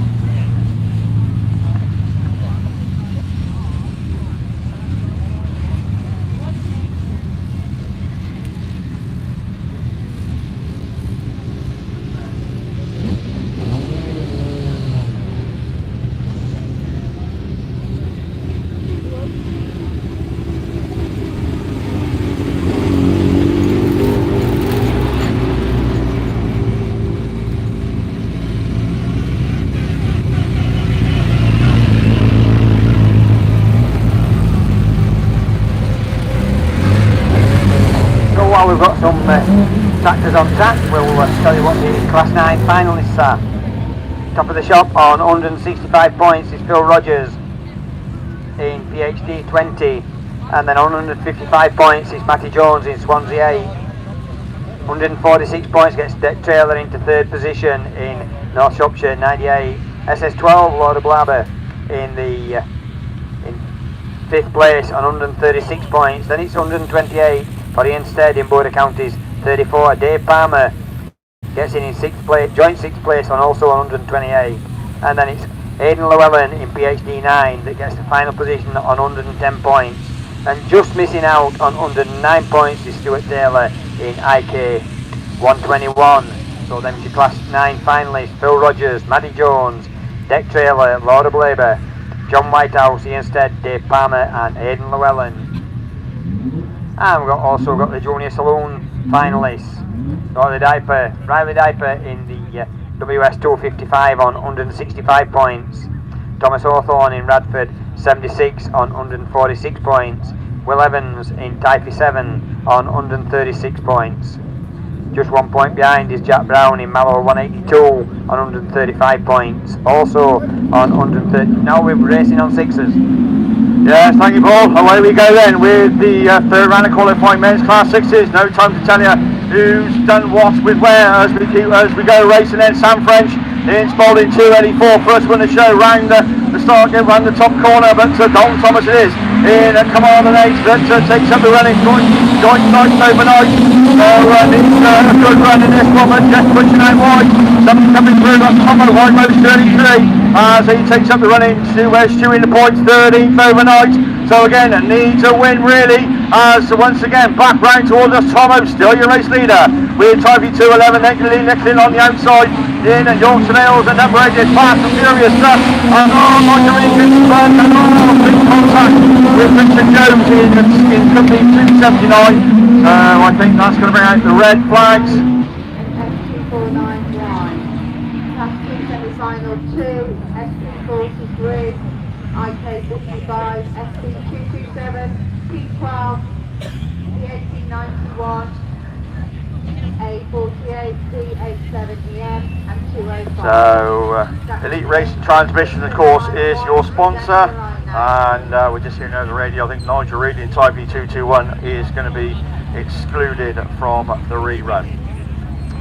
Wow, right, draw breath, race 2. Race 2 then brings out Mickey Manning in Evesham 5, Darren Thomas in Typhy 66, Jordan Tinker in York 35, Martin James in Carmarthen 11.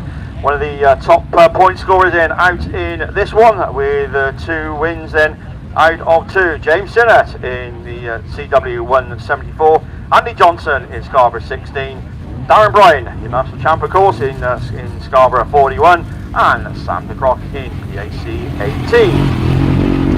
So that's your lineup for race 2. As I say, best of the bunch then. James Simmett looking to make it 2 wins out of 2. The other man unbeaten so far. That's going to be Andy Russell, who's having a storming weekend, is got to be said, in the IK64 machine, and we'll see Andy coming out in race 4. Problems also for Sam French, in Spalding 284 on the top pile of the circuit. So again, just needs some assistance to be removed from the circuit. So once he's pulled into the centre of the raceway, that's going to leave it clear then. Race 2, Mickey Manning, Darren Thomas, Jordan Tinker, Martin James, James Sinnott, Andy Johnson, Darren Bryan and Sam de Croc. That's your lineup for race 2. So I think they're going to take Sam French's car back into the pits.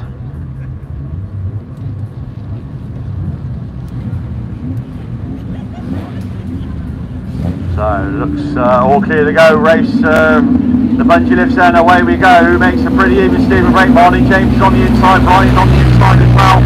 As we go into turn 1 way, James Simmons is in there as well somewhere. And somebody gets it all square. We understand Brian in Scarborough 41, but it's Sinner that leads to 271. Martin James in command of number 11 on the outside then. That's going to be Mickey Manning in number 5, and he goes to third place from back platform, and that's Darren Thomas and Jordan Tinker as we go side by side. Darren Bryan then back in about 6 in Scarborough 41, and problems through the PAC 18 machine as he pulls to the outside of the track, but James Simmer, no problems whatsoever. CW 174, your race leader, looking to make it 3 out of 3. Manning going with him now in each 5.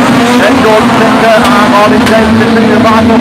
Back third place on it. James looks up on the inside, but not quite this time around. Darren Bryan also looking to move through as well in Scarborough 41, but you're not catching your race leader. That's James Sinner, CW 174, on to the last lap there. Manning runs second, Jordan Tinker, Ollie James still going absolutely not side by side. And around the start gate, here we go. Also Darren Thomas looking to move through. James just split back in about 5th, but eyes back to the front. Your winner, and making it 3 out of 3. James Sinner takes it. CW 174 is your winner. Then comes York 35. Mickey Manning and Darren Thomas in Type 66. Martin James in Commander 11. Darren Bryan in Scarborough 41.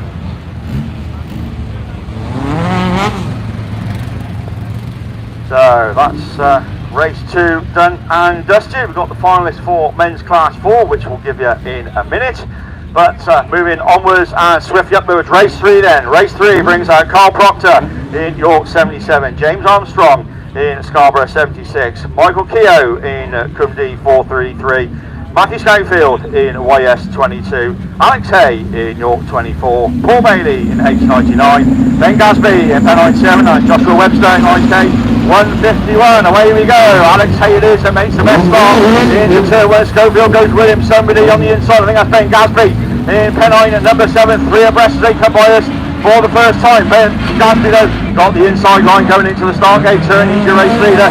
Matty Schofield in YS 22. Alex Hay though on that outside line, but they're looking to move through as well. And York 77 is broken clear from the IK 151 machine. That's Joshua Webster, head of the Cumdee 433 H99, and James Armstrong in 76, but Gasby's away, 1097, York 77 then, that's still 1 and the 2, somebody's pulling don't fly, that's Matty Schofield in YS 22, back with Alex Hay in York 24, as they go side by side, down the far side and up the hill once again, but Gasby has got his nose in front, and starting to pull away with 1 lap to go. Where's Gasby? In the points, he's joint 10th overnight, so this will do him very, very nicely with a York 77. Carl Proctor in that second place, not Matty Schofield in third. He's joint 6th overnight, so this should see him into the final. Alex Hay, York 24, James Armstrong, Mel Keogh, Josh Webster and Paul Bailey round out the race 3 of Class 6s, but Gasby wins it. We'll see you in the final. York 77, YS 22, Alex Hay, York 24. Then comes James Armstrong in Scarborough 76. I think C433 just ahead of Joshua Webster in IK 151, and Paul Bailey completes it all in H99.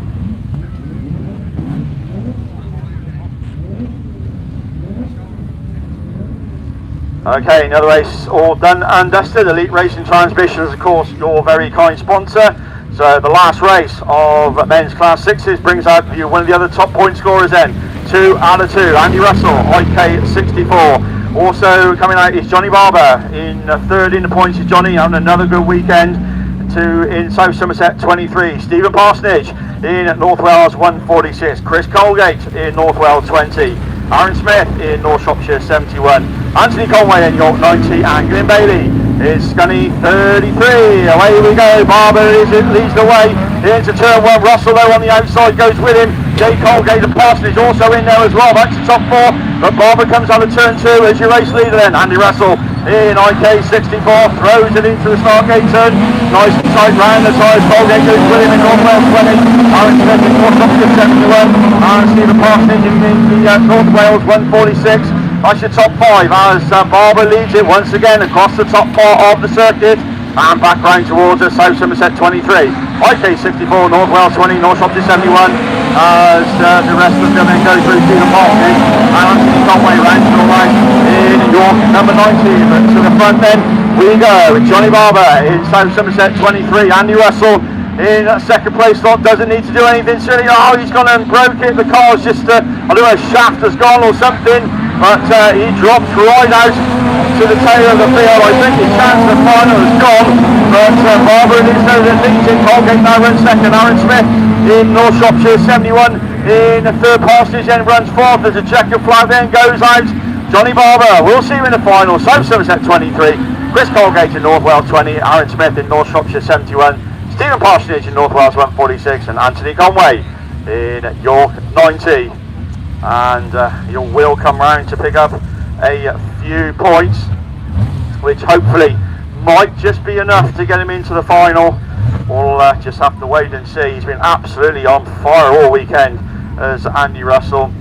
Didn't have the best Border Counties 3-dayer, but back on song. Car looking absolutely stunning, but he'll come across and pick up the points. It may be enough. We'll see you perhaps in the final. Right, men's class 4 finalists then. So top of the shop then with 155 points. Nobody unbeaten. That's Adam Henley in York 777. Jamie Williams joins him on 146 points in Melton 58. Hugh Jones will be there in Carmarthen 7 on 138 points. Also joining him in the final, Ross Fisher in Pennow number 1 on 135 points. Andy Whittingham also makes it with 102 points. So does Otis Williams in Typhy 13, also with 102 points. Jumbo Williams also makes the final in Border Counties 25, and last but by certainly no means least, 92 points is what you needed to get yourself into the Class 4 final. And the last qualifier then is going to be Rob Lancaster in Bradford 47. That's your Class 4 finalists. We'll see the rerun of men's Class 6's race 1 a little bit later on, but looking down to the line, I think, not quite sure what's on there, but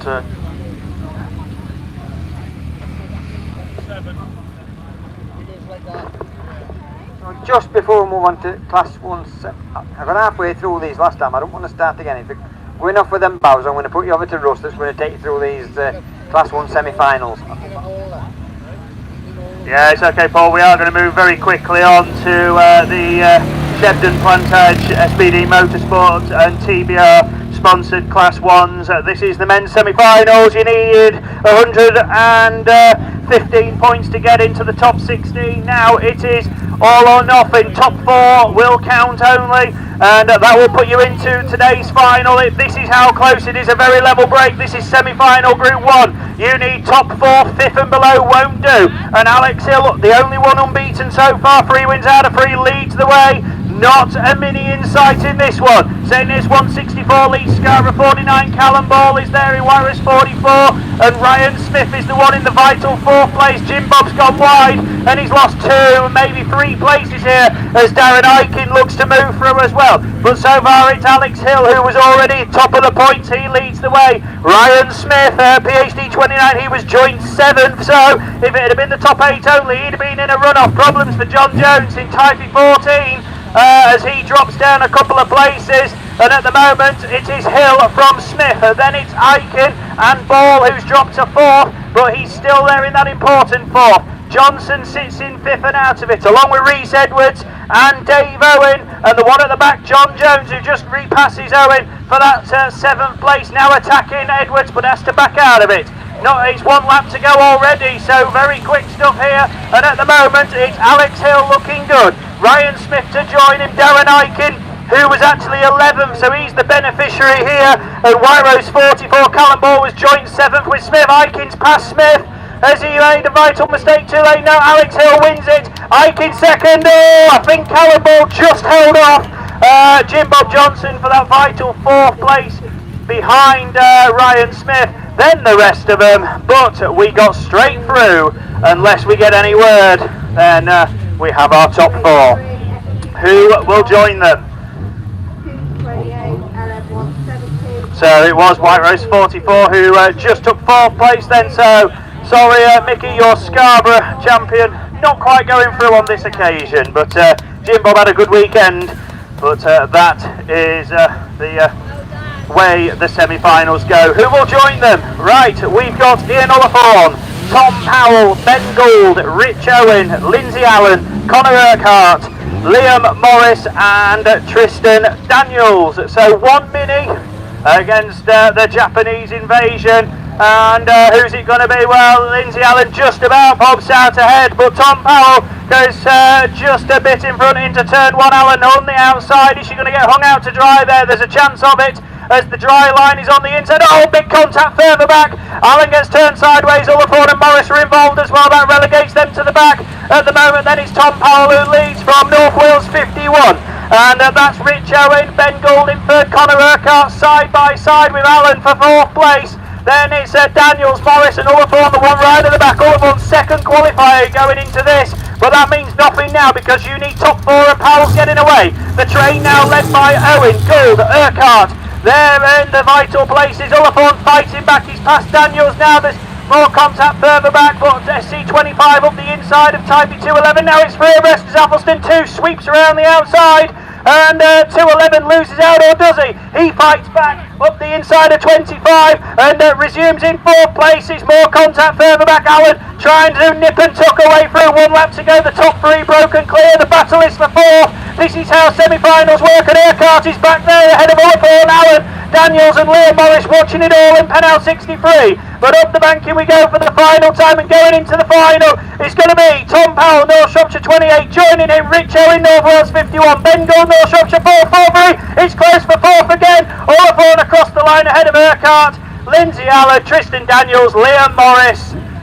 Brilliant stuff from Class 1s there, and that is the kind of race we get. We do get the odd door scraping, but it's hard fought, close racing, and unless we hear anything, all clear on both semi-finals. So that's me done for now. I'll be back with the Class 1 and 3 finals, but we've got plenty more racing to go, including this the Class 2 semi-finals and Class 8 also. But just a quick shout out for, I've had a few people on about the photos I've got. If you can come and find us, preferably before the finals, that would be appreciated. But now it's Class 2 semis, and over to Archie to tell you who's in this one. Thank you very much, Sean. Thank you very much, Sean Russ, and indeed, your men's Class 2s. And it's the first one, and we can't quite take you through because they're already away and racing. But it's Conway against the best of the breaks in Scotty 126.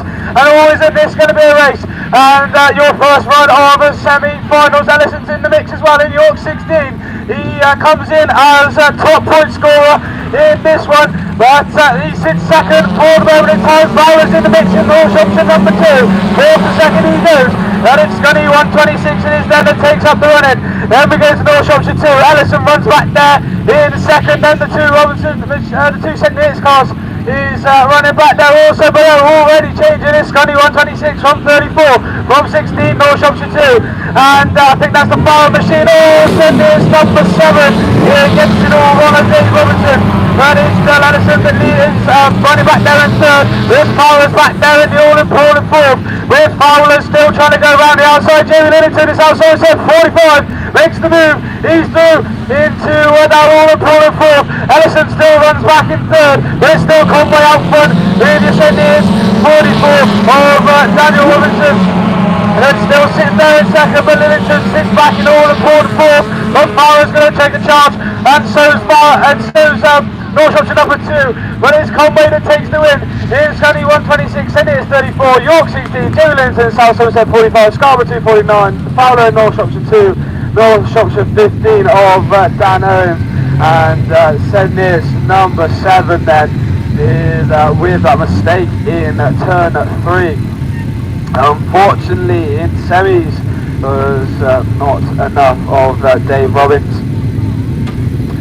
So already in your men's Class 2 semis they're showing us what they have in. Indeed then, let's hope for more of the same for your second run.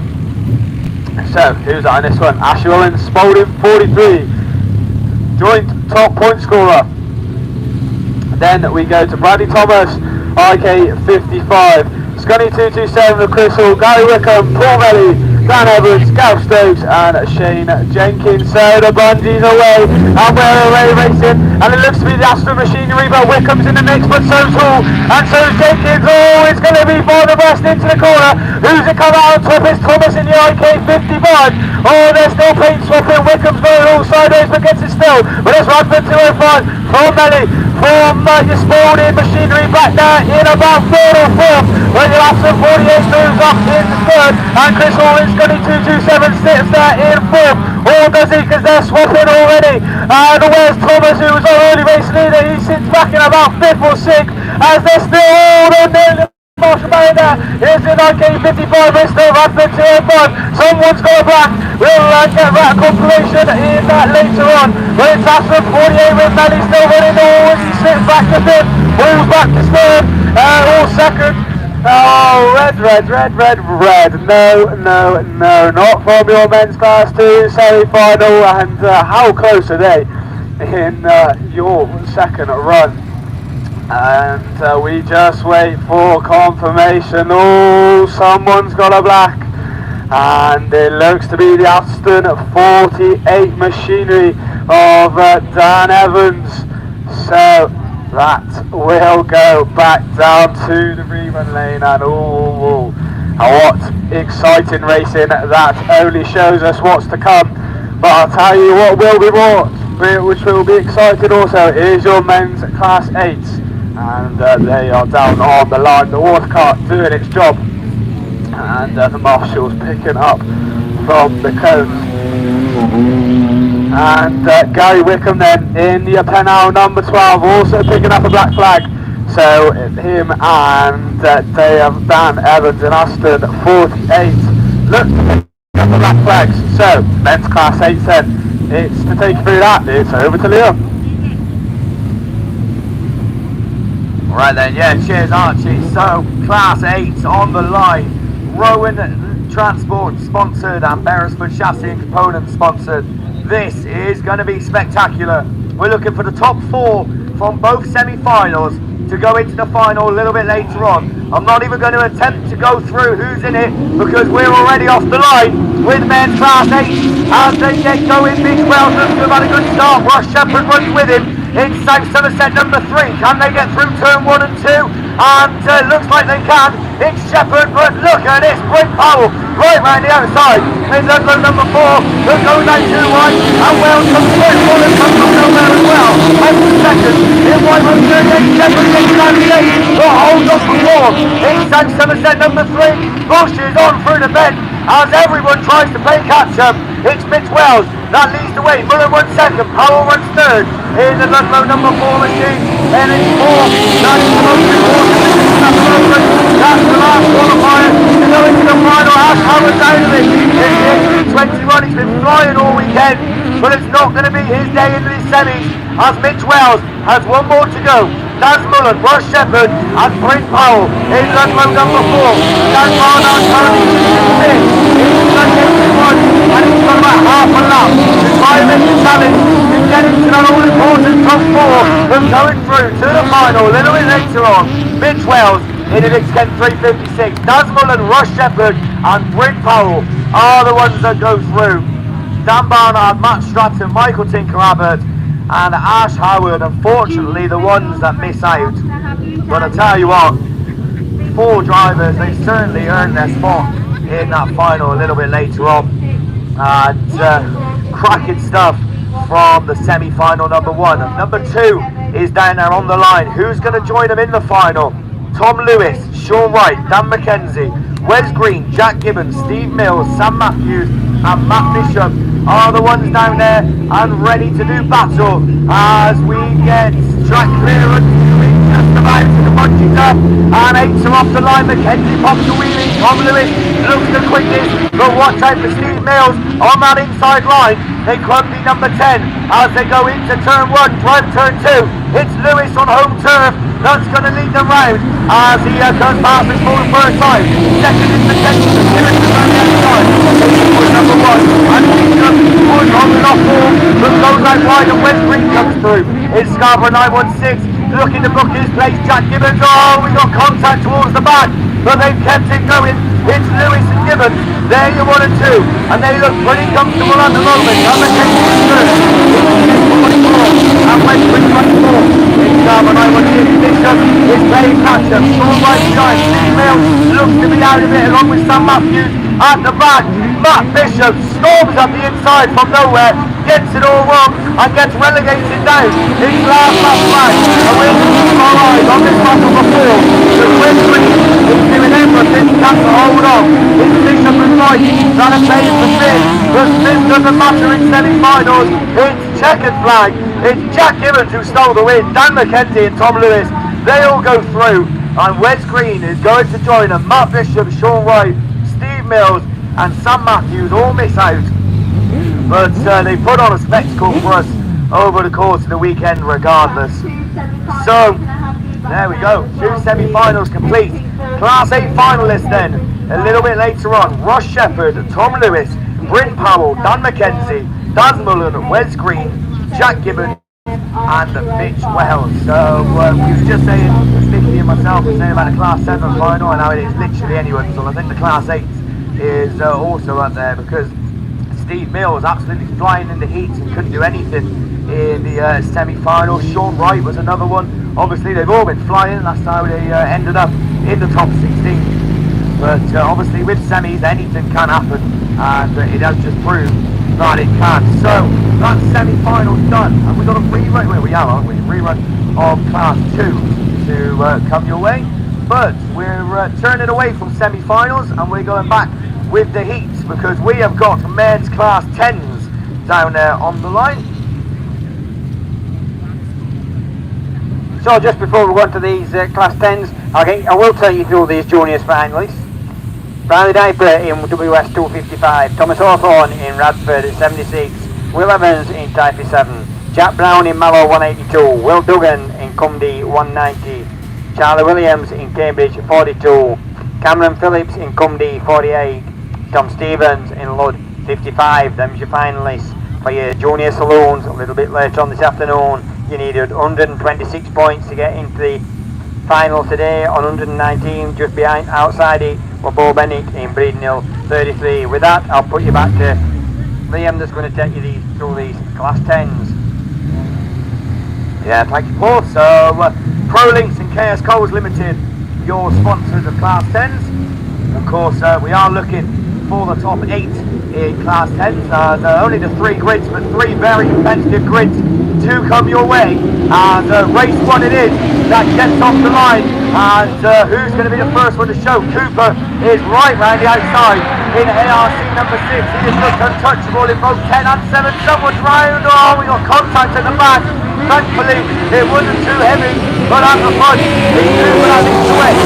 ARC number 6, straight 1 second, last round 1 third, but last looking up the inside.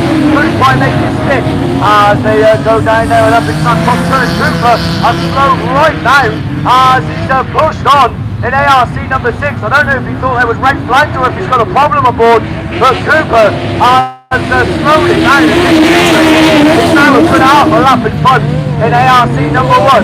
Phil Cooper managed to hold off second as he goes down there, but he has got major problems and now red flags have come out on Class 10. So that was scrappy to say the least, because I don't know if one red flag went up originally and then Phil Cooper just seemed to have slowed right down. I know that we obviously had contact in the early stages and then a lot of them slowed down. Lee Seagraves was in a world of his own because he was just half a lap ahead of everyone else. So red flags come out on that, and we'll obviously let you know what's the deal with it once we find out ourselves. So that'll bring us on to race 2 then of men's Class 10s. And race 2 brings out Mark Pascal in Hereford 250, Darren Grasby in Evesham 122, Phil Young in Evesham 23, Mick Hardy in Scunthorpe 711, Andy Hornshaw in York 7, Luke Bennett in North Wales 62, and Wes Tinker in York 40.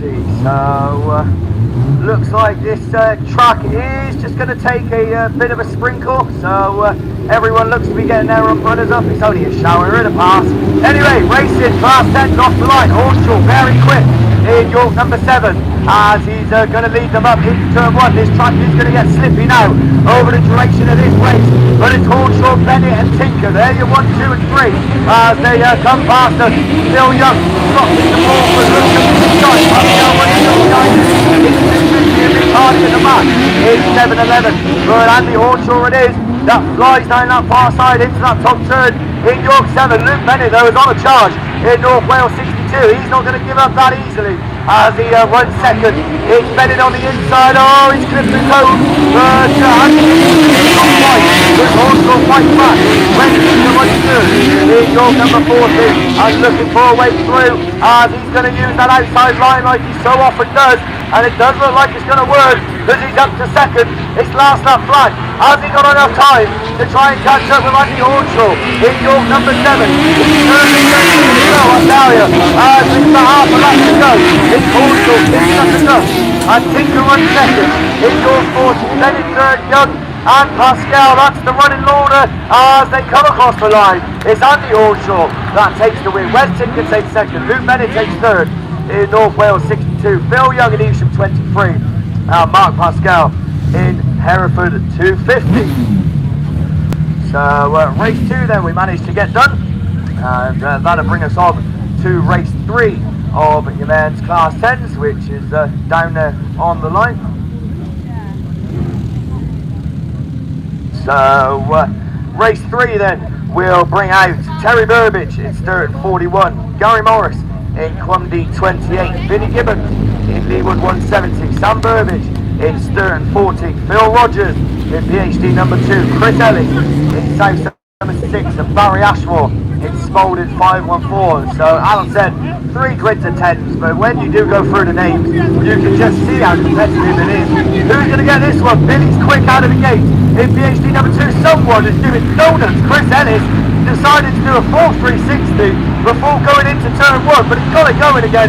But it's Billy from Vinny, that's your 1 and 2 as they come past us. Gary Morris runs third. It's 128 Barry Ashmore. It's by this time. It's Morris 514. Just how wide Gary Morris goes through to second. It's 128. Sam Burbidge looking to get in the mix as well. It's Sturton number 40, but Phil Rogers in a league of his own as he motors onto another circuit in PhD number 2. Gary Morris running very strong in second. Here's the 128. Third is between Ashmore and Vinnie Gibbons. Vinnie switching his line and goes back on the inside. And the right, Ashmore runs behind him. Then the 2 Burbidges as one's facing the wrong way. Chris Ellis is at the tail end. It's last lap flag. Phil Rogers, he is looking to book his place in the final a little bit later on as they drive around that bottom edge. Gary Morris is still holding on second.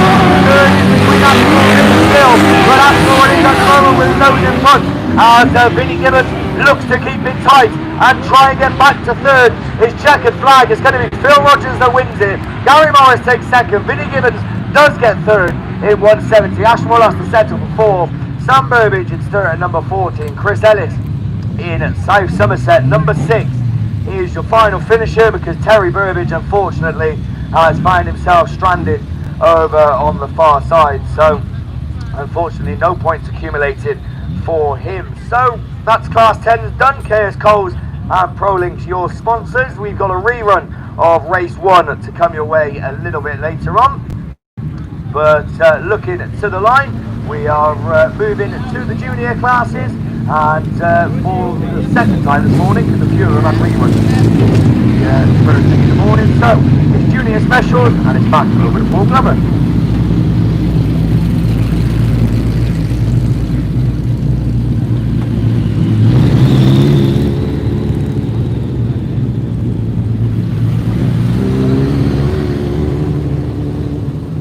So looking onto the junior specials down on the line, as Liam said, we had 1 run of these this morning that finished their second off. These are the 3rd set of heats, sponsored by Liam Evans Tyres and Digit Plantair sponsors for the series. A little drop of water just gone down on this track, but nothing to do with us upstairs put it on. So it is the Typhoon 42 from the Border Counties 115, and then on the outside is the Border Counties 666 of Ian Lewis. That Typhoon 42 Thomas Lloyd is away and clear, stretching away from the rest of the field, and not one that's square wheeled on that bottom corner. Now they're going to get it moved.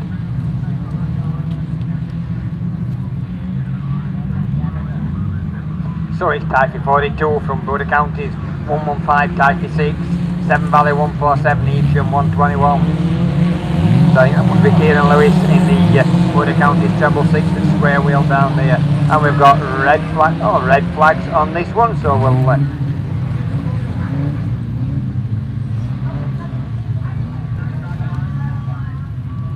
send these back to the pits, and we'll try again with them a little bit later on. Or the one from the bottom corner's got going.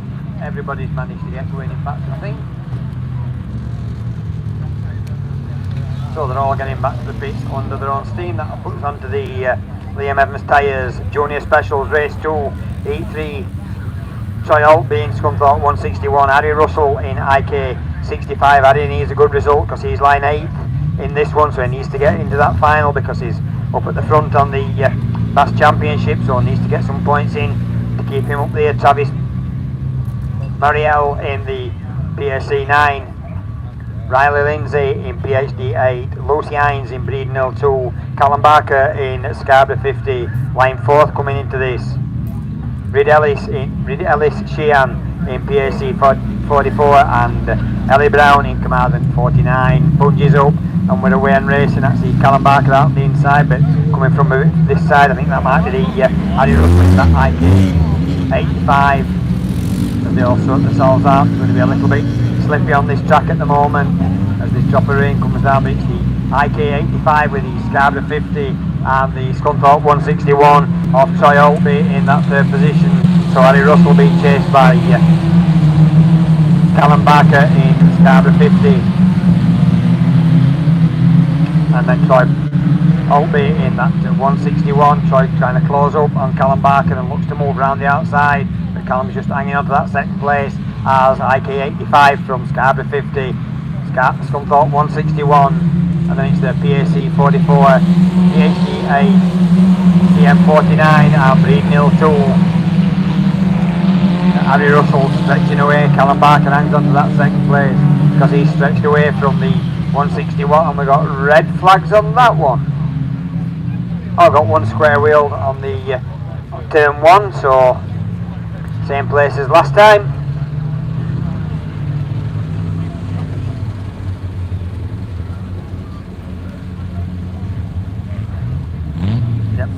So on race 1 that we had that were stopped, 2 cars that were stopped, Melissa Bradshaw in Cambridge 61 and Ciaran Lewis in the Border Counties treble 6, both excluded from the rerun. Not got any answer on this one that we've just stopped at the moment.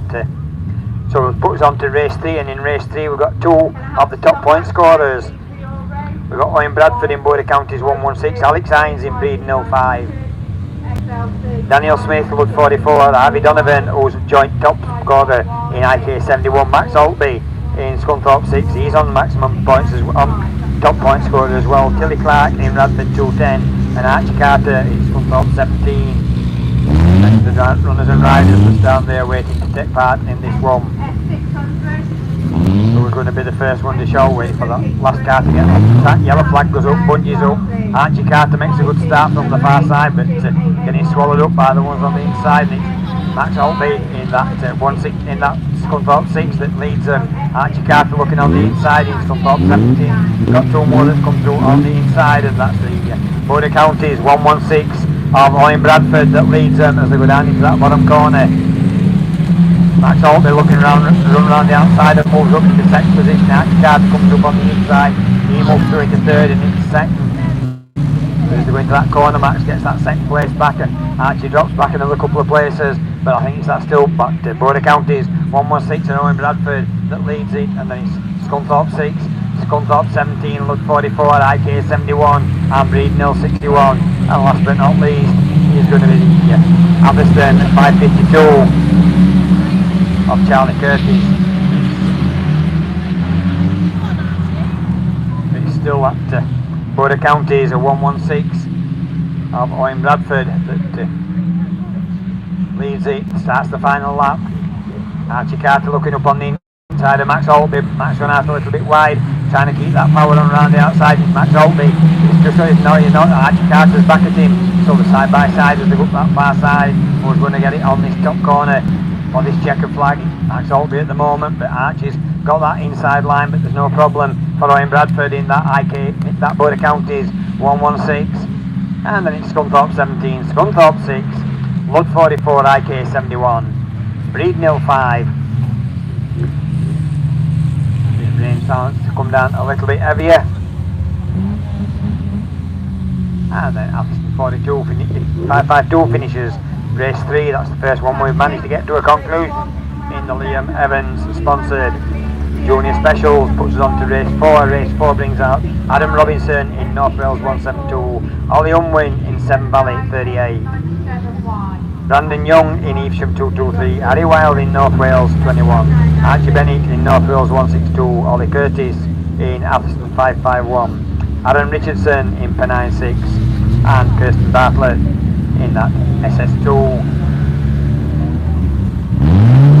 Adam Robinson lying joint 5th and Brandon Young joint 9th as we come into this one, so they're coming from range 1 and 3. Sort themselves out, that's it. Yeah. North Wales 172 on the inside. Adam Robinson like got a good start into that lead position. So they're all just sorting themselves out. One turns round and goes after them. It's 172 from Evesham 223. Then it's the SS2 in that 3rd position. And recovering after the early spin is the Seven Valley 38 of Ollie Unwin, but up the far side it's still that. No, it's not. It dropped back to 172. North Wales 172 dropped back to that 3rd position, I believe. Got one that's square wheeled near the Marshall's barrier, but it is Evesham 223 and spot. SS2, so it's the Evesham 223 Brandon Young that's leading it, being chased by Kirsten Bartlett in that SS2. These two stretching away from the rest of the field. There's not a lot between them two as they go up there into that top corner. So it's yellow flag with a black cross that's going to tell Brandon that he's got one more to do. It's Brandon Young in Evesham 223, Kirsten Bartlett, then it's the North Wales 172 and Adam Robinson, PAC. 1096 of Aaron Richardson at 5th position. The leaders getting a little bit stretched out as this track gets a little bit more slippy.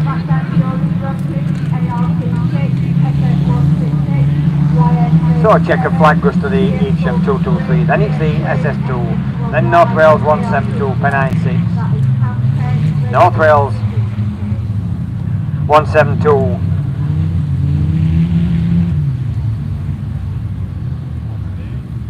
and then it's Seven Valley 38, just got to wait for the Atherstone 551 to come through to complete race 4. That'll put it on to race 5, and it comes through here to come through it.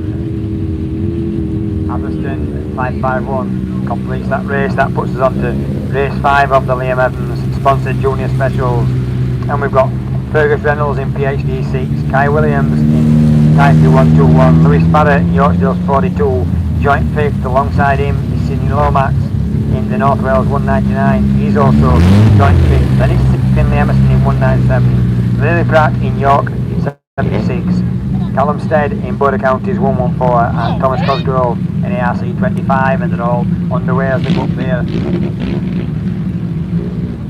Just getting long way up that banking for these Junior Specials.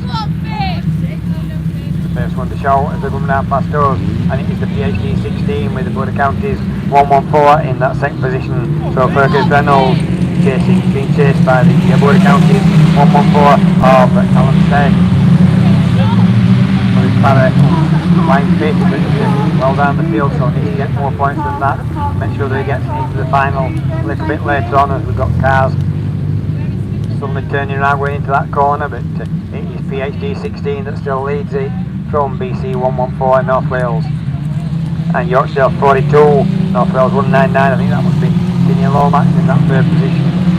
So Sidney Lomax in 3rd and Lewis Barrett in 4th. Them two that's joint 5th, so they could do a few more points, but that might just get them through. As yellow flag with the black cross tells them all one more lap to go, as PhD 16 still leads it with the Border Counties 114, North Wales 199, Yorkshire Dales 42. And then Scunthorpe 197, Finlay Emerson, Taipei 121 of Kai Williams, and ARC 25 of Thomas Cosgrove. Second flag after that is going to be PhD 16. Next place is going to go to the North Wales 199, Yorkshire 42. 1, then we've got the Scunthorpe 197 and Taiki 121. Last but not least, Atherstone ARC 25, but very tricky conditions for these juniors. That completes then. We've got 2 reruns to come.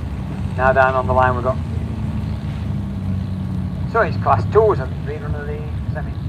So it's a rerun of their semi-finals. It's back to Archie. Thank you very much, Paul. And indeed, the track conditions have changed, what so you could say, dramatically with the weather that has set in, and indeed, is this going to favour some drivers, or will it play a, well, it's certainly going to play a bigger part in your men's semi-finals? And what a semi-final this was, you could say, in the first run of it. And unfortunately, the black flags were given to Gary Wickham in your penalty number 12 and your Atherstone 48, I believe it was, of Dan Evans. But we're away and racing at this time around, and it's Hall and Scunny 227. They all hit the first corner and they all make it around successfully, so that's a good start to this one. So it's Hall and Jenkins, it's the Sporting 43, sorry, of Ash Robbins, as they go into turn 3, sliding conditions, so they've got to be very gentle with the brakes so they don't lock up on this one and go sliding. But it's Robinson that takes it from Hall, and then we go to Melly in PAC 91, and the Radford at 205 is in your 4th place, which is your vital position. But it's still Hall that leads in Scotty 227, Robinson there for Spalding 43, PAC 91, Radford 205, Penheim 87, and IK55, it looks to be picking up a black flag. So your IK55, Brad Thomas, is out of this one. But your top 4, the all-important 4 positions, is led by Hall in your Scunny 227. He's the one that comes around to take the last lap flag, so it's 227. Spalding 43. Belly's in there in PAC at 91. Radford 205. Goggles are coming off already, so just shows you how much spray and mud and vision is going to be a problem in leading up into finals, etc. with the weather. But no problem, and no vision problems for the man from the Scunny Club. He's going to do it. Scunny 227 it is. That takes the win. Spalding 43 takes 2nd. Belly's going to take 3rd in 91, and Radford at 205 of Shane Jenkins will indeed take your 4th and final qualifying spot for your men's class 2 finalists. So they're all done and dusted, and what a race the final will be with your men's class 2s. But it is indeed a men's class 6s down there, so we'll read out the finalists once we get confirmation of your men's class 2s. But who better to take you through your men's class 6s than Mr. Tim Jones? Thank you, Arch. Yeah, so men's class 6s, heat 3, race 1 of rerun. So it's a bit of a completed field from where we are. This is going to make the track a little bit challenging for these class 6 boys. But sure they've all been there before. But let's see who comes out to play. Dalton Thomas it is that is on the outside. Richard Jones also in the company 279. He's got it all repaired and back out. And he's the one that leads into the first turn from Dalton Thomas in Commander number 8. He's at the slots into that 2nd place slot. That's going to be the Scarborough 97 machine. That's Joe Grayson at the wheel of that one. Martin Bowen in 4th place. And all comes number 5 Sam Fred. Holding 2 and 4, but Richard Jones it is that leads them down the far side into turn 1, and a bit slower pace than earlier, but still finding a bit of grip and a bit of drive as he comes round once again. Still your race leader, 279, Scarborough 97, Commander number 8, Border County 5, and Sam Fred is folding 284. No Thompson for this one, but we have got the company 279 machine, Richard Jones, and still your race leader. Then challenge going on for that 2nd place stop with Dalton Thomas and Joe Grayson, Commander 8 and Scarborough 97 respectively. As side by side we go, Dalton Thomas then nice and tidy around the coast, and Grayson goes wide. right against the Arco. Martin Rowan also into as well, Mechanic 5, and Sam French folded 284. But into the last lap then we go. Checkers then at the ready. It's 55 points on the board, and we'll see you in the final then. Richard Jones, company 279, then takes it. Don Thomas in command and 8 from Joe Grayson in Scarborough at 97, and Martin Bowen in Border Counties 5. And coming round to pick up a few points, and that's going to be Sam French in Spalding 284.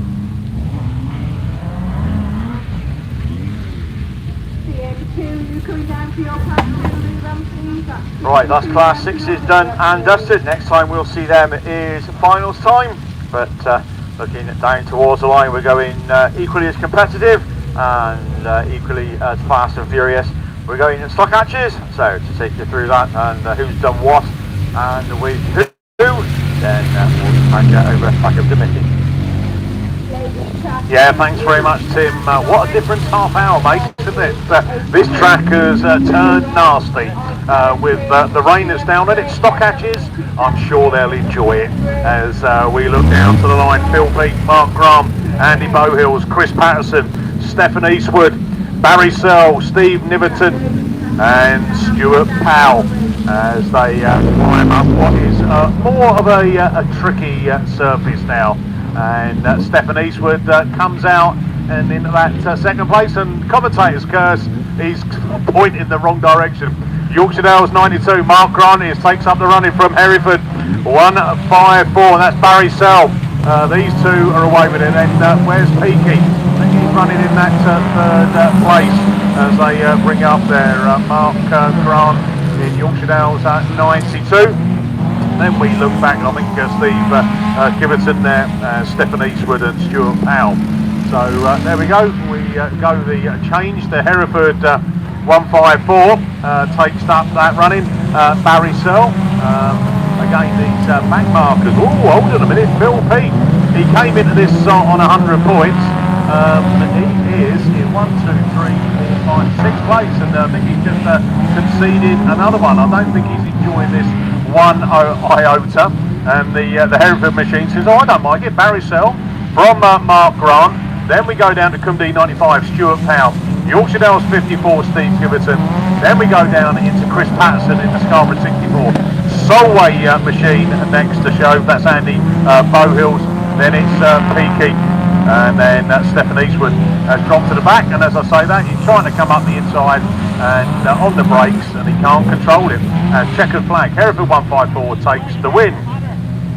That's Barry Searle from Mark Grant. From that Cumdee 95, Stuart Powell. Yorkshire Dales 54 of Steve Kiverton. Chris Patterson, Solway 39, Andy Bowhills, and then Phil Peake, who in Yorkshire Dales 33, surprisingly towards the back of the pack, and Stephen Eastwood just finishing off that stock hatch. So SGS Gas, our series sponsor, and M&C Light Haulage, our weekend sponsor. So I'm sure the F600 sat on the line are overly impressed that the track is in this condition. They've waited and bided their time for their 13s, but unfortunately it's going to be wet. So love isn't all around, by the way. Yorkshire Dales Triple A, Pete Bilby out of lane 7. James Brown, I'm feeling good, Scunthorpe 881. He's equal first on points. He's had a win in the second. Alongside him is White Rose 1, Trevor Frost. Then we got Sam Flatt, Melton 115, Graham Foster Vigors, Yorkshire Dales 66, and Mike Flatt in Melton 15. So SGS Gas are sponsors of the F600, and Honeyborough Garage are our weekend sponsors. So off we go, we come up the hill, and there's Graham Foster Vigors. He's obviously been washing his car. He'll need to wash it again because he's just been absolutely covered as we come through. James Brown leads it from Trevor Frost, Graham Foster Vigors. Then it's Pete Bilby, the Melton 15, and that is Mike Flatt, and then Melton 115, Sam Flatt. So I know what James Brown's been on this weekend. He's had some good diet because he is absolutely flying. In the 600, Scunthorpe 881 then leads them round turn 2, down the hill, and look at the the sloppy, wet stuff coming off the track. And Frosty's going to be under pressure because Graham Foster Vigors goes for an outside line right through.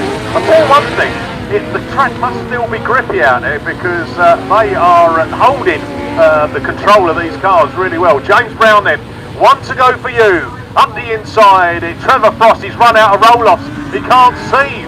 Graham Foster Vigors in Yorkshire Dales 66 third. Then it is the Yorkshire Dales machine, that's Pete Bilby. Mike Flat in the Melton 115. Where's Sam? Oh, there he is. He's come round. He's in the final position, just easing it round that turn 3. But checker flag at the ready. James Brown, you do feel good because you've just won another race. From Trevor Frost in White Rose 1. Graham Foster Vigors in Yorkshire Dales 66. Pete Bilby, Yorkshire Dales Triple A, the next over the line. A little bit of a gap before we get down to the Melton 15, and that is Mike Flat. And Sam Flat will be the final one. Melton 115, who's going to himself, thank God for that. They've finished that. Up on the line, I'm looking over at Liam, he's in, and it's a 10 rerun, so over to Liam. Yeah, cheers Mick. So I think we're just going to have a bit of downtime before we do go with these class 10s, because I think the water bowser is probably going to come out and sprinkle the track. So class 10s down along the line, race 1. This is the one that was a little bit messy when we attempted it the first time. And I'll tell you what, it's a completely different track to all it was when we did attempt it the first time. So we're going to see what the class 10 boys can do on this track in these conditions. Who's going to be the first one to show? Seagraves it is. That looks quick from the inside in ARC number 1. What's going to be the best line to take around here? As they throw the cars out. Well, Seagraves has got the right one as he leads away. That's Bowen 1 second. But Kelly Bishop decided to take the right line in the machine, and it's worked, but she's going to shave off the speed as Seagraves fights right back around the outside in ARC number 1. They're virtually 3 abreast. They go into that top turn, 4 and a time. Seagraves is sticking to the wide line. I think he's found the grip, but Phil Cooper has come out from nowhere in ARC number 6 and takes up the running on. Kelly Bishop gets it all wrong. Seagraves now switching to the inside line in ARC number 1, who obviously wasn't happy with how he was getting on. Lance Bowen is up to 3rd. Kelly Bishop is trying to fight back in the 80 Sobry machine. His last lap flag, if they can see it, as Phil Cooper it is, showing that he can master it in any conditions in ARC number 6.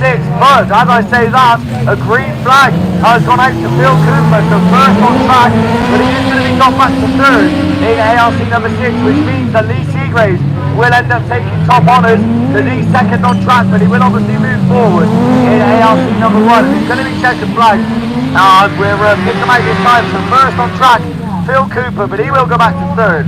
So it's Lee Seagraves that will take maximum points in ARC number 1.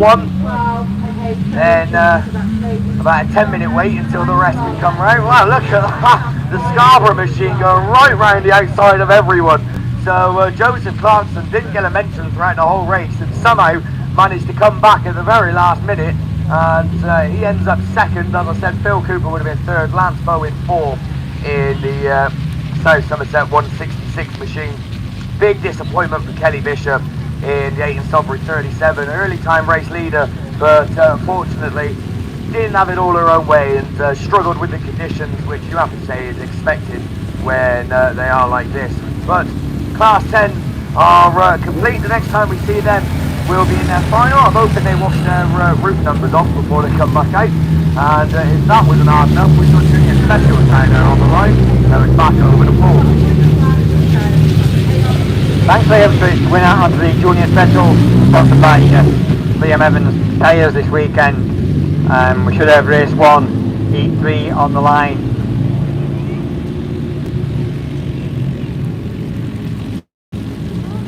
So it looks like we're ready for starters orders. Yellow flag goes up, bungee goes up, and we're away and racing with the Junior Specials. It's that Type 6 to Lego Evans, just the first ones to show straight out the gate.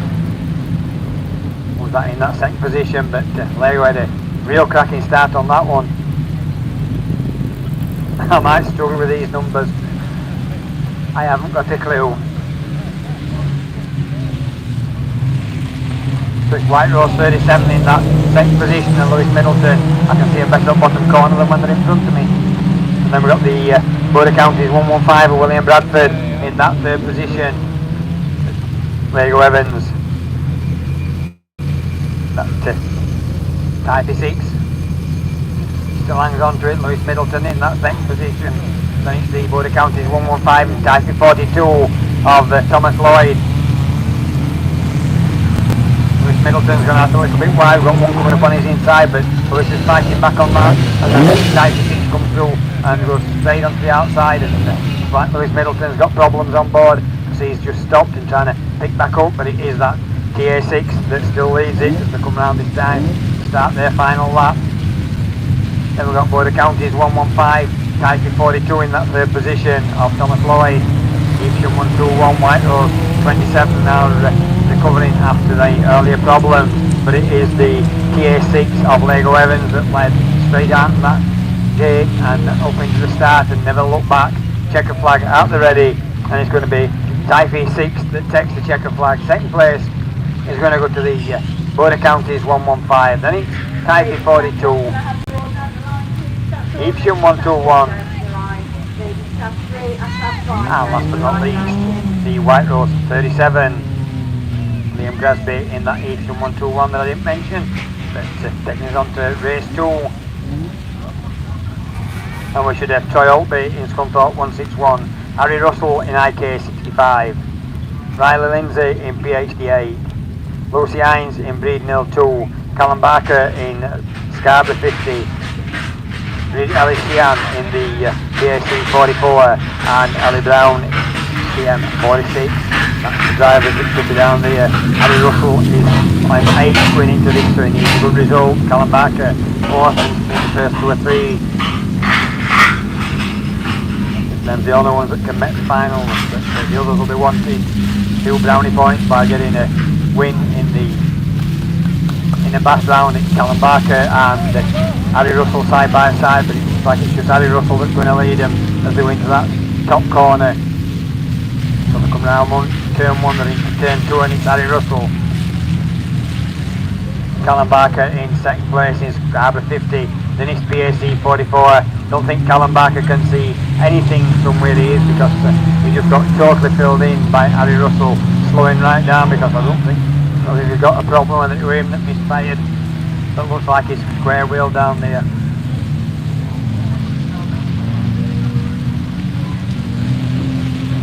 So we've got IK 865 that leads it, and then it's Scunthorpe 161 on PAC 44, so it's Troy Holtby in second place and the 44 of the Ellie Sheehan.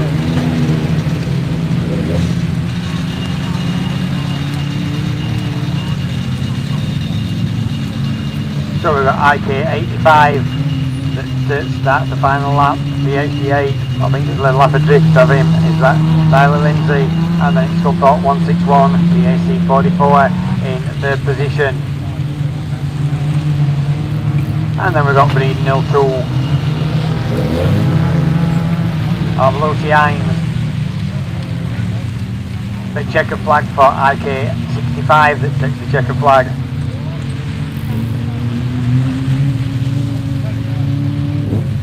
And then second place goes to the Scunthorpe 161, BAC 44, PhD 8 is a lap adrift.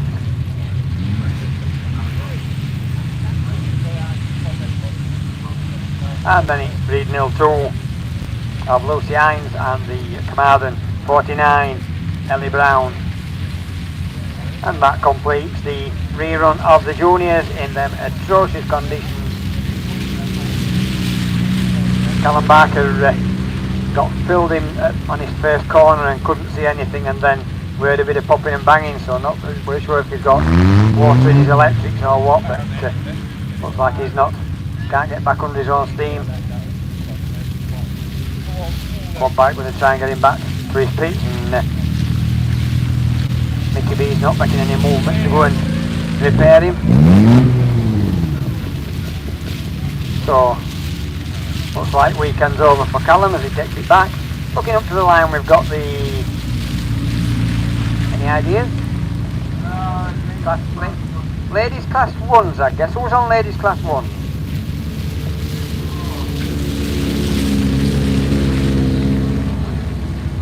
Right, yeah, cheers, Paul. So, ladies class 1s are down there on the line. And tell you what, 1000cc class 1s are going to struggle in these conditions. But, like Mickey said earlier, there is obviously still some grip out there, especially in the fast passes. We've seen it.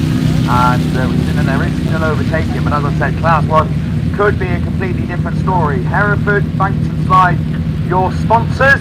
And already then we are away. How many we got in it? 4 cars, I think, are running in this one. And the first one to show is going to be the Hereford machine, I think, of Kelly Holland. But as I say that, Lucy Wickham has gone right round the outside in pen out 27. So Lucy Wickham it is. That takes up the reins. Oh, Kelly Holland just getting it a bit wrong in Hereford 181. That allows Amy Barrett to go through into second in the Cambridge machine. Wessex 20 runs in fourth of Charlotte Hart. And the one at the back is Charlie Prettyjohn. She's got work to do. Obviously not a fan of the wetter conditions as she finds herself back. But like I said, there is overtaking, and this is being proven because the battle for second and third was on. As I say that, then the Cambridge machine of Amy Barrett has pulled off, but she's being caught up again as Kelly Holland looks right back up the inside in Hereford 181. So we've certainly got a race on our hands here as Amy Barrett has slowed right down in the Cambridge car, and it's all gone wrong for her. She virtually come to a standstill. Charlotte Hart has had to avoid her as your race leader Lucy Wickham starts her final circuit. Kelly Holland still in second in the Hereford 181. Charlotte Hart has managed to get her car going again in third in Wessex number 20, and Amy Barrett, after running very well in the earlier stages of the race, unfortunately finds herself at the back. But still, if she can finish, it'll be 4th place point, which could prove to be very valuable. Checkers flag's going to come out. Lucy Wickham then is going to take another win, her second one of the weekend, and book her place in the final a little bit later on. Kelly Holland it was who takes second in the Hereford 181 machine. Third is going to go to Charlotte Hart in Wessex number 20. And as I said, as long as Amy Barrett can finish the race, she will get 4th place points, which is exactly what she's going to do. She comes past us in Cambridge 226. So Charlie Prettyjohn then, unfortunately, not accumulating any points in that one as she found herself stranded over on the far side. She's got it going again to make her way into the pits, but no points in heat 3. So race 2 is down there on the line. Nia Jones is coming out of lane 1 in Typhy 352. Claire Compton in North Shropshire 951. Kesme Adams in Penhouse 63. Hannah Baxter in Breednill 43. Gail Davis in Ludlow 77. And Emily Grayson coming from lane 6 in Scarborough at 95. And it is Emily Grayson who gets the best of starts in the Scarborough machine, but Claire Compton's going to go with her in the North Shropshire car. So it's Minnie versus Yaris, and at the moment the Yaris looks to have got the nose in front as Claire Compton takes up the reins at the head of affairs and leads the way. Emily Grayson runs second in Scarborough 95. Nia Jones third in Typing 352. Penhouse 63 of Kesme Adams runs fourth, with Hannah Baxter in fifth in the Breednill 43 machine. So your race leader running well and looking like she's got the hang of the wet track as she goes up into that top turn 4 another time. Emily Grayson still second, but no answer to your race leader Claire Compton, who looks to be pulling away, if anything, at the front in North Shropshire 951 with 2 more to go. Third is still Nia Jones in Typing 352. Kesme Adams is running fourth in the Penhouse 63 machine, and Hannah Baxter off the pace in Breednill 43 as she's the one with work to do. But at the front it's going to be last lap flag. Claire Compton got her nose in front in the first corner and hasn't looked back since. With 1 more lap to go, it's going to be the Yaris that brings them round for the penultimate time. Emily Grayson in Scarborough 95 still runs in second in that mini with Nia Jones. Nia may have just made a little bit of ground on her in third, but certainly not enough to try and make a challenge on your race leader. Claire Compton goes into that top turn for the final time. It's going to be checkered flag, and it's going to be 55 points as she's another one who books her place in that final a little bit later on with 2 wins and a second. Emily Grayson takes second. I don't think that'll be enough. She was joint 8th so she will have to wait and see. Nia Jones takes third, Kesney Adams takes fourth, and Hannah Baxter is going to be the final one across in Breednell 43, picking up, what did she get, fifth, 21 points for Hannah, and rounding off race 2, so halfway there. 4 races scheduled of your ladies class 1s, and obviously a couple of drivers have been missing from the races, whether that's due to mechanical damage or whether they looked outside and thought, no, that's not for me. So as I said, a depleted field again down there on the line, but a competitive one nonetheless. Jess Browning should be down there in St. Neots 41, Stacey Mills in Leewood at 146, Becca Joyce in Aston 13, Karen Thomas in Taipei 18, and Victoria Tilton in St. Neots 296. So we've got 4 of them, and Stacey Mills we can certainly pick out in the Bright Machine, and she was joint second in the points through the 2 rounds qualifying, so obviously a win here will definitely put her into that final a little bit later on. I tell you what, the car isn't going to look like that by the time it's finished at the end of the day. Karen Thomas runs in second in type number 80, and pulling away now from Becca Joyce in Appleton 13, who runs there in third, and Victoria Tilton is taking it 296, running at the tail end of the field. But your race leader into that top turn for another time, 2 more to go. Stacey Mills it is that looks to be pulling away now from Karen Thomas in Taipei number 80, as Karis looks pretty comfortable in second. It hasn't been her weekend. She only picked up, what, 21 points over the course of the 2 rounds. I think she only made it about 100 foot off the line in heat 1, but running better now with a second. But Stacey Mills certainly been her weekend so far, first and a second, and it looks like she's going to add another win under her belt as she starts her final lap in Leewood 146. Karen Thomas still second, time B80, and a bit of a drop back until we go 2 to 2 micros at the back. Becca Joyce being the first of those in third in Appleton 13, and Victoria Tilton in fourth in the St. Neots 296. So I think if there is going to be any positional change, then it will be to third and fourth, but Becca Joyce doesn't look like she plans on making a mistake anytime soon. But checkered flags out, booking her place in the final a little bit later on. Stacey Mills it is, goes through in Leewood 146.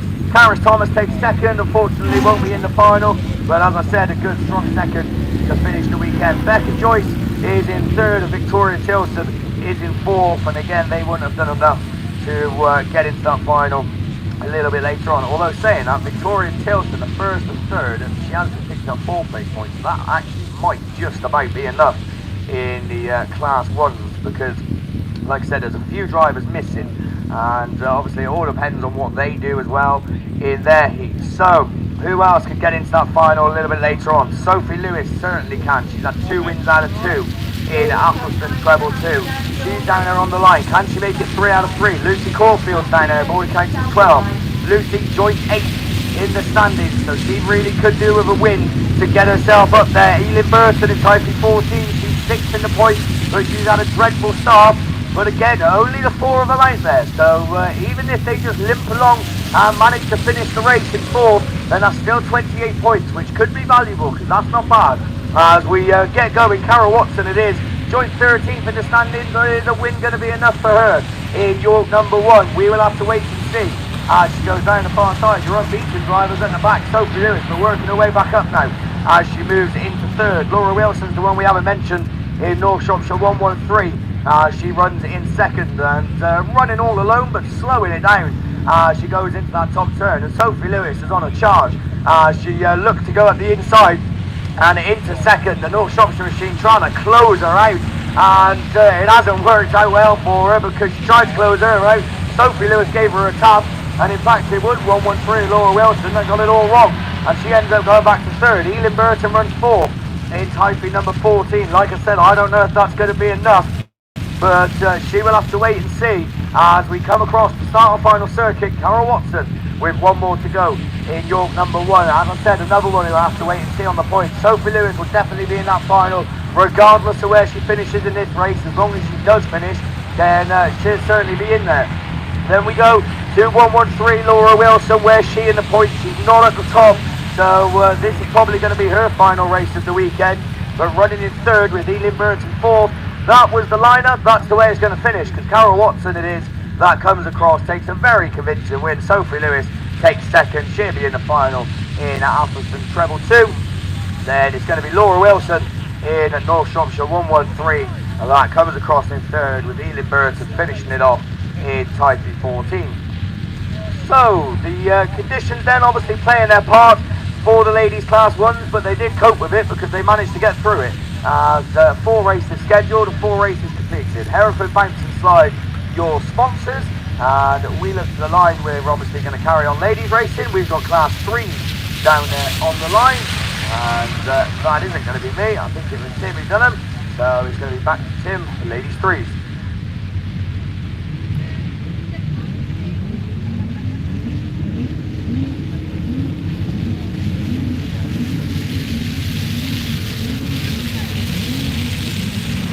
Right, yes, thank you Liam. So ladies class 3, each 3 away from the line. So a bit of tricky conditions for these ladies, but Jade Russell in Yorksdale's 86 makes the best of it, and leads through a bit of a slip in turn 1 and turn 2 as they come back round towards us for the first time. I think that's Catherine Bainan in Kamala number 3.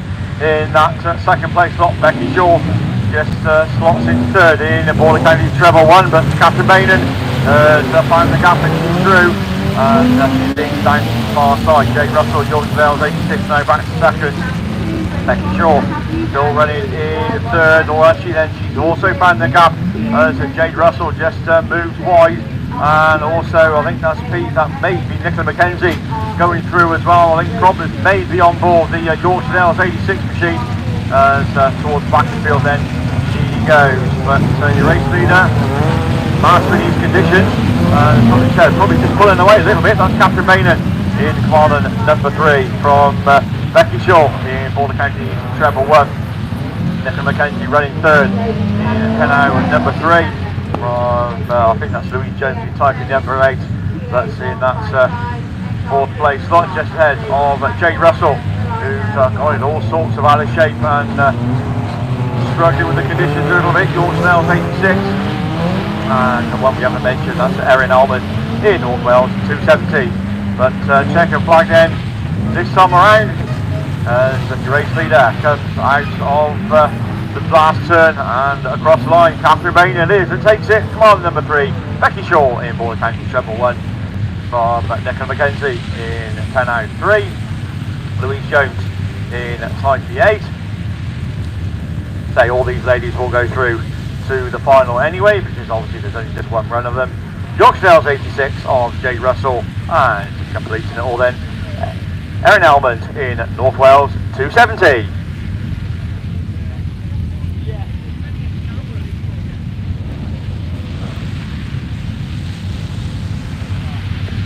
Right, so JCB then on the track, and I think we've got some more finalists for you. Archie, who's made the class 2 final. Yes, thank you Tim, and yes, so it's coming in to your men's class 2 finals. York 16 of Brad Ellison, Spalding 43 of Ashley Robinson, St Neots 34 of Daniel Robbins, Scunny 227 of Chris Hall, Anthony Conway in Scunny 126, Jamie Lillington in South Somerset 45, Shane Jenkins in Bradford at 205, and Paul Melly in the PAC at 91. So ladies class 5 is back over to Mickey B. Yeah, thanks very much, and we are off and running already.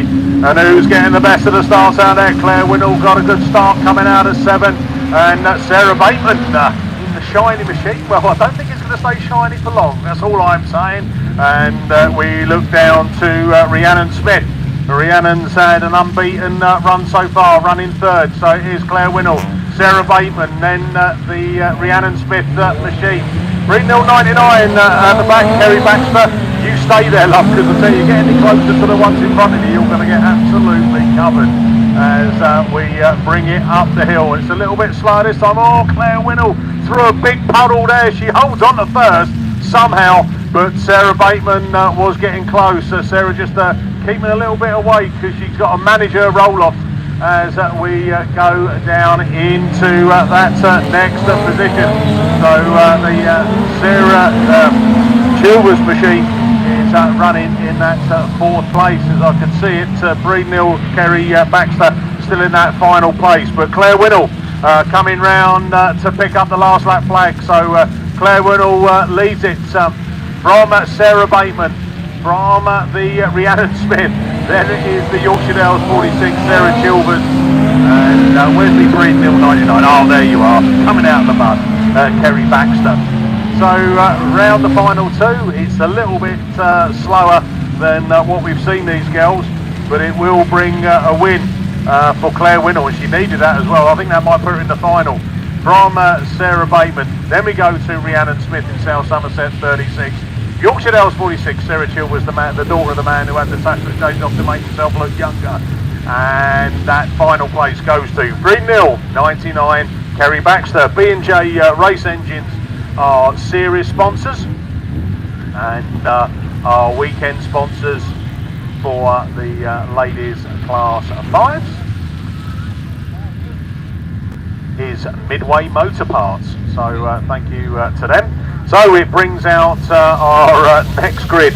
Nicola Jesse, York 44, running third at the moment, 90 points. Jessica Bradley, Lindsay Pittman, Amanda Mason, Michelle Ellis, Stroudon District 33, who's unbeaten thus far, and Kirsty Godfrey. Kirsty's running 7th, so yeah, all to play for on this one, as we've got the engines are revving, but we're still waiting for track clearance, as we look to that first marshal post, and are we ready? Are we not? Has it eased off raining, by the way? I think it has. So they said that we'd have this rain for about an hour. That has actually come through. Oh, we got the JCB coming round with some tyres. Oh, right, okay. So yeah, we've just got a little bit of right, okay, just a quick announcement out there. I know we had a chap come up to us in commentary about have we got the Class 10 finalists. Well, just to let you know, there is going to be a runoff in the Class 10. Spalding 514, Barry Ashmore against Scarborough 81, Joe Clarkson.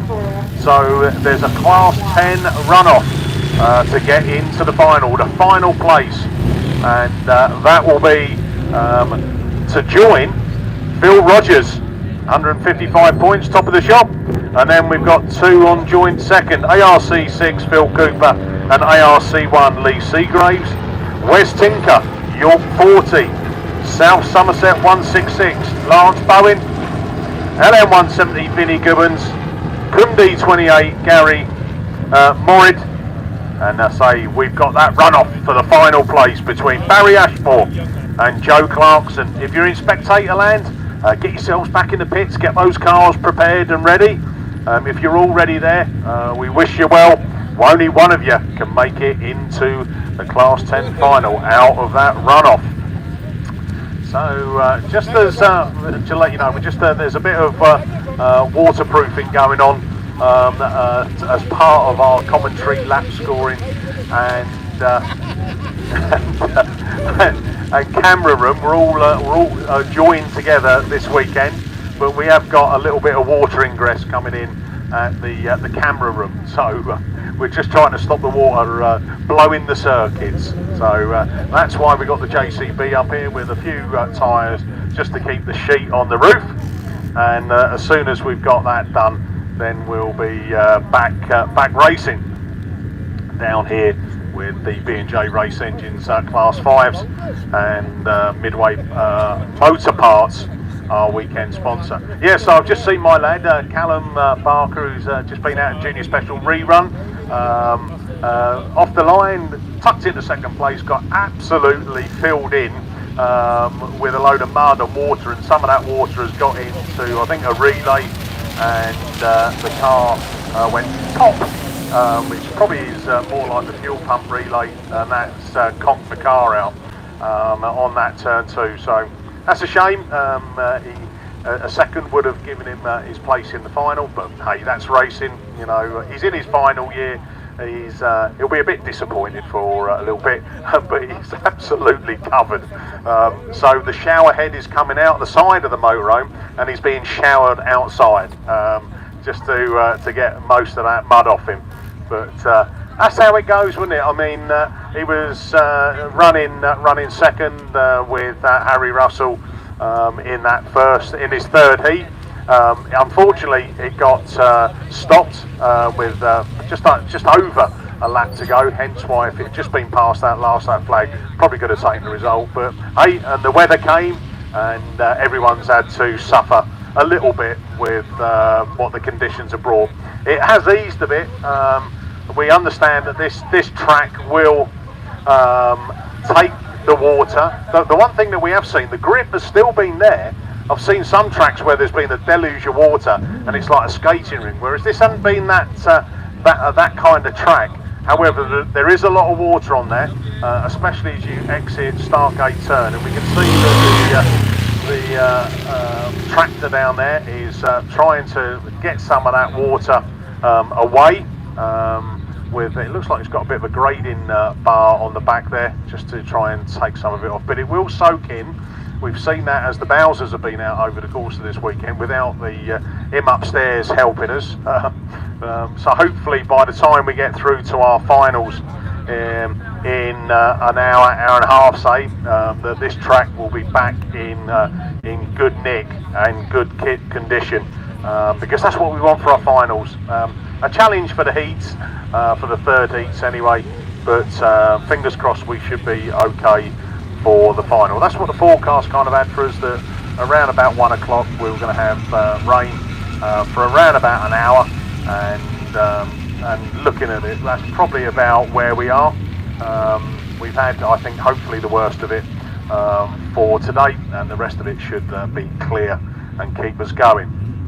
So just as we wait for track clearance, still a bit of machinery doing its job and making its way off the track, which is good to see, which means that we should be back racing with ladies class 5s, and engines are revving this time, bungee lifts. Let's go racing. I think Lindsay Pittman's had a bit of a good start, but Michelle Ellis a little bit sideways, but keeps it in the right direction as they ease it up into turn 1. I think it's Kirsty Godfrey that's got her nose in front, and she'll be happy with that because there's no mud flicking up at her from that Michelle Ellis, Lindsay Pittman, then it's Nicola Jesse and Ludlow 24, Jessica Bradley, as they are your 5 that are running and riding. And Kirsty Godfrey has got the position that she wanted, number 1 without anyone in front of her, and that's why you can still see the colour of a car. So here we go, Kirsty Godfrey from Michelle Ellis, from Lindsay Pittman in that South Somerset 7, 4th Nicola Jesse in York 44. 4th place points, I think should be enough points for Nicola to get into the final. Jessica Bradley in that Ludlow 24 is now being stranded a bit at the back of the pack. But round we come this time. Last lap flag being shown. Kirsty Godfrey, 1 to go for you then in Cambridge 10. From Michelle Ellis in Stratton District 33. From Lindsay Pittman, South Somerset 7. Nicola Jesse, York 44 in 4th. All have picked up their last lap flag. The last person to see it is that Ludlow 24, Jessica Bradley. And the top 4 of these are climb the hill, and they bring it round 1 and 2 for the final time. Checker flag at the ready. Kirsty Godfrey takes the win in Cambridge 10. Second goes to Michelle Ellis in Stroud District 33. Lindsay Pittman, South Somerset 7 in 3rd. 4th goes to Nicola Jesse in York 44. And then that final position will be Ludlow 24, Jessica Bradley. So there's your ladies 5s done and dusted. Up on the line we go, ladies Super Saloons. Our series sponsor Maxport, and our weekend sponsor Design and Fabrication Limited. So Heat 1 brings out Ali Ashmore, Alice Bevans, Shamel Clayton, Michaela Dance, Ellie Lockwood, Emily McKenzie, Tracy Bainbridge. So Ali Ashmore 4th coming into this. Michaela and Ellie equal 7th. Emily McKenzie equal 11th. Tracy Bainbridge running 6th, Alice Bevans, top point scorer in this one, coming out of lane 7, and she is running in that second place. So here we go, we are off and running, and Michaela Dance knows she needs some big points, and oh, she's hit a wet patch, and she's round and on the infield. Not your weekend, Michaela. Tough luck as they bring it round 1. There's been a swap and change of place.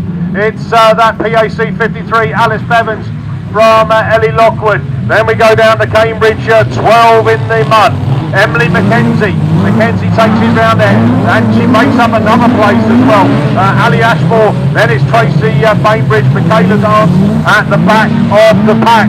As it's not as quick as I told you before, but they're doing the best that they can in these tricky conditions. So Alice Bevans, round she goes, and Alice is 91 points. This will put her in the final. From the Cambridge 12, Emily Mackenzie. Mackenzie doing her best. Ellie Lockwood under pressure there from Ali Ashmore. Ashmore up the inside of Lockwood and moves up a place into that third. Tracy Bainbridge still 5th, and then Michaela Dance running at the back of the pack. But last lap flag, 1 lap to go. Alice Bevans going, thank God for that. 1 more to go from Cambridge 12, Emily Mackenzie. Then it's Ali Ashmore as we go down into Ellie Lockwood. Yorkshire Dales 41, and that's Tracy Bainbridge, PAC 5 of Michaela Dance. Michaela won't make it into the final with these points, but I'll tell you who would, and it is PAC 53, Sister Act, one of them is in, and it's Alice Bevans. From Cambridge 12, Emily Mackenzie. Ali Ashmore in that third place. 4th goes to Ellie Lockwood in that Scunthorpe 393. Tracy Bainbridge in Yorkshire Dales 41, PAC 5, Michaela Dance. Michaela was quick off the line and just hit a patch of water, spun the back out, and that means that she finished in that final place. So more class 7s on the line. So we've got a black Volvo. If you've got a registration BJ57 SVS, oh SYS, all right, SY? Yeah, it is. So it's a black Volvo BJ57 SYS. If that's yours, can you please go and move it, please? You're blocking people in. Thank you very much.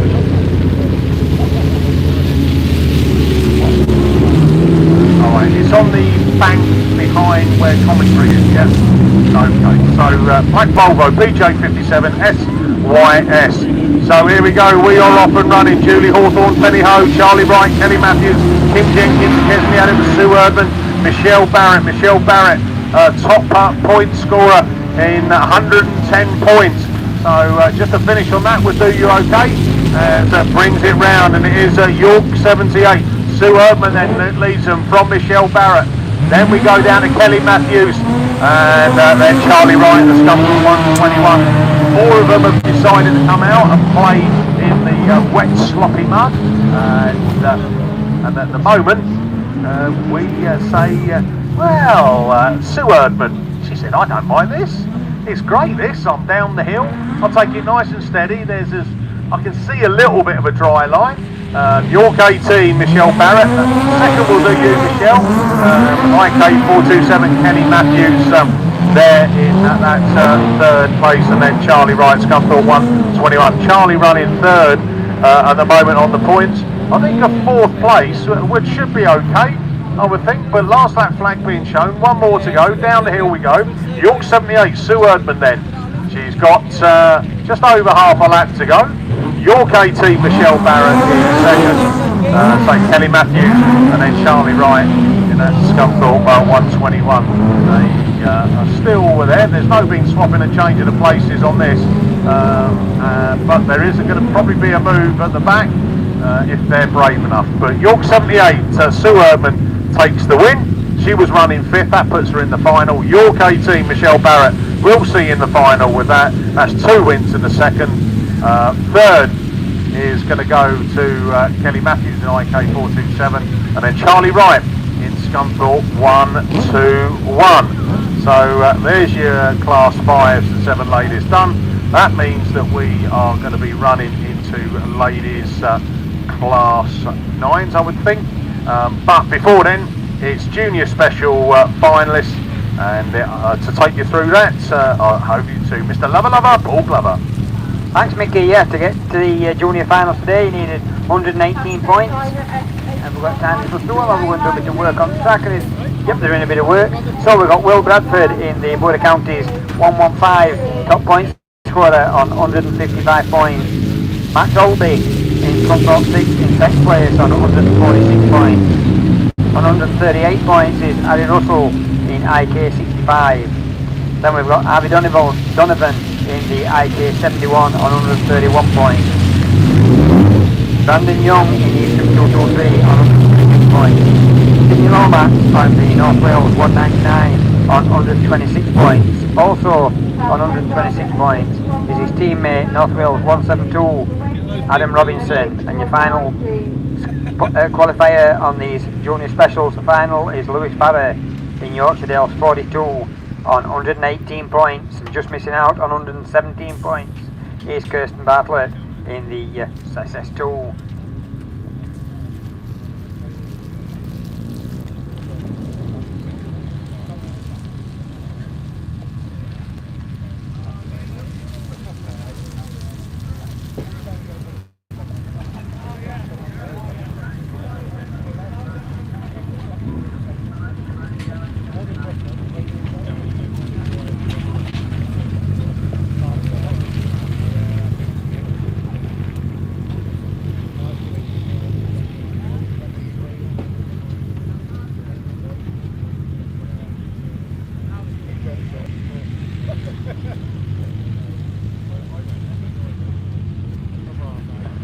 So looking down to the line, we've got the ladies class. There should be class 9s and F600s, but I can see a gap on the line. It looks like the F600s decided that it's not coming out to play in this, and I don't blame anybody who don't come out in these conditions, because this, unless you're fighting for points to get into a final, these conditions are really, really bad. You're just getting these tractors on to get a little bit of this, try and move a bit of this moisture, because now it's stopped raining. Hopefully it'll soak in fairly quickly. There did look to be some grip on that inside, it's just that after the first couple of laps it's all a brown car chasing a brown car. So we're having engines, and we're away with the Mrs. B Animal Feeds sponsors ladies class 9s, and that looks like Katie Adamant again, straight into the lead in Y6. On the outside we've got the NS98 of Ashley Traylor, but I think there's only Katie Adamant that will be out. In fact, you can't even see where you're going in a special when you're at front. Breeden L3 in that third position, and that's Lindsay Weir in that one. Sharon Barker in E26, all the work to do from the back of the field, but all these ladies will be in this final a little bit later on. And it is Katie Adamant in Y6. Some of these have come out because they need points for the BAS Championship as well as to get into the final, but it's Katie Adamant in Y6 that leads them as they come round here to complete another lap. So I think that's Ashley Traylor in that Border Counties, that's North Shropshire 98 with the Breeden L3 of Lindsay Weir. I think it might be Chloe Richardson in the Pennine 5, but I'm not certain in that fourth position with the E26, the Sharon Barker going around the outside of it.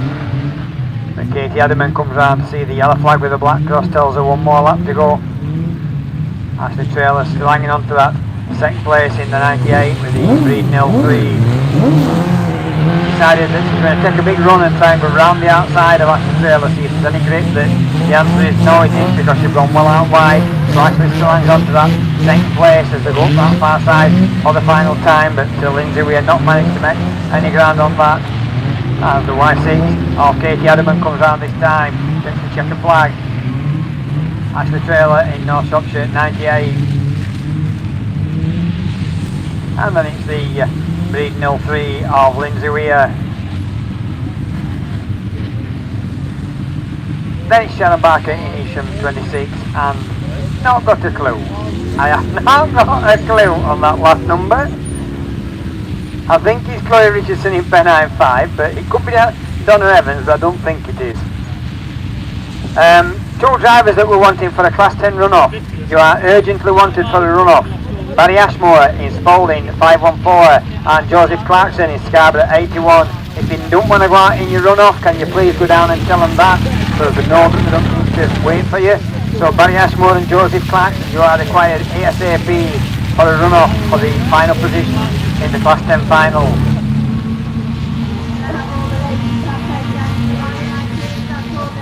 Ladies 2s indeed are off and running. I think that's Lara Jones and Wickham's in there and Penal 13, the Type 17 it is there that takes up the running with Bradford 80 and York 190. So only 4 runners and riders in this one, but it's Lara Jones in Type 17 with Wickham and Penal 13, Bradford 80 and York 190 as they all slow it down in turn 3. They're all trying to ride the cones and try and run the dry line. But it's working for the lady from the Tidy Club. It's Lara Jones in Tidy 17, Wickham still there in second as the York 190's a spinner over on the far side.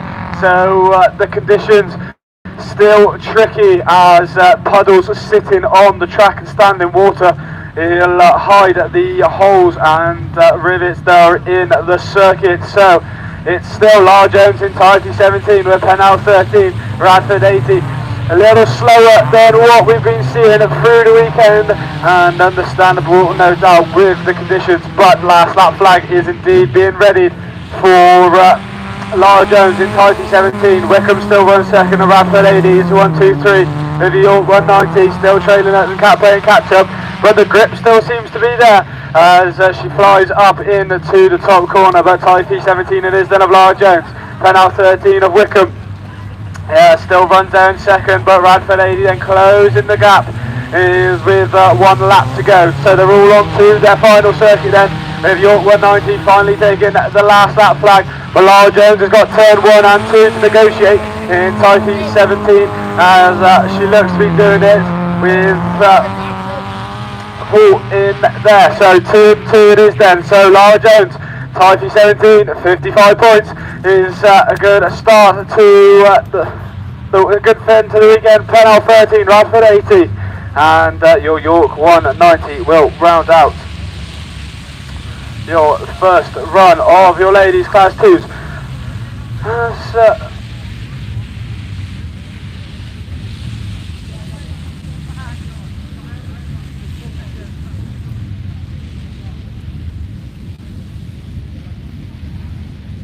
So the second run of ladies 2s will be upon us. Let's have a look. I think we can see the Scunny 126 Jessica Roberts is down there. She looks to be coming out about grid 4 or 5.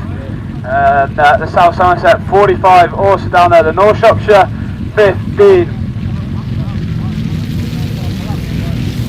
As the Bunzies away, and indeed it's Roberts that gets the best of the breaks in this one. She did indeed then win the Class 2 national final a couple of weeks ago at the Ladies and Juniors, so she's the national champ. But it's South Somerset 45 runs second, North Shropshire 15 is running back there in third, but it's the Scunny 126, South Somerset 45, North Shropshire 15, and your Chad Bourne in your White Rose 13 with your PAC and 91. But the leader already pulling away over on the far side as she heads to turn 1. As she hits the top turn, but it's South Somerset 45 of Jessica Singer that runs second with North Shropshire 15 of Jessica Browning. Still sits there in third place, or is it then that she tries to make the move up the inside of Singers, and indeed she does then, so the North Shropshire car moves her way up as the Scunny 126 of Jessica Roberts is still pulling away, or is she then, because it looks to be the Browning machine catching up in North Shropshire 15 as Singer still sits back there in third, and the Chad Bourne and Linda Thomas. But the last lap flag is out then, and look at this then, the Bowen is on for the lead with Roberts then in your 126, and you see your Jessica Browning in North Shropshire 15. But the Scunny 126 then finds the power, finds the grip and finds the dry line over on the far side and pulls it away as she hits turn 1. She's got turn 1 and 2 to go as the checker flag is indeed ready with Jessica Robertson leading the charge. Turn 2 then it is. She exits turn 2 and the checker flag is ready. And indeed flying for the lady from the Scunny car is Scunny 126. North Shropshire 115 is going to take second of Jessica Browning. Who's it for third then? Singer's going to get in South Somerset 45. Chadbourne's going to take fourth in White Rose 13. And Linda Thomas in your PAC 91 will indeed round it all out. Looking down to the line, I believe this is the 10 rerun, possibly. Runoff, sorry. So that is a guess, as Liam says, but to take you through is back to Liam.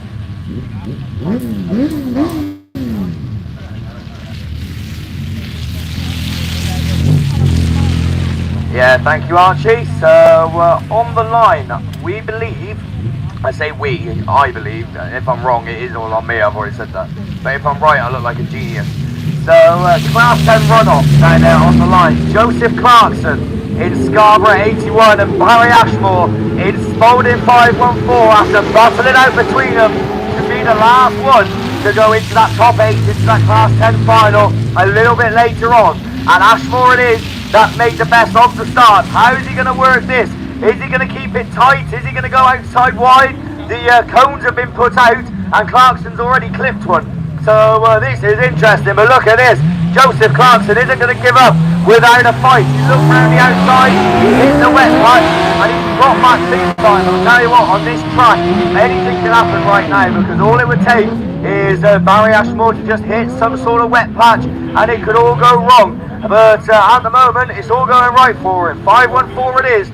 That motor's on to another lap, and to be honest, I think we might as well call the race now, because Joseph Clarkson has found himself at a standstill in Scarborough 81. He's not going to get it moving again, and the marshal is now going to bring out the checkered flag.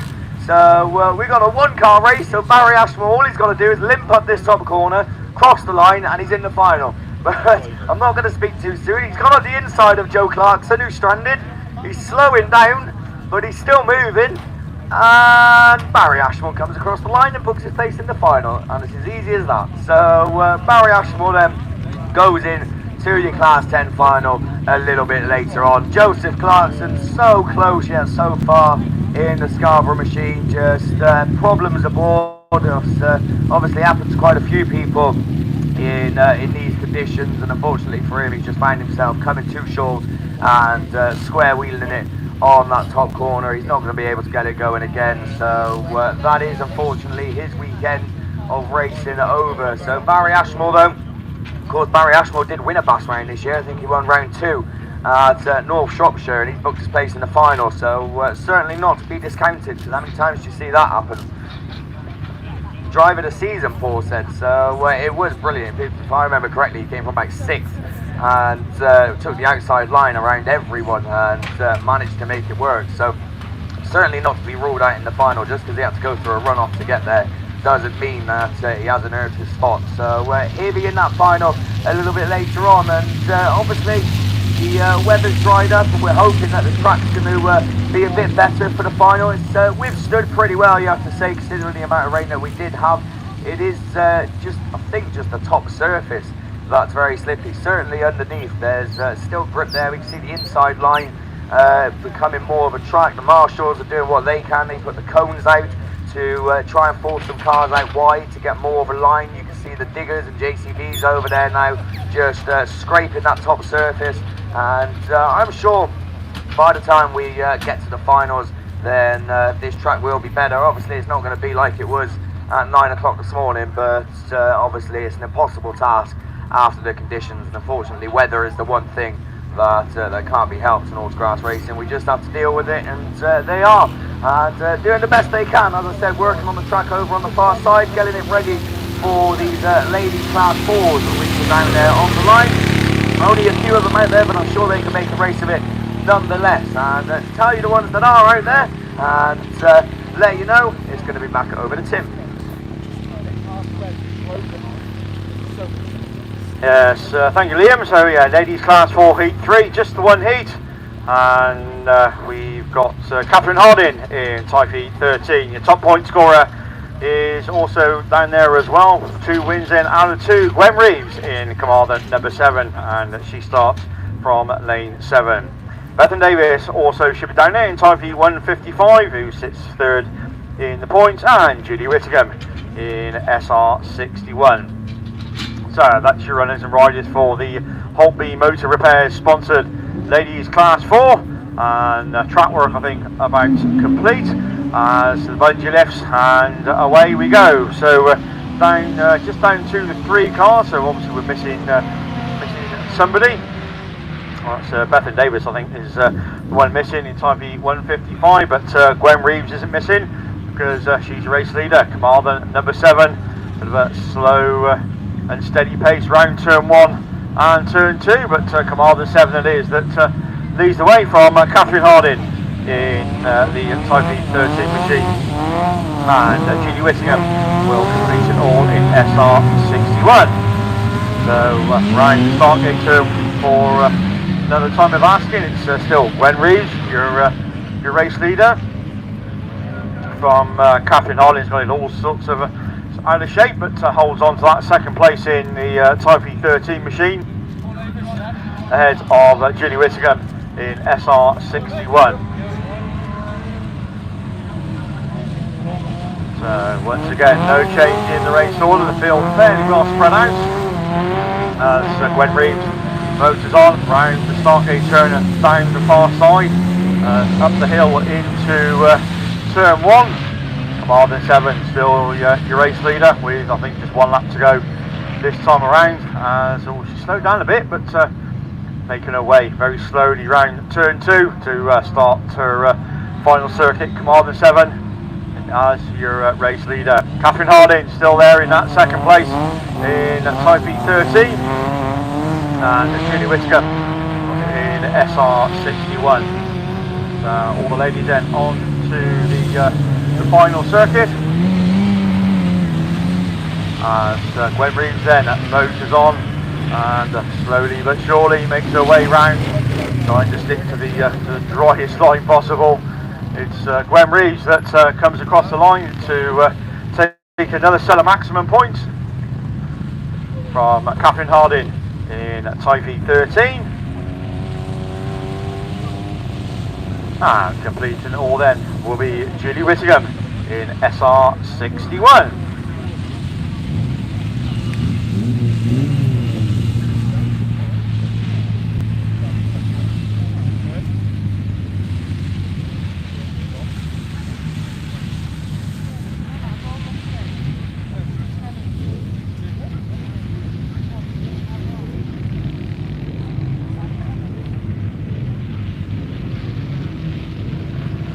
So onwards and upwards then, ladies class 6s, KP Thomas & Son is your very kind sponsor, and again it's just the 1 heat of ladies 6s.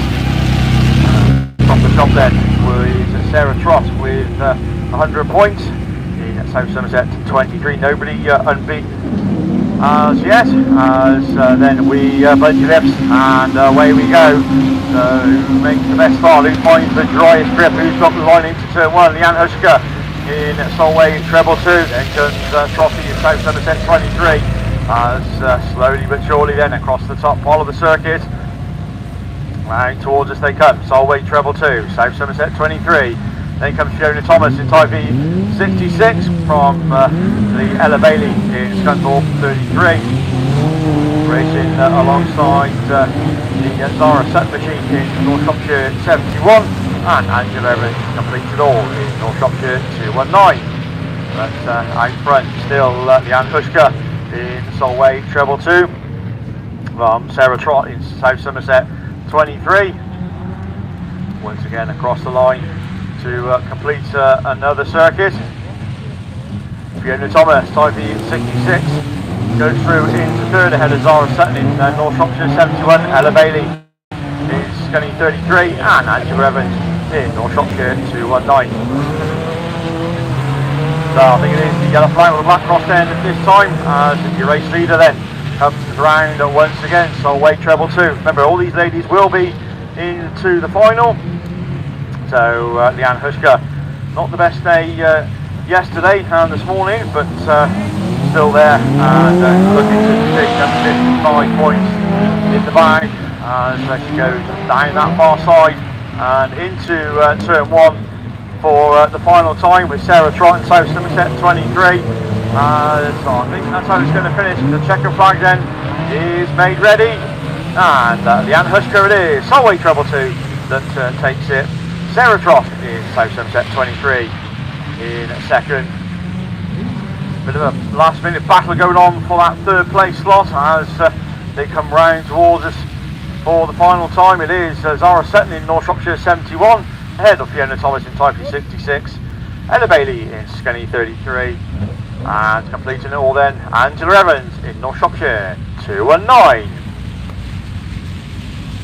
Right, we're staying with Class 6s, but we got the Class 6 finalists for the men, and top of the shop then, unbeaten so far, James Sinnott in Causeway at 174. Joining him, Richard Jones makes the Class 6 final in Crimdy at 279.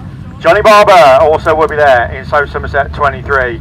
Chris Colgate in North Wales 20.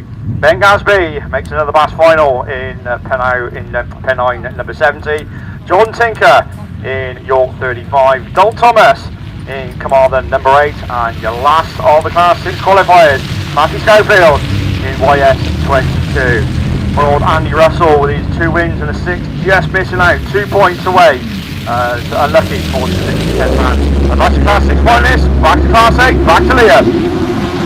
Yeah, thank you, Tim. So, ladies Class 8 are off the line, only the 4 of them, but obviously conditions playing their part. Some people don't want to come out. Obviously, if you're not in with a shout of making the final, then you don't really want to ruin it for yourself. So Sandra Jones certainly in with a shout of making the final.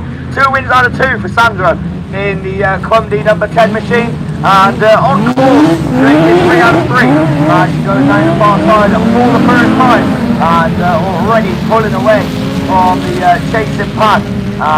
Claire Horner it is who slots in second. Ellie Lockwood runs third. Ellie's been on storming form as well this weekend. She's got 2 wins out of 2, but she's not going to make it 3 out of 3. She's running in on that third place at the moment in Scunthorpe 191. As Sue Nichols is the one at the tail end in Yorkshire Dales number 7. And Sue 14th in the points, so she needed a win to get herself in that final, but unfortunately it's not to be. But it is to be for Sandra Jones in Clumdy number 10.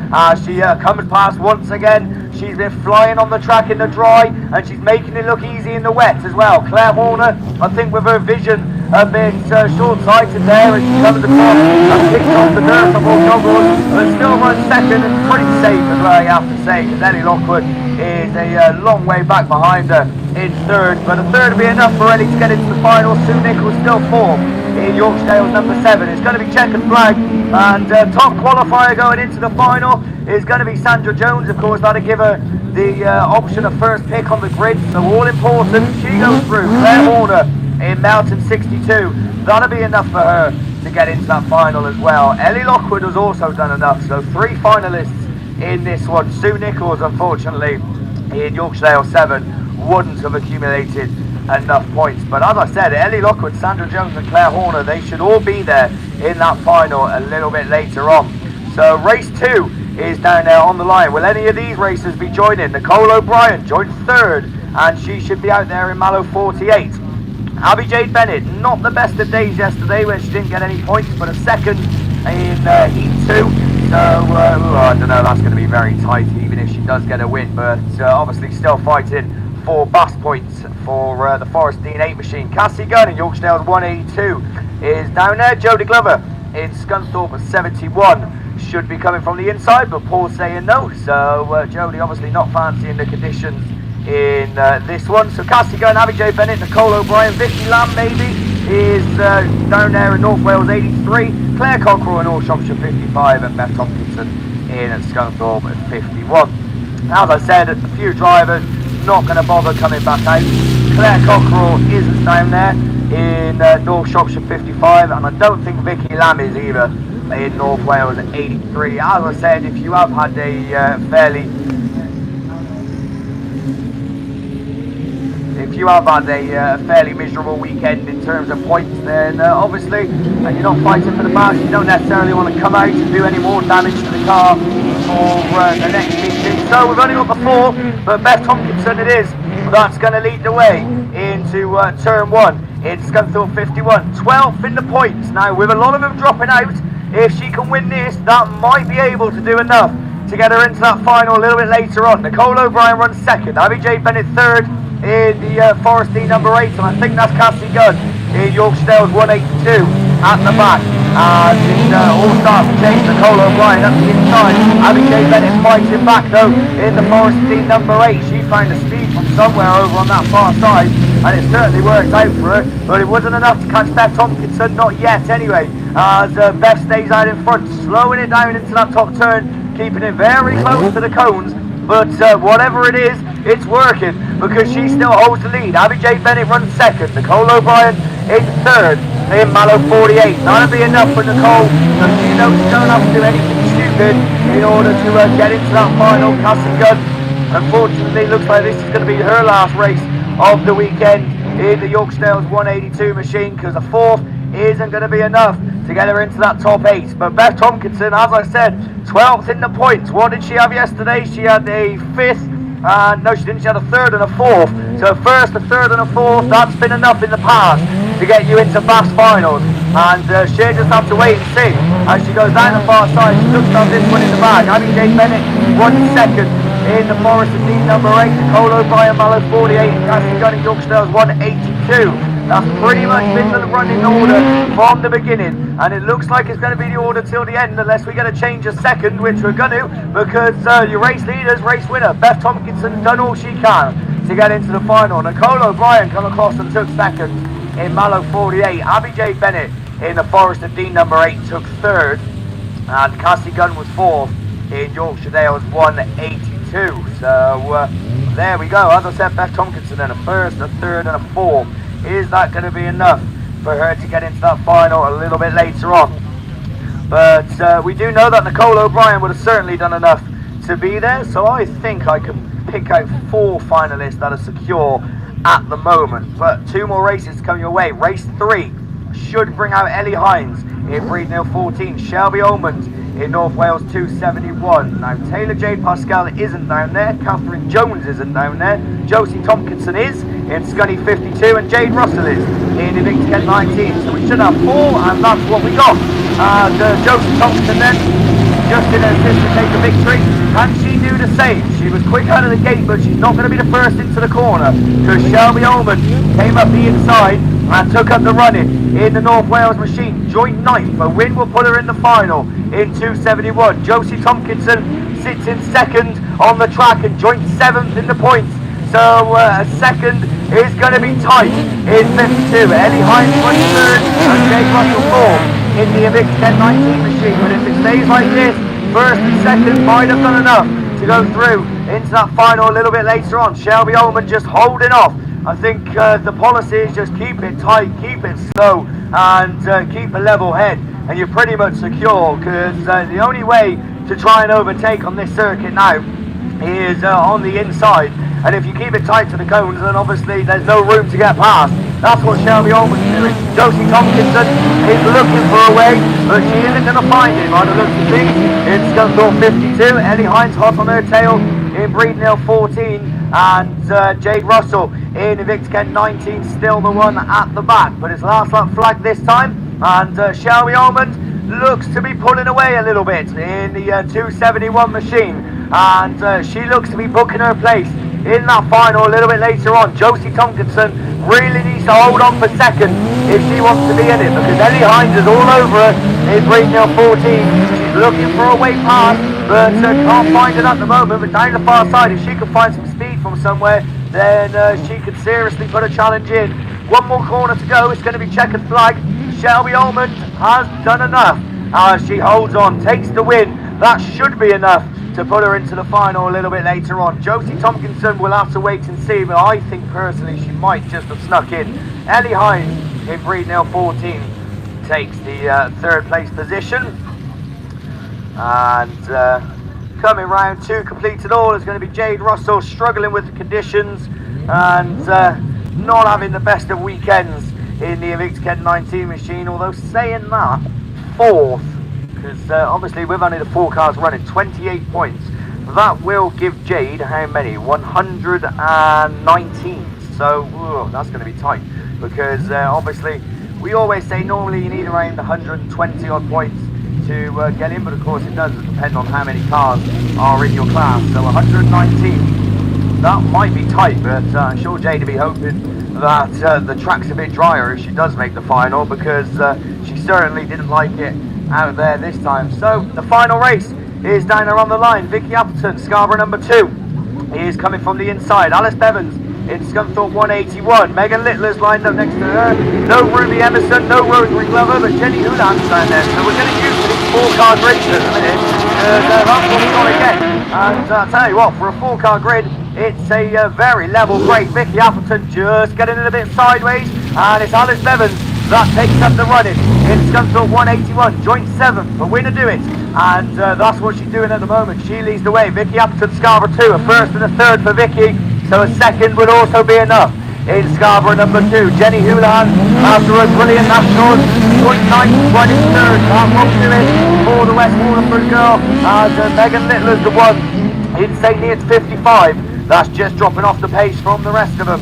But at the front, Alice Bevans it is. She took a win in the 7 in the tricky conditions. She looks like she's going to do it in the 8 as well. In Scunthorpe 181, Vicky Upton still runs 2nd in Scarborough number 2. But coming under strong challenge now from Jenny Houlihan, and this man Houlihan's made a move on the inside in the West Waterford machine. That gets her up. It still won't be enough to get her in the final, but it certainly won't harm her. Vicky Appleton is in 3rd in Scarborough number 2. It's going to be tight for Vicky, but I think she might have just done enough. But she can't afford any more mistakes, because Megan Littler is there in 4th, and will certainly try and capitalise on any problem if it does occur. But it's last lap flag. Alice Bevans it is in the Scunthorpe 181 machine that's going to lead the round for the final time. Jenny Houlihan runs 3rd. Vicky Appleton is dropping back, and Megan Littler is looking for a way through. Appleton finds the speed and goes down the far side. Megan Littler left behind in 4th. But Scunny 181 it is that's going to take the win, book her place in the final. Alice Bevans is the one taking 55 points in Heat 3. Jenny Houlihan, I don't think that's going to be enough, but a very good 2nd nonetheless for West Waterford 158. Then Vicky Appleton in Scarborough 2 taking 3rd, and Megan Littler in St. Neots 55 coming across in 4th. So just doing a bit of points tallying myself, although maths was never really my strong point. Then I think I could pretty much take a guess who we could be seeing in that final, but obviously I'm not going to say, because I don't want to start saying the wrong names and people coming up to me and shouting at me, because I get enough of that at home. So we will announce the Class 8 finalists a little bit later on when we get them. Tim knows how I feel. Archie's alright, he's still young, he's got it all to come yet, so you can see how stressed me and Tim are, and he thinks, oh no, I'm to look forward to in a few years' time. So we're moving on then, ladies class 10. This is the final race of the heat. And after this, we will obviously be going into the finals, but not straight away, well, looks a bit. But ladies 10 then, we're off the line, and we're getting ready to go. Outdoor Engineering, your sponsors. And guess what? 4 colours once again in the ladies class 10. And Claire Horner's the cleanest one. She's going around the outside, but at the moment she's not the fastest one, because that honour's going to Ali Ashmore in Spalding 514. She leads the way. Heidi Dealey runs 2nd. Jill Glasby is on the inside line, but relegated to 4th. And I'll tell you what, Heidi Dealey has just managed to slot her way into 2nd somehow in 1999. So she's running there. Obviously they'll all be in the final a little bit later on, but they are of course embracing 4 valuable British Autograph Series points at the end of the season, of course, when we crown our champions. I think Claire Horner's your series leader at the moment, but not your race leader, because she's running 2nd, as Ali Ashmore it is that still leads them round in Spalding 514. Of course, we've just seen that class 10 go out to the men as Barry went for the run-off to book his place in the final, and now it looks like Ali's going to win in the 3rd round of qualifying as the last lap flag goes out. It's Ashmore from Horner, from Heidi Dealey and Jill Grasby in 3rd and 4th as the last lap flag is out this time, and Ali Ashmore just keeping the car nice and steady, keeping it tight. She knows what she's got to do. Claire Horner will always battle and fight to try and find a way round and a way past the born winner, but it's not going to look like it's going to happen for her in this race.